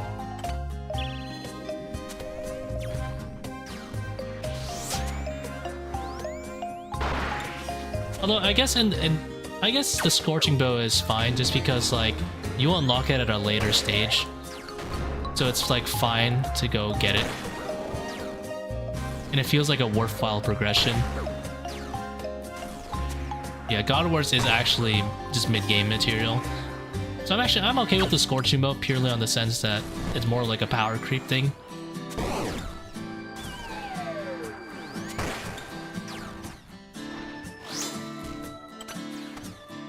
You just skipped ahead so you can do it better later.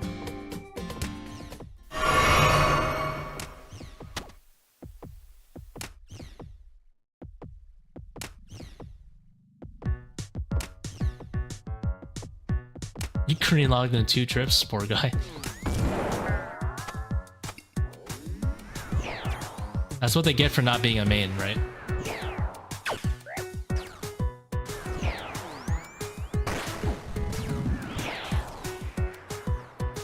Yeah, I mean, there's a lot of bad things about old game design. Everyone knows it. Armadillo is literally undoable without shins. Unless you have a shadow, it's literally undoable. You could have a Tbow and Armadillo's still better than Chin. Isn't that fucking nuts?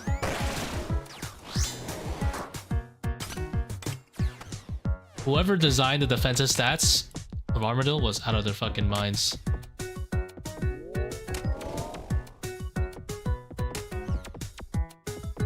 So, also whoever designed KQ was out of their fucking minds back then, but that's okay. KQ is probably the most annoying uninteractive boss in terms of like just shit tons of chip damage. Yeah, KQ was endgame.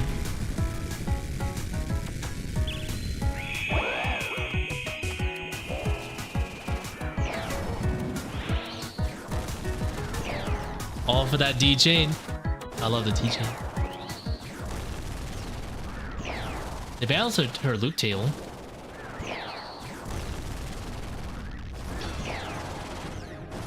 Yeah, it's basically a world boss. It was never meant to be solo. They also probably shouldn't have put the KQ head requirement into it, huh? How you think about it?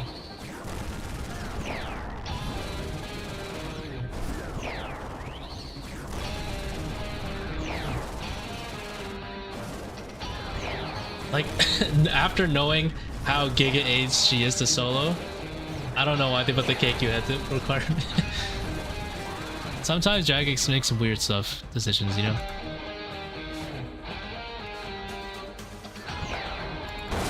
Like, sure, back then she was AIDS, and they're like, you know, we gotta keep it AIDS now. But then throw in the KQ head requirement, like, yo, come on, bro.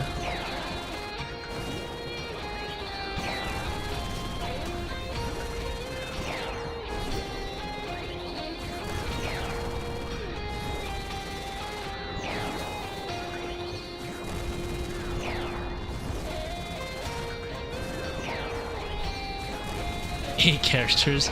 Dude, he uses like a 1+3 for bandos. It's crazy.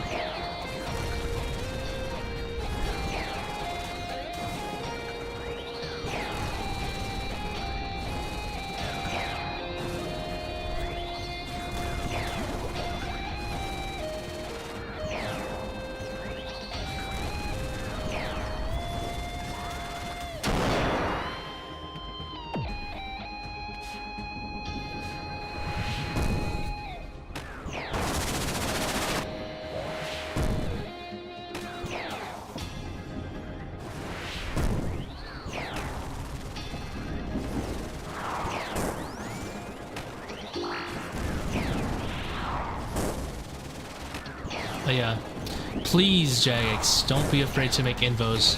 Fuck balancing the drops. It's already unbalanced as hell. I'm getting 18% by myself. You think I care?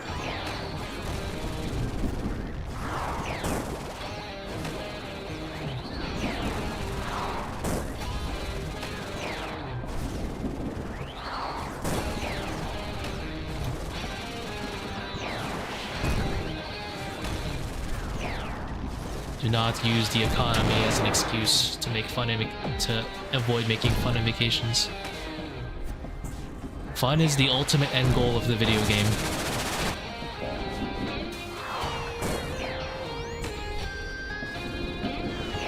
Or just, yeah, do the system where if you take this invocation, you can't take this invocation. Simple as that. Just make invocations that you can't take simultaneously.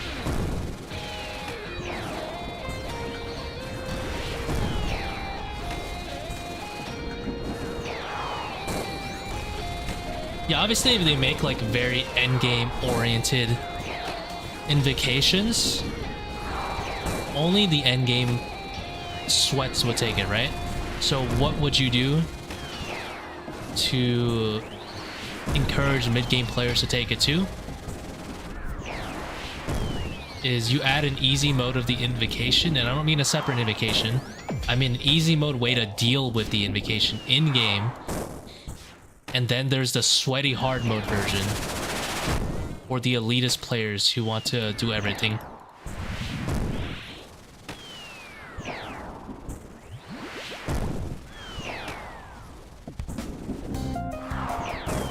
For example, you know, Araxor. I hate Araxor, I'll be honest. Araxor's boring. I wish she was harder, but she has technically a little bit of scalable difficulty. Technically, doesn't work out in practice. But you could kill the crabs. Sorry, not crabs.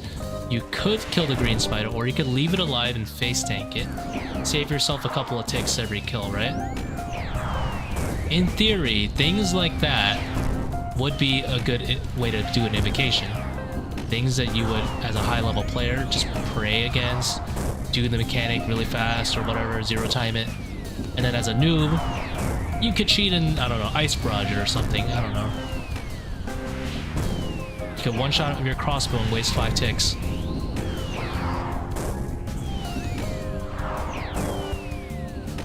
But it's something small, you know? An easy way out. That takes time.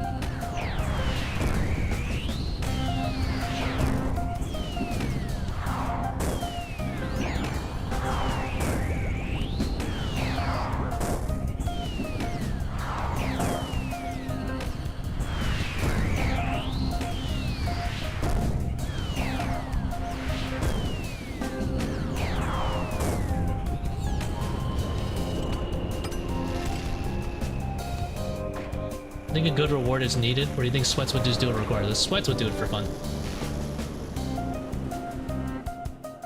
Sweats would just do it for fun. But the thing is, it's gotta be a little rewarding so that you feel good doing it.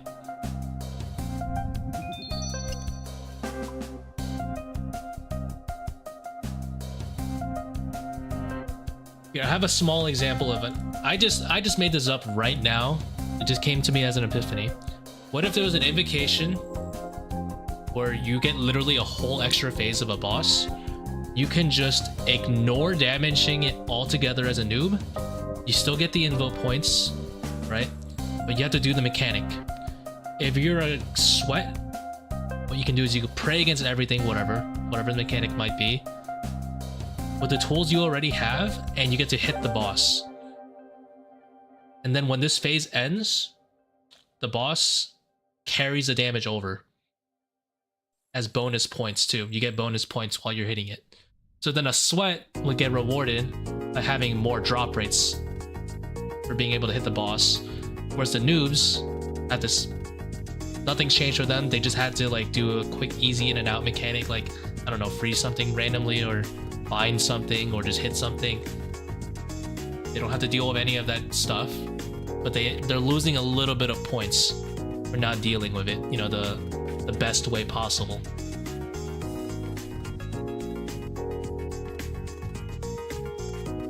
I think scalable difficulty invos are a good way to like counter the idea of like people are just gonna take it. Is people have to take it and do it well for it to be worth it.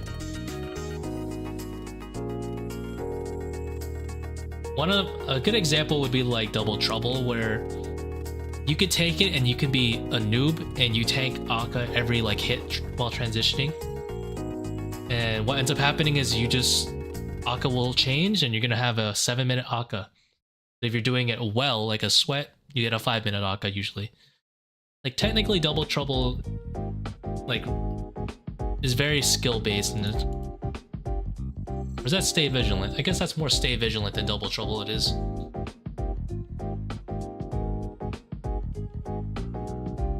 That's more Stay Vigilant, not Double Trouble, sorry, but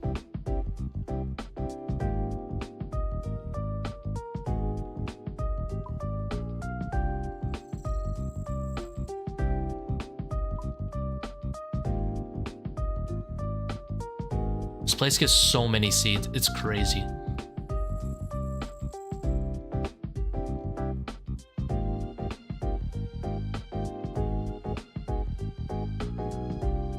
I don't know what my loot log says for seeds.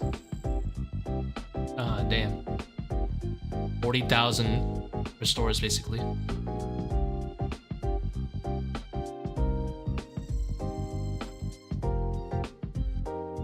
Someone was telling me that they can't turn on no help needed because they need the restores so they don't have to craft their own. I'm like, excuse me? This place has...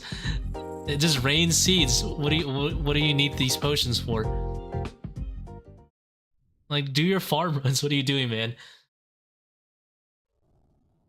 Like, but I can't have no help needed for just a little extra %. I'm like, dude, if you don't turn on no help needed, you're gonna be here for another 50 raids. Do you want to be here for another 50 more raids? Why?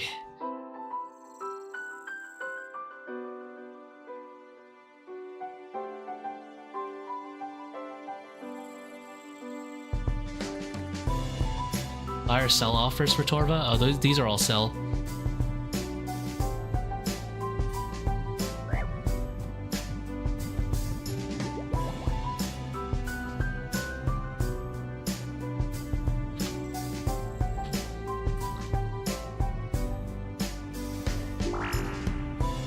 I have just enough faith that Jagex will ban some of the next bots for turret.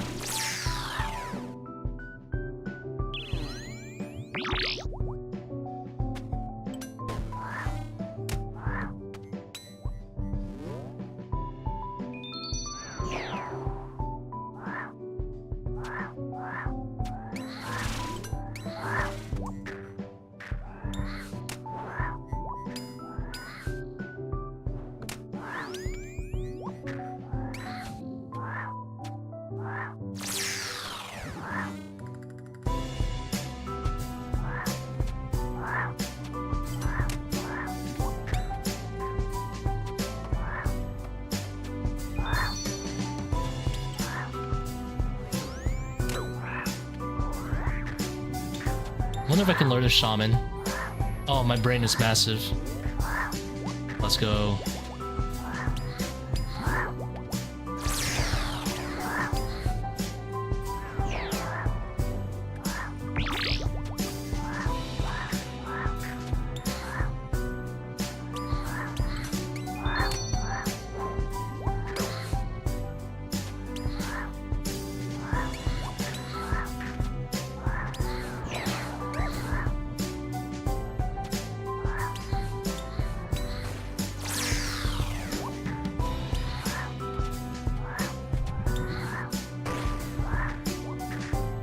That was a slow-ass monkey room.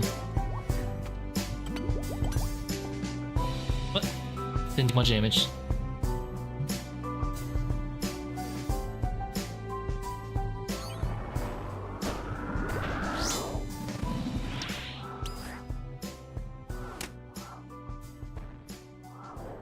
I'm sure it's faster to get a few more red spider eggs than do 50 more ToAs or whatever it took.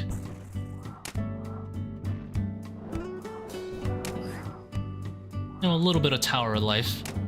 I'm sure it's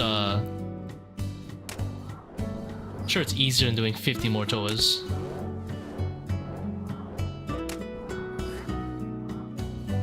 Nobody's trying to do Tower of Life. Also, Arachnus. Whatever the method is these days.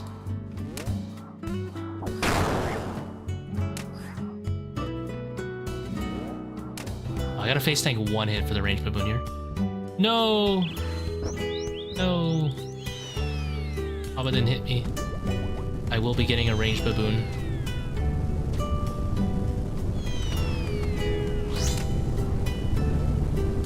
Don't do me dirty like that. My thrall did me dirty. He hit Baba. AK with new boots? I'm sure he doesn't have the boots, though.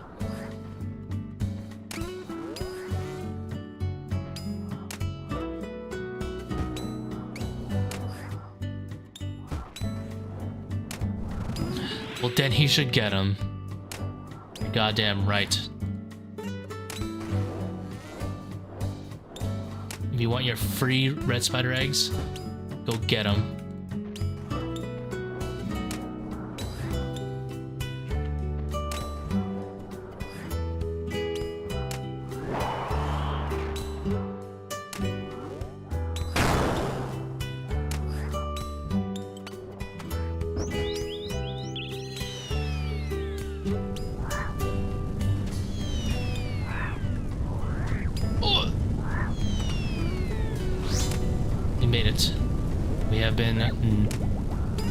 We've succeeded in doing the raid without getting run over.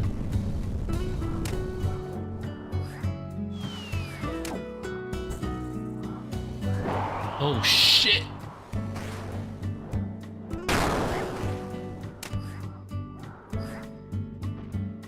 Almost fell for the classic. Almost clicked the Baba and got rocked, but something told me not to do it. Do I do Tob? Not recently, but I have quite a lot of Tob, Casey.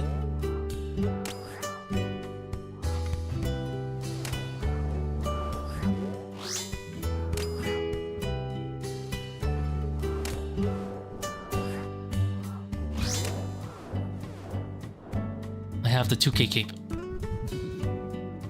I have like 450 hard modes and like 1800 normals. Needle Blood is definitely my favorite raid because of all the depth it has in like learning and stuff. Also, I think the music is really good. The music and atmosphere matter a lot to me. I love Amascut's Promise, and I think Amascut's Promise is the best endgame music for like a raid. But I think overall, the TOB music is still better. Because of stuff like, yeah, Sodaseg, Bloat. Even Zarpus is like a low-key banger. Maidens is good too. And the Fat Lady Sings, like, is not, for me, it doesn't hit as much as Amascut's Promise, but it's good. It's still really good. Now, the only thing I wish is that the Theater of Blood, just like the images previously shown, should have a goddamn audience just like the Colosseum. Still waiting.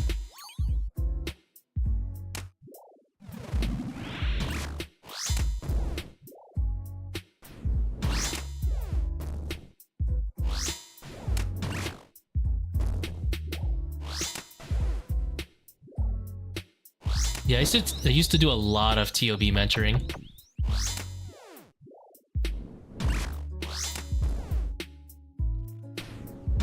I've probably mentored like anywhere from 100 to 200 people for TOB.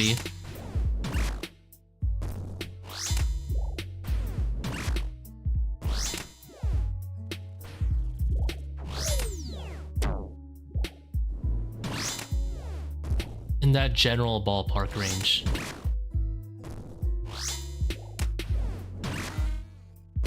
Or 16 enjoyer? Absolutely not.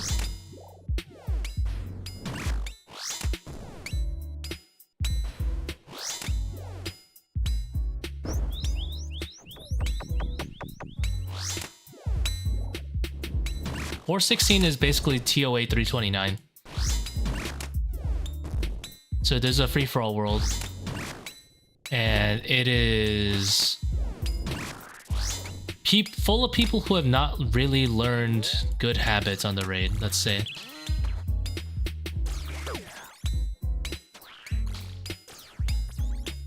So it will go as you expect it will go.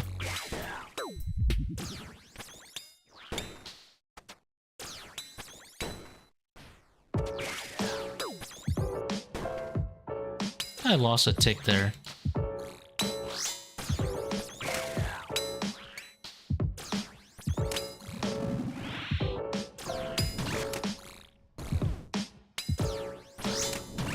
For me, the optimal raiding experience is when I'm in voice chat with the boys and flaming them over minor mistakes. That's the optimal experience.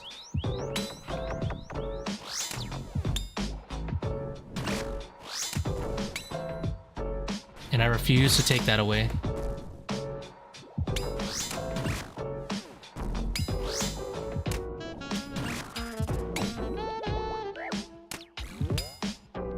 Now, of course, it's jokingly flame, right?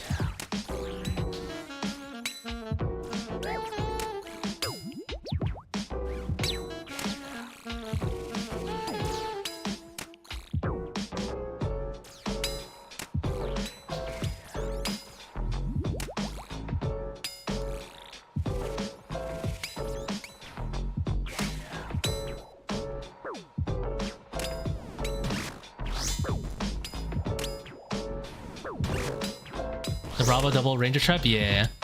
I'm not willing to do it purely because I'm too scared of not praying melee for first swarms. But it is very, very nice for second swarm onwards.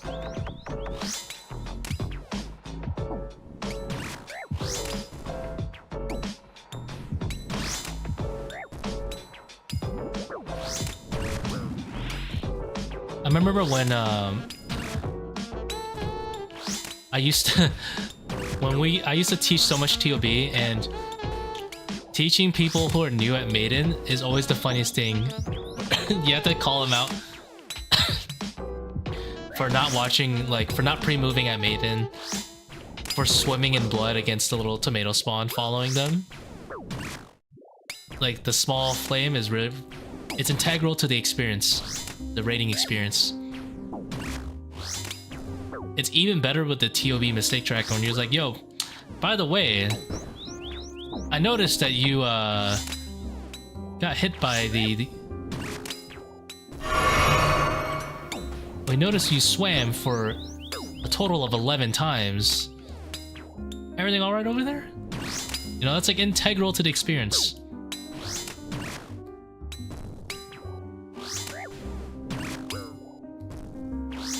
Brute down before crafts. Or someone freezes like S2 a tick early. You're like, Probably should have hit there instead of waiting to stick out.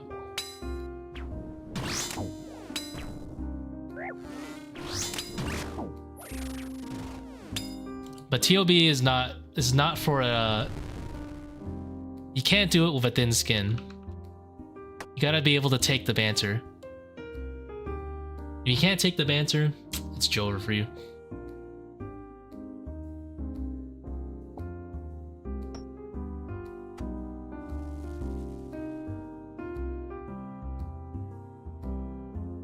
At the end of the day, you know, a lot of people are afraid to learn ToB because of the pressure.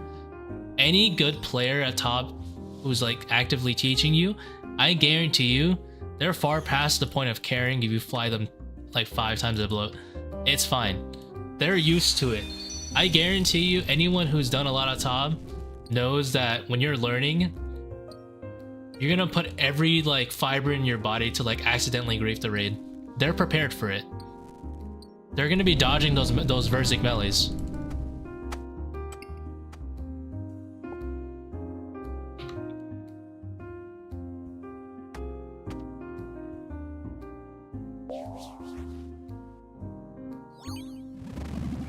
There's actually no pressure learning if you have like a mentor. They know what to be prepared for. You'll be fine. They're probably gonna eat the soda sec ball, just assuming you forget or something like.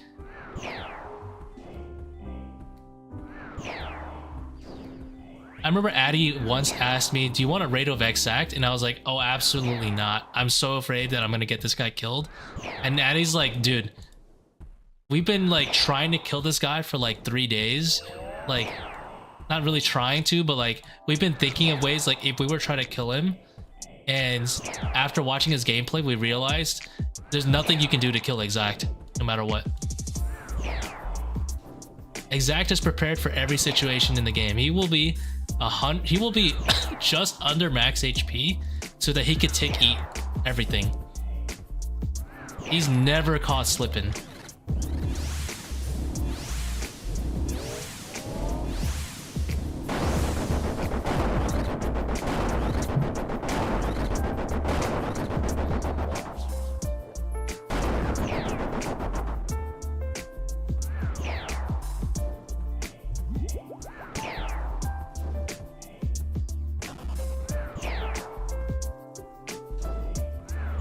Did you mentor HMTs? A little bit, but it's not really mentoring, to be honest.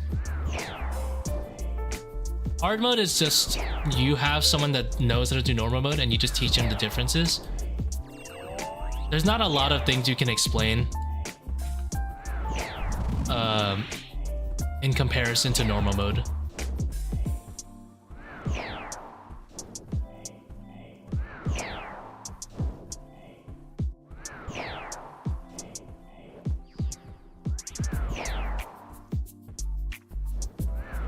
Which I think is kind of boring because I do wish some of the mechanics were harder, but it is what it is. There really isn't that much mentoring to do for hard mode comparatively.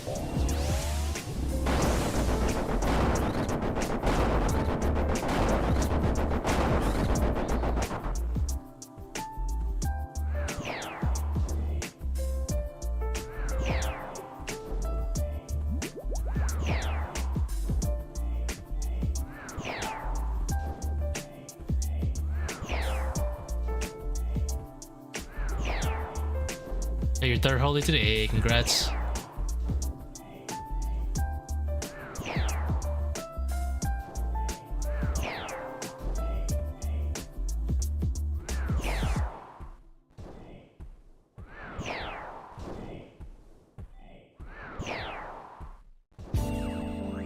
I was scared to kill Exact, and then Addy's like, there's no way you can kill Exact. It became a different discussion. Can you even... It went from I'm afraid to I don't think I can kill this guy even if I wanted to.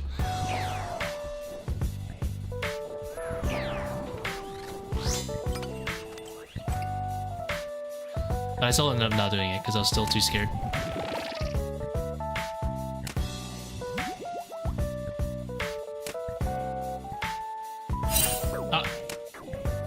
Someone saw that. I figured I was too afraid that I would be the only person in the world to have killed him. But I found a way.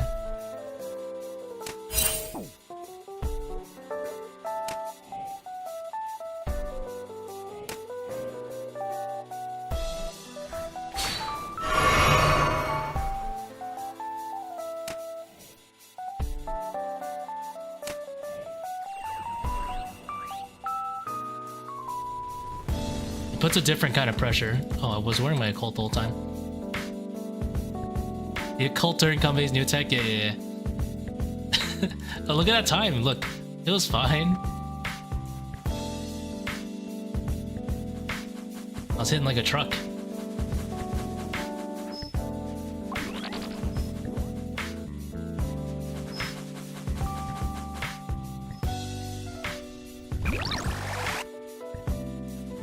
Yeah, in hindsight, if I could kill Exact, I was insane.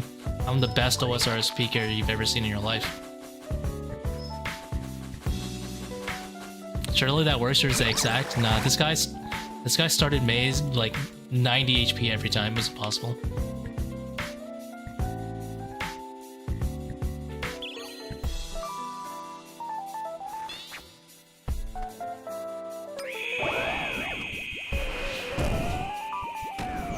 Remember, he wasn't even max HP at Tbow. He'd be slightly under like the maximum overheal HP, just so he can take heat. It had to be a DC. It's the only way.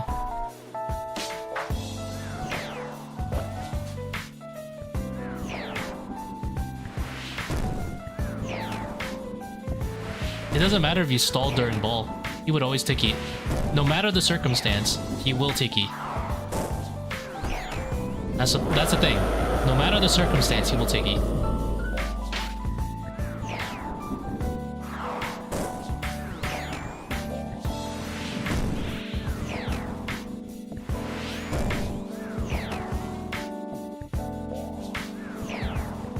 Can't take heat the ball in HMT now. That's the only mechanic. Well, at the time I was talking about normal mode,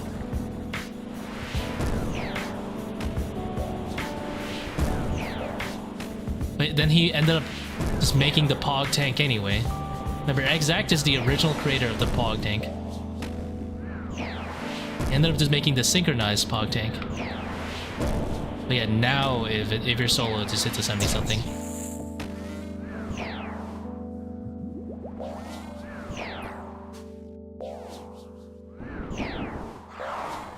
And you could always locate or orb redemption it, remember. But that was one way to still take heat it.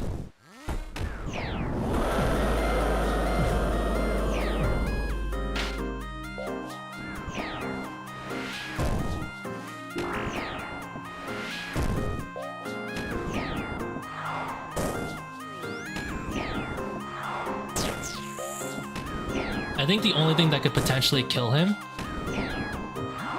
is the bloat stall. If you pet rock stall the flies and one-shot him with the flies, but the thing is that's too slow. I'm sure he would figure out that you're cooking something and then just TP out. If you did like a fly stall, you know, at bloat, to like launch like 10 flies at him in one tick, I'm sure that would be the only way realistically to kill him, and he would just see what you're doing and be like, nah.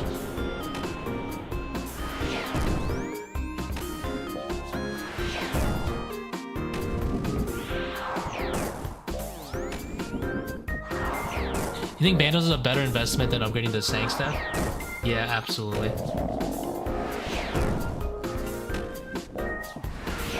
Well, you have Torso, right? I mean, I'll be honest, Sang staff doesn't really do much, but Bandos doesn't do that much either. They're both kind of meh. It depends on the context, because if you have Bandos, you can do like... You can basically tank Kephri a little bit more. If it gives you a Fang max hit, for sure it's better. But that would be more dependent on the tacits rather than the chest.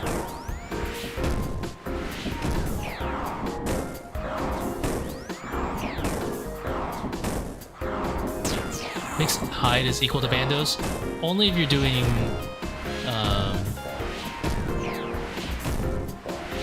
mostly only if you're doing, how would I say, 6-tick red X, which isn't meta anyway for solos. I assume he's talking about solos because most people only ask for solos, but specifically because 5 to 1, if you're in mixed hide, you just get shredded. And then obviously at Kephri you get shredded if you're doing like high-level swarm methods. Or like double ranger traps and just tanking ranger. You'll get shredded in mixed hides. Whereas in bandos you'll be fine.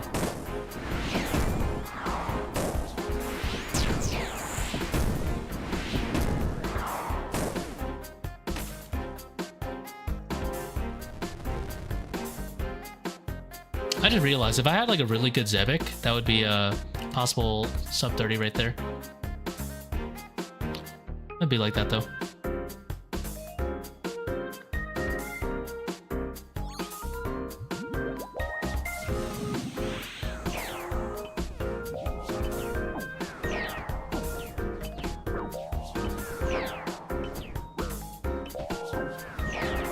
There is one thing I really like about Sanguinesti staff, low key, is you can just uncharge it for blood runes, and that's kind of convenient.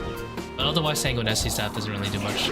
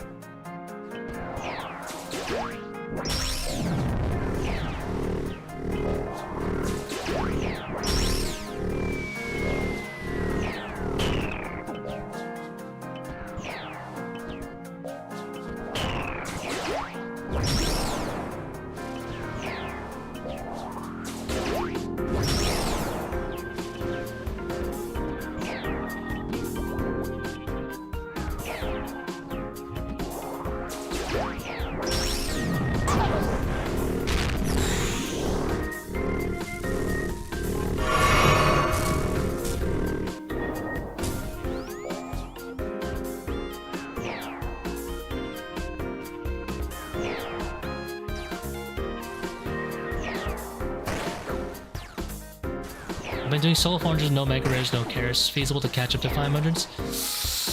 Would not recommend. For one-time kit, it's fine. But maybe like mid 400s is fine. I would probably wait until you get carrots to do past 400 flat. And then after you get carrots, you can do like 440s. Or if you're cracked, even 485.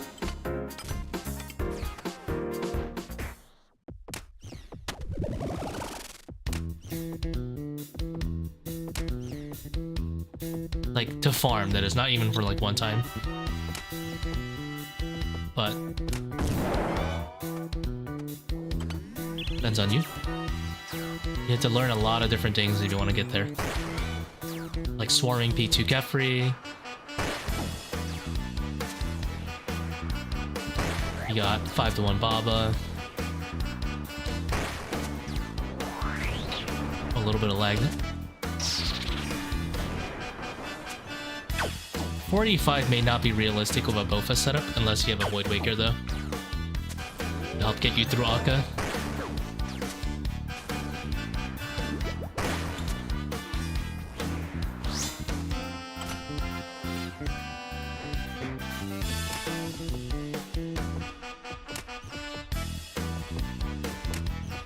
I want a sun. Yeah, why not? What do I fall asleep while talking to chat? Gonna have the HP.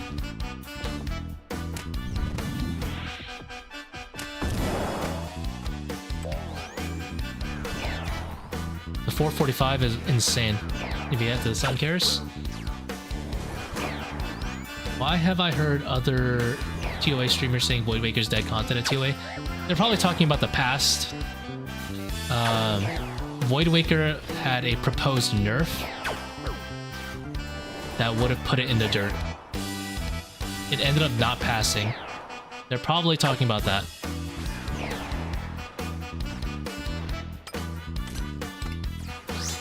Void Waker remains bustin'.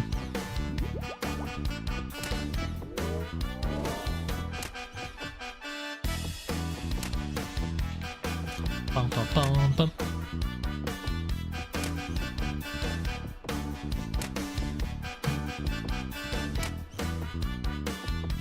Or because they're running overly draining yet. Like, I haven't used the Void Waker in like half a year, but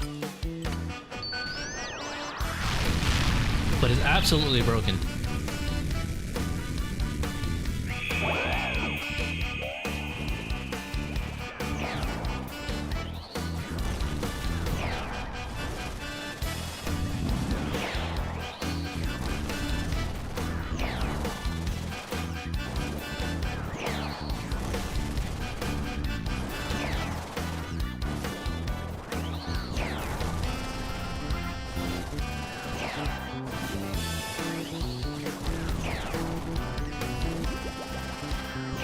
Or they might have been talking about the Burning Claws in relation to the Burning Claws.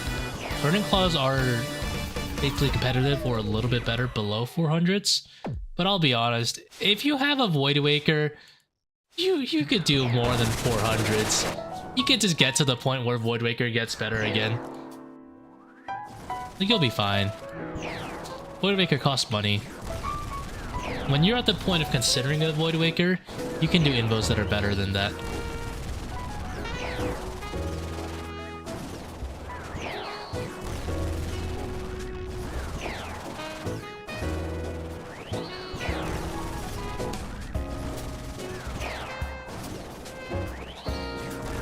Why is Void Waker so good at ToA? Because everything in this place has a chunky amount of defense that can only usually be bypassed by either stabbing or shadowing. But Void Waker is one of the few items in this game that have guaranteed damage.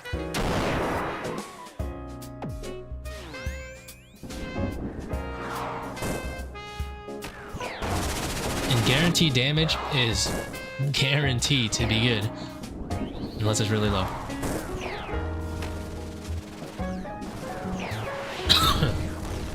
Similarly, Chambers actually has a lot of chunky defensive people that can usually be solved with range, right? But do you know why it's not as good there? Because specifically, Chambers has a lot of magic damage reduction built in. Like, if you Void Waker Spec Tecton, you know how much damage you deal? Like a 10.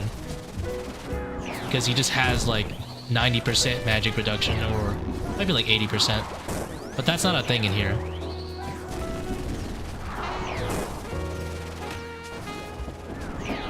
Is it worth learning 3 solo 300s or leech 410s and die at the last boss?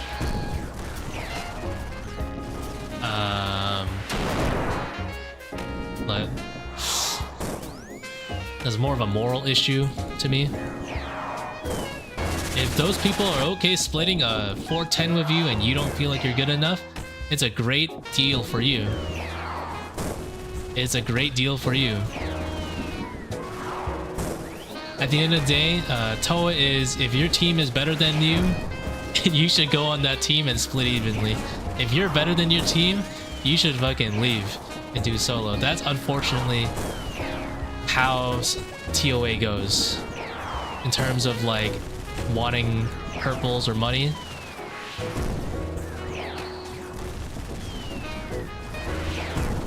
But 410s are probably still easier than solo 300s. Because if you die, the room moves on, time moves on. If you die in solo, I'll see you back in the monkey room, you know? I mean, you got soft core, so you could just reset, but still.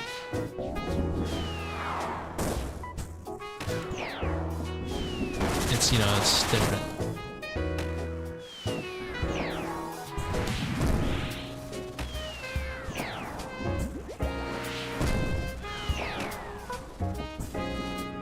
See, yeah, monkey room. No. You guys get money from ToA? Occasionally.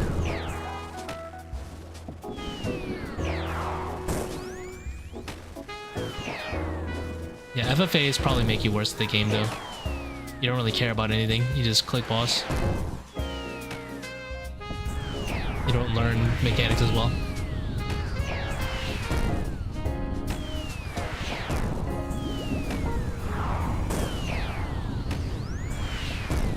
68 425s. Ew. Sorry, my dude.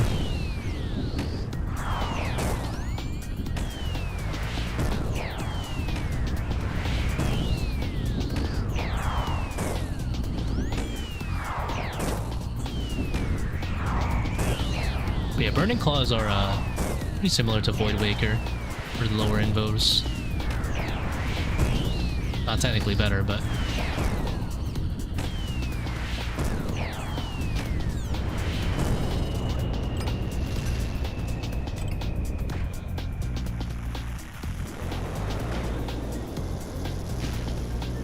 I think that's 6 times overrate.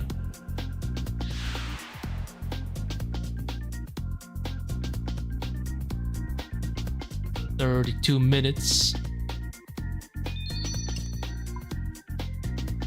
32 is pretty good for a full skull skip.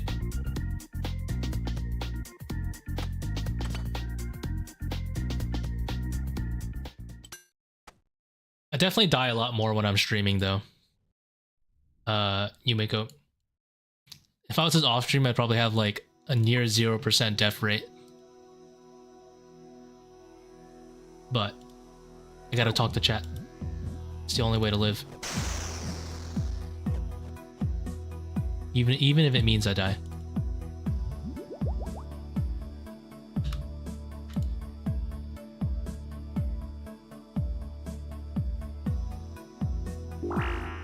He gets 2/3 of the points? Oh, that sucks.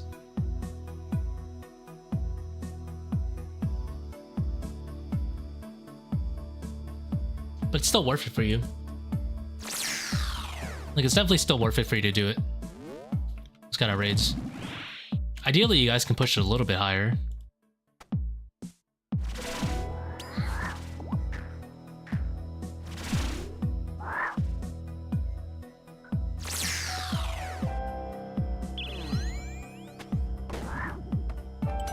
How's it going, box shoes? I'll be honest, 400s aren't really that different to like 360s. It's just a little bit better on supply management.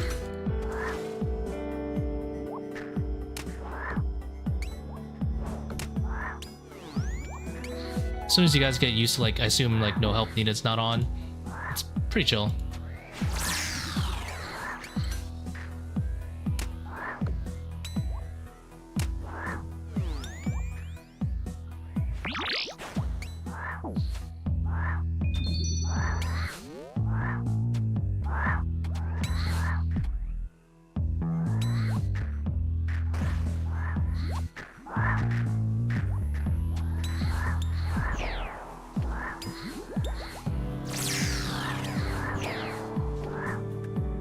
I didn't kill it there.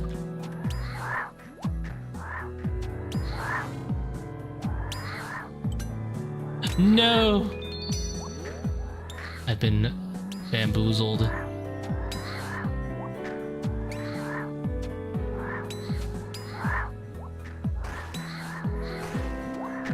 Ah! That guy get there.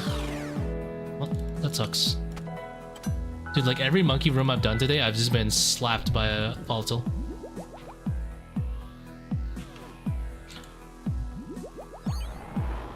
Is it worth it to learn double dunk? So I hit a 2 and I got blasted by a volatile. I'm leaving. I would say no for the most part. Double dunk salt is pretty much like if you're concerned about the chip damage, which is not really an issue. Even if it is an issue, waiting 3 dunks is really bad. It might just be better for you to kill it. It's up to you. I would say usually no. I think it's like fine if you're like taking quiet prayers and stuff, but that's usually like 600 tech. Oh yeah, the description has an answer for the Bone Dagger and the Seercull, in case you're curious about those.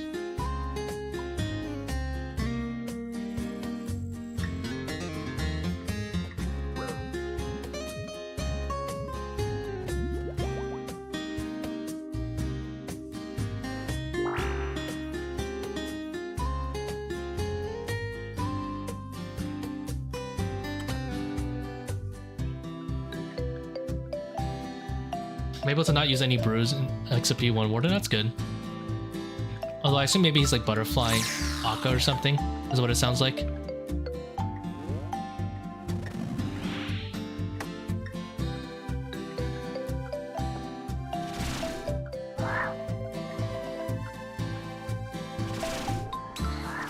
Yeah, no problem. Don't worry, I get that question like every single stream prods. It's okay. I'm used to it.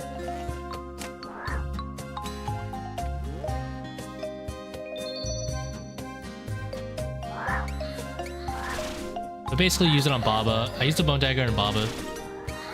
I would normally use it on Kephri if I wasn't using it for Sunkaris.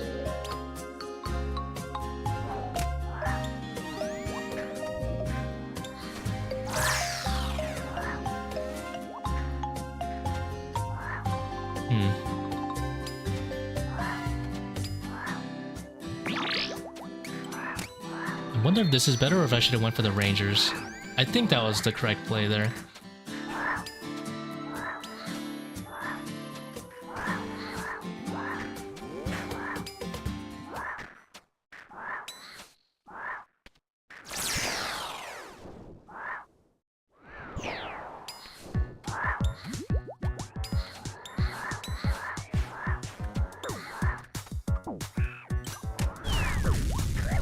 Wait, what? Didn't click the thing?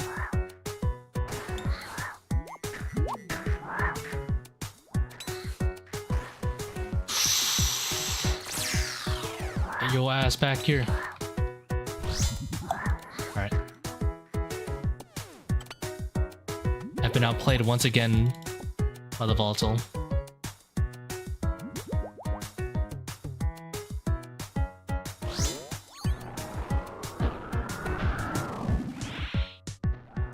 A 1?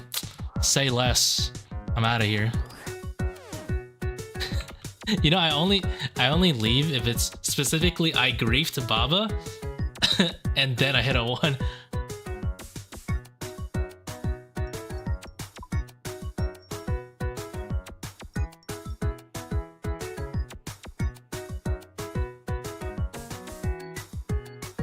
I need to learn Butterfly with Blowpipe? Oh, that sounds terrible. No, you wouldn't butterfly Akkha unless you have a shadow though.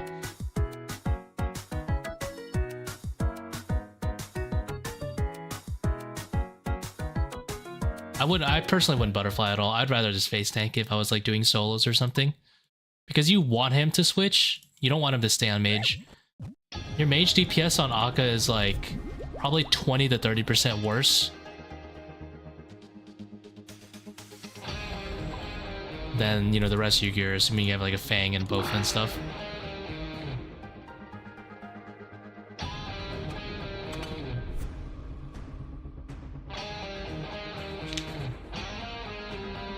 I'd rather just face tank and use supplies to get the room faster. It's very worth it. You'll probably save like a whole minute and a half.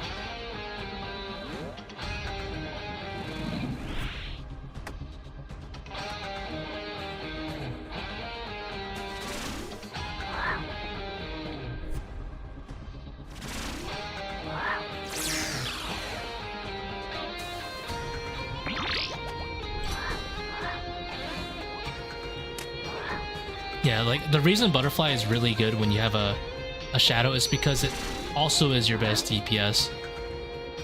Where is my blowpipe?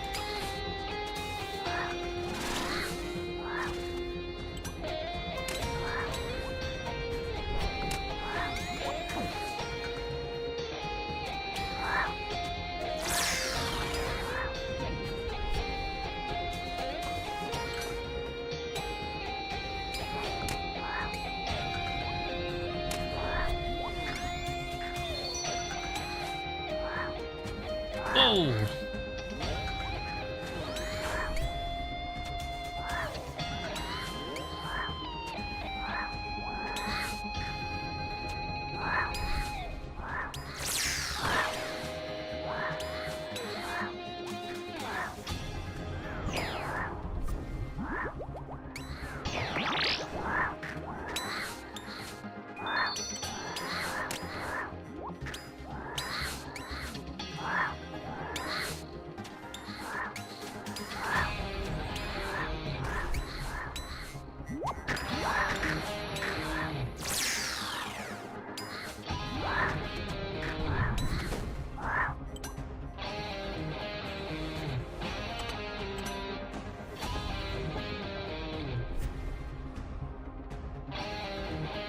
I miss Web Weaver meta. Yeah, you can still use it. Your Stormix is going to be a little bit weaker.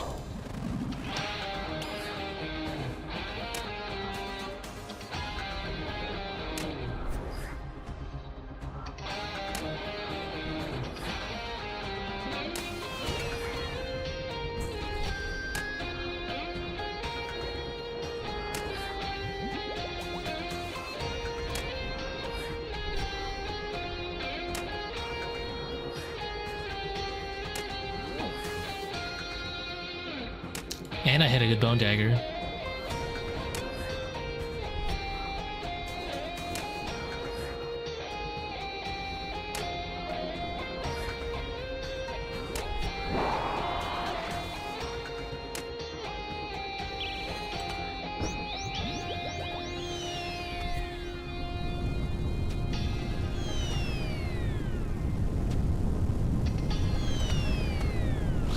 Ah, misclicked. Lost a tick.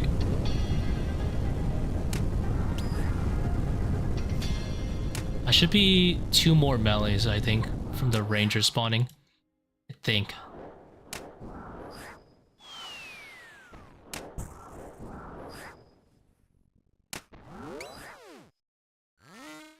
Nope, just 1.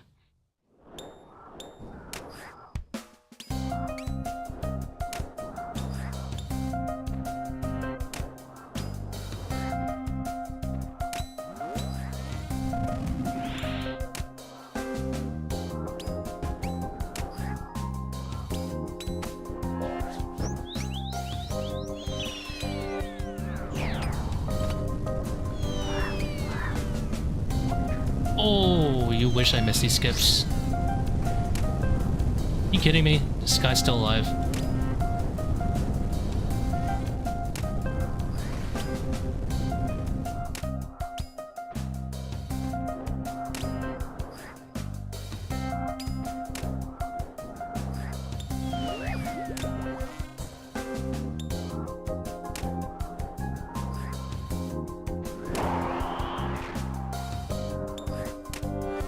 Literally gonna open up the whole room. What a demon.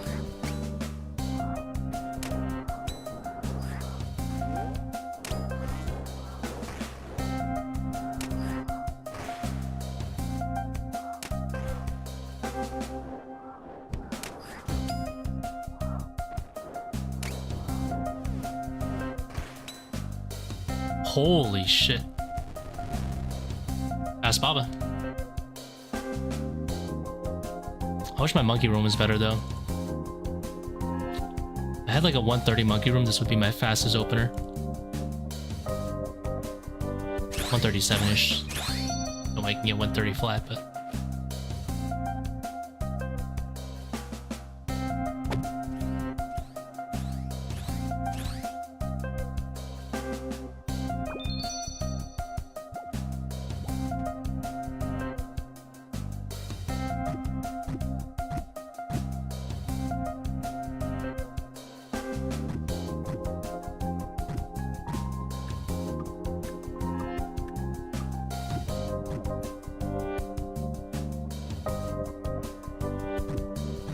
Yeah, that was a really good Baba.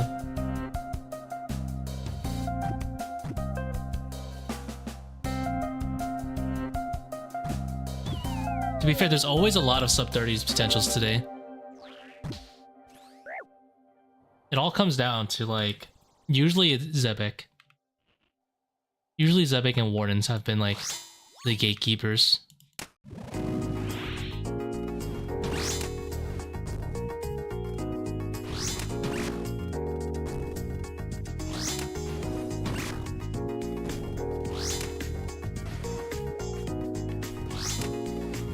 Warden's fairly consistent. I had a really bad Warden today that could have been it. I needed like an 8-minute something, and without missing like any ticks, I got like the worst like P3 ever, and it was 9 minutes 22 with all skulls dead. It was kind of crazy. Even Kephri's been kind of inconsistent today, actually. I've had some 430s, but I also had a 6-minute one. Although Kephri's usually pretty consistent for me.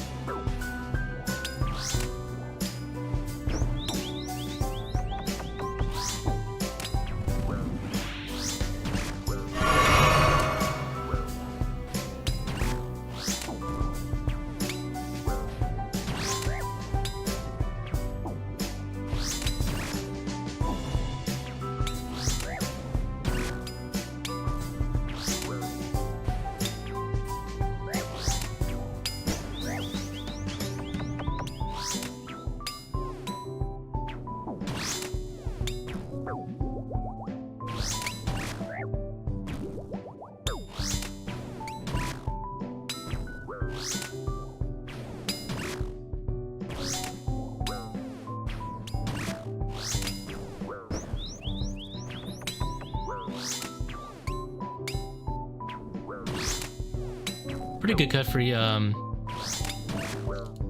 second shield phase right there, or the third shield phase technically.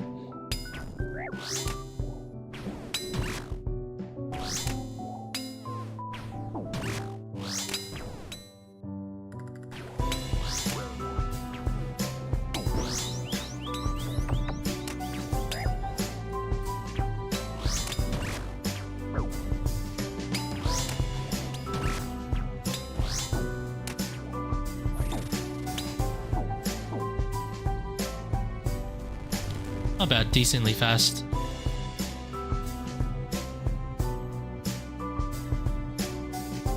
Level 2 Akkha is really good too.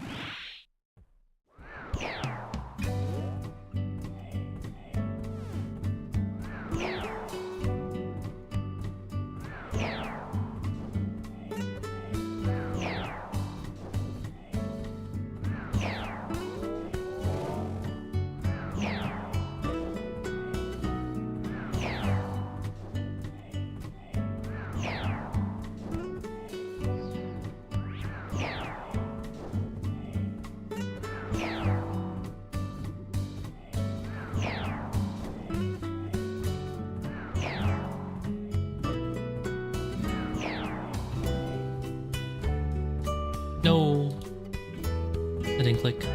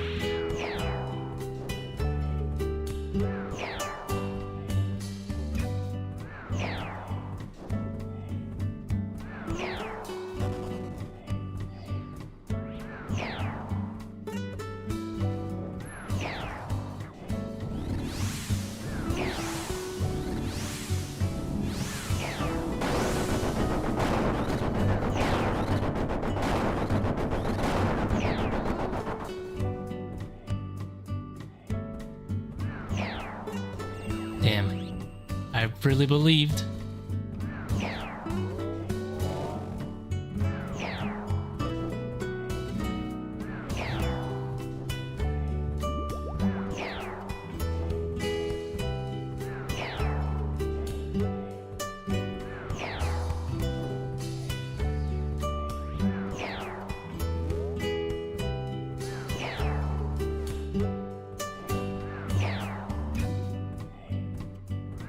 Pretty good Akkha so far, though. Hope it stays this way.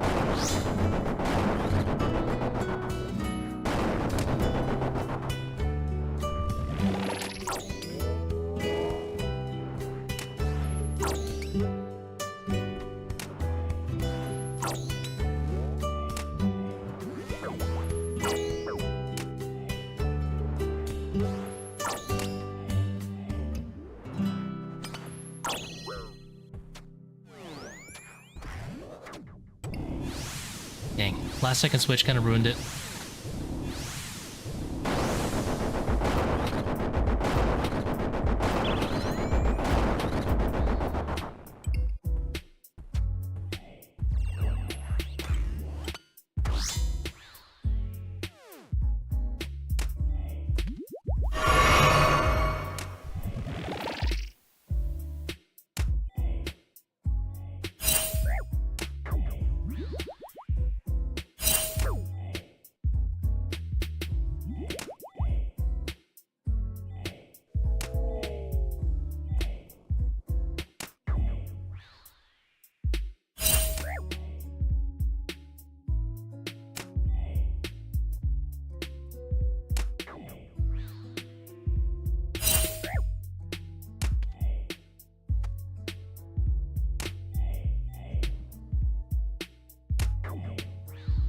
And a noodle comfies.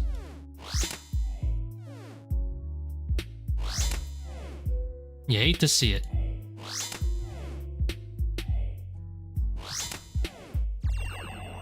Oh, that probably would have helped.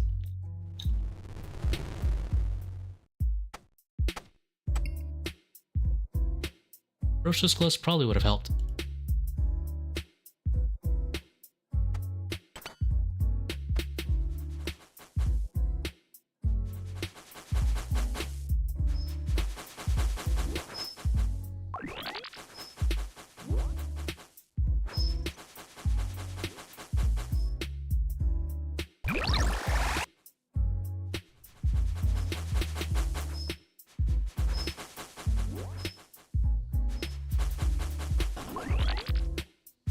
a little grief.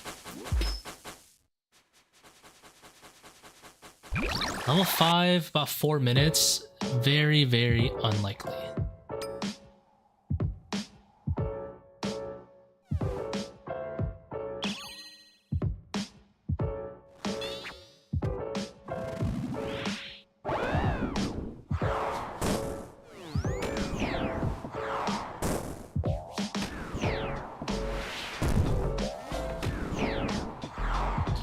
Fast money run though. We'll see. If we get like a 330.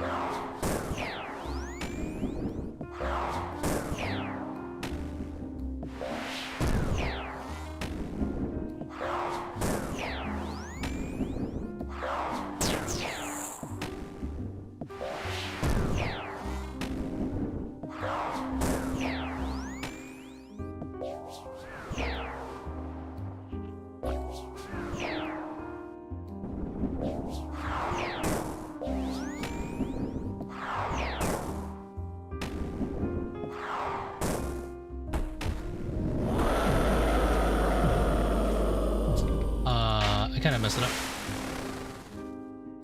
I was like, wait a minute. I'm misreading this.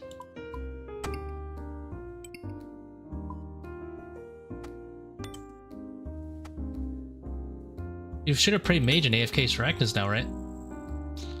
I think that's a good sign for me to take a break and get some food. TBH. Came out with a fang today though, not bad. Alright guys, have a good night.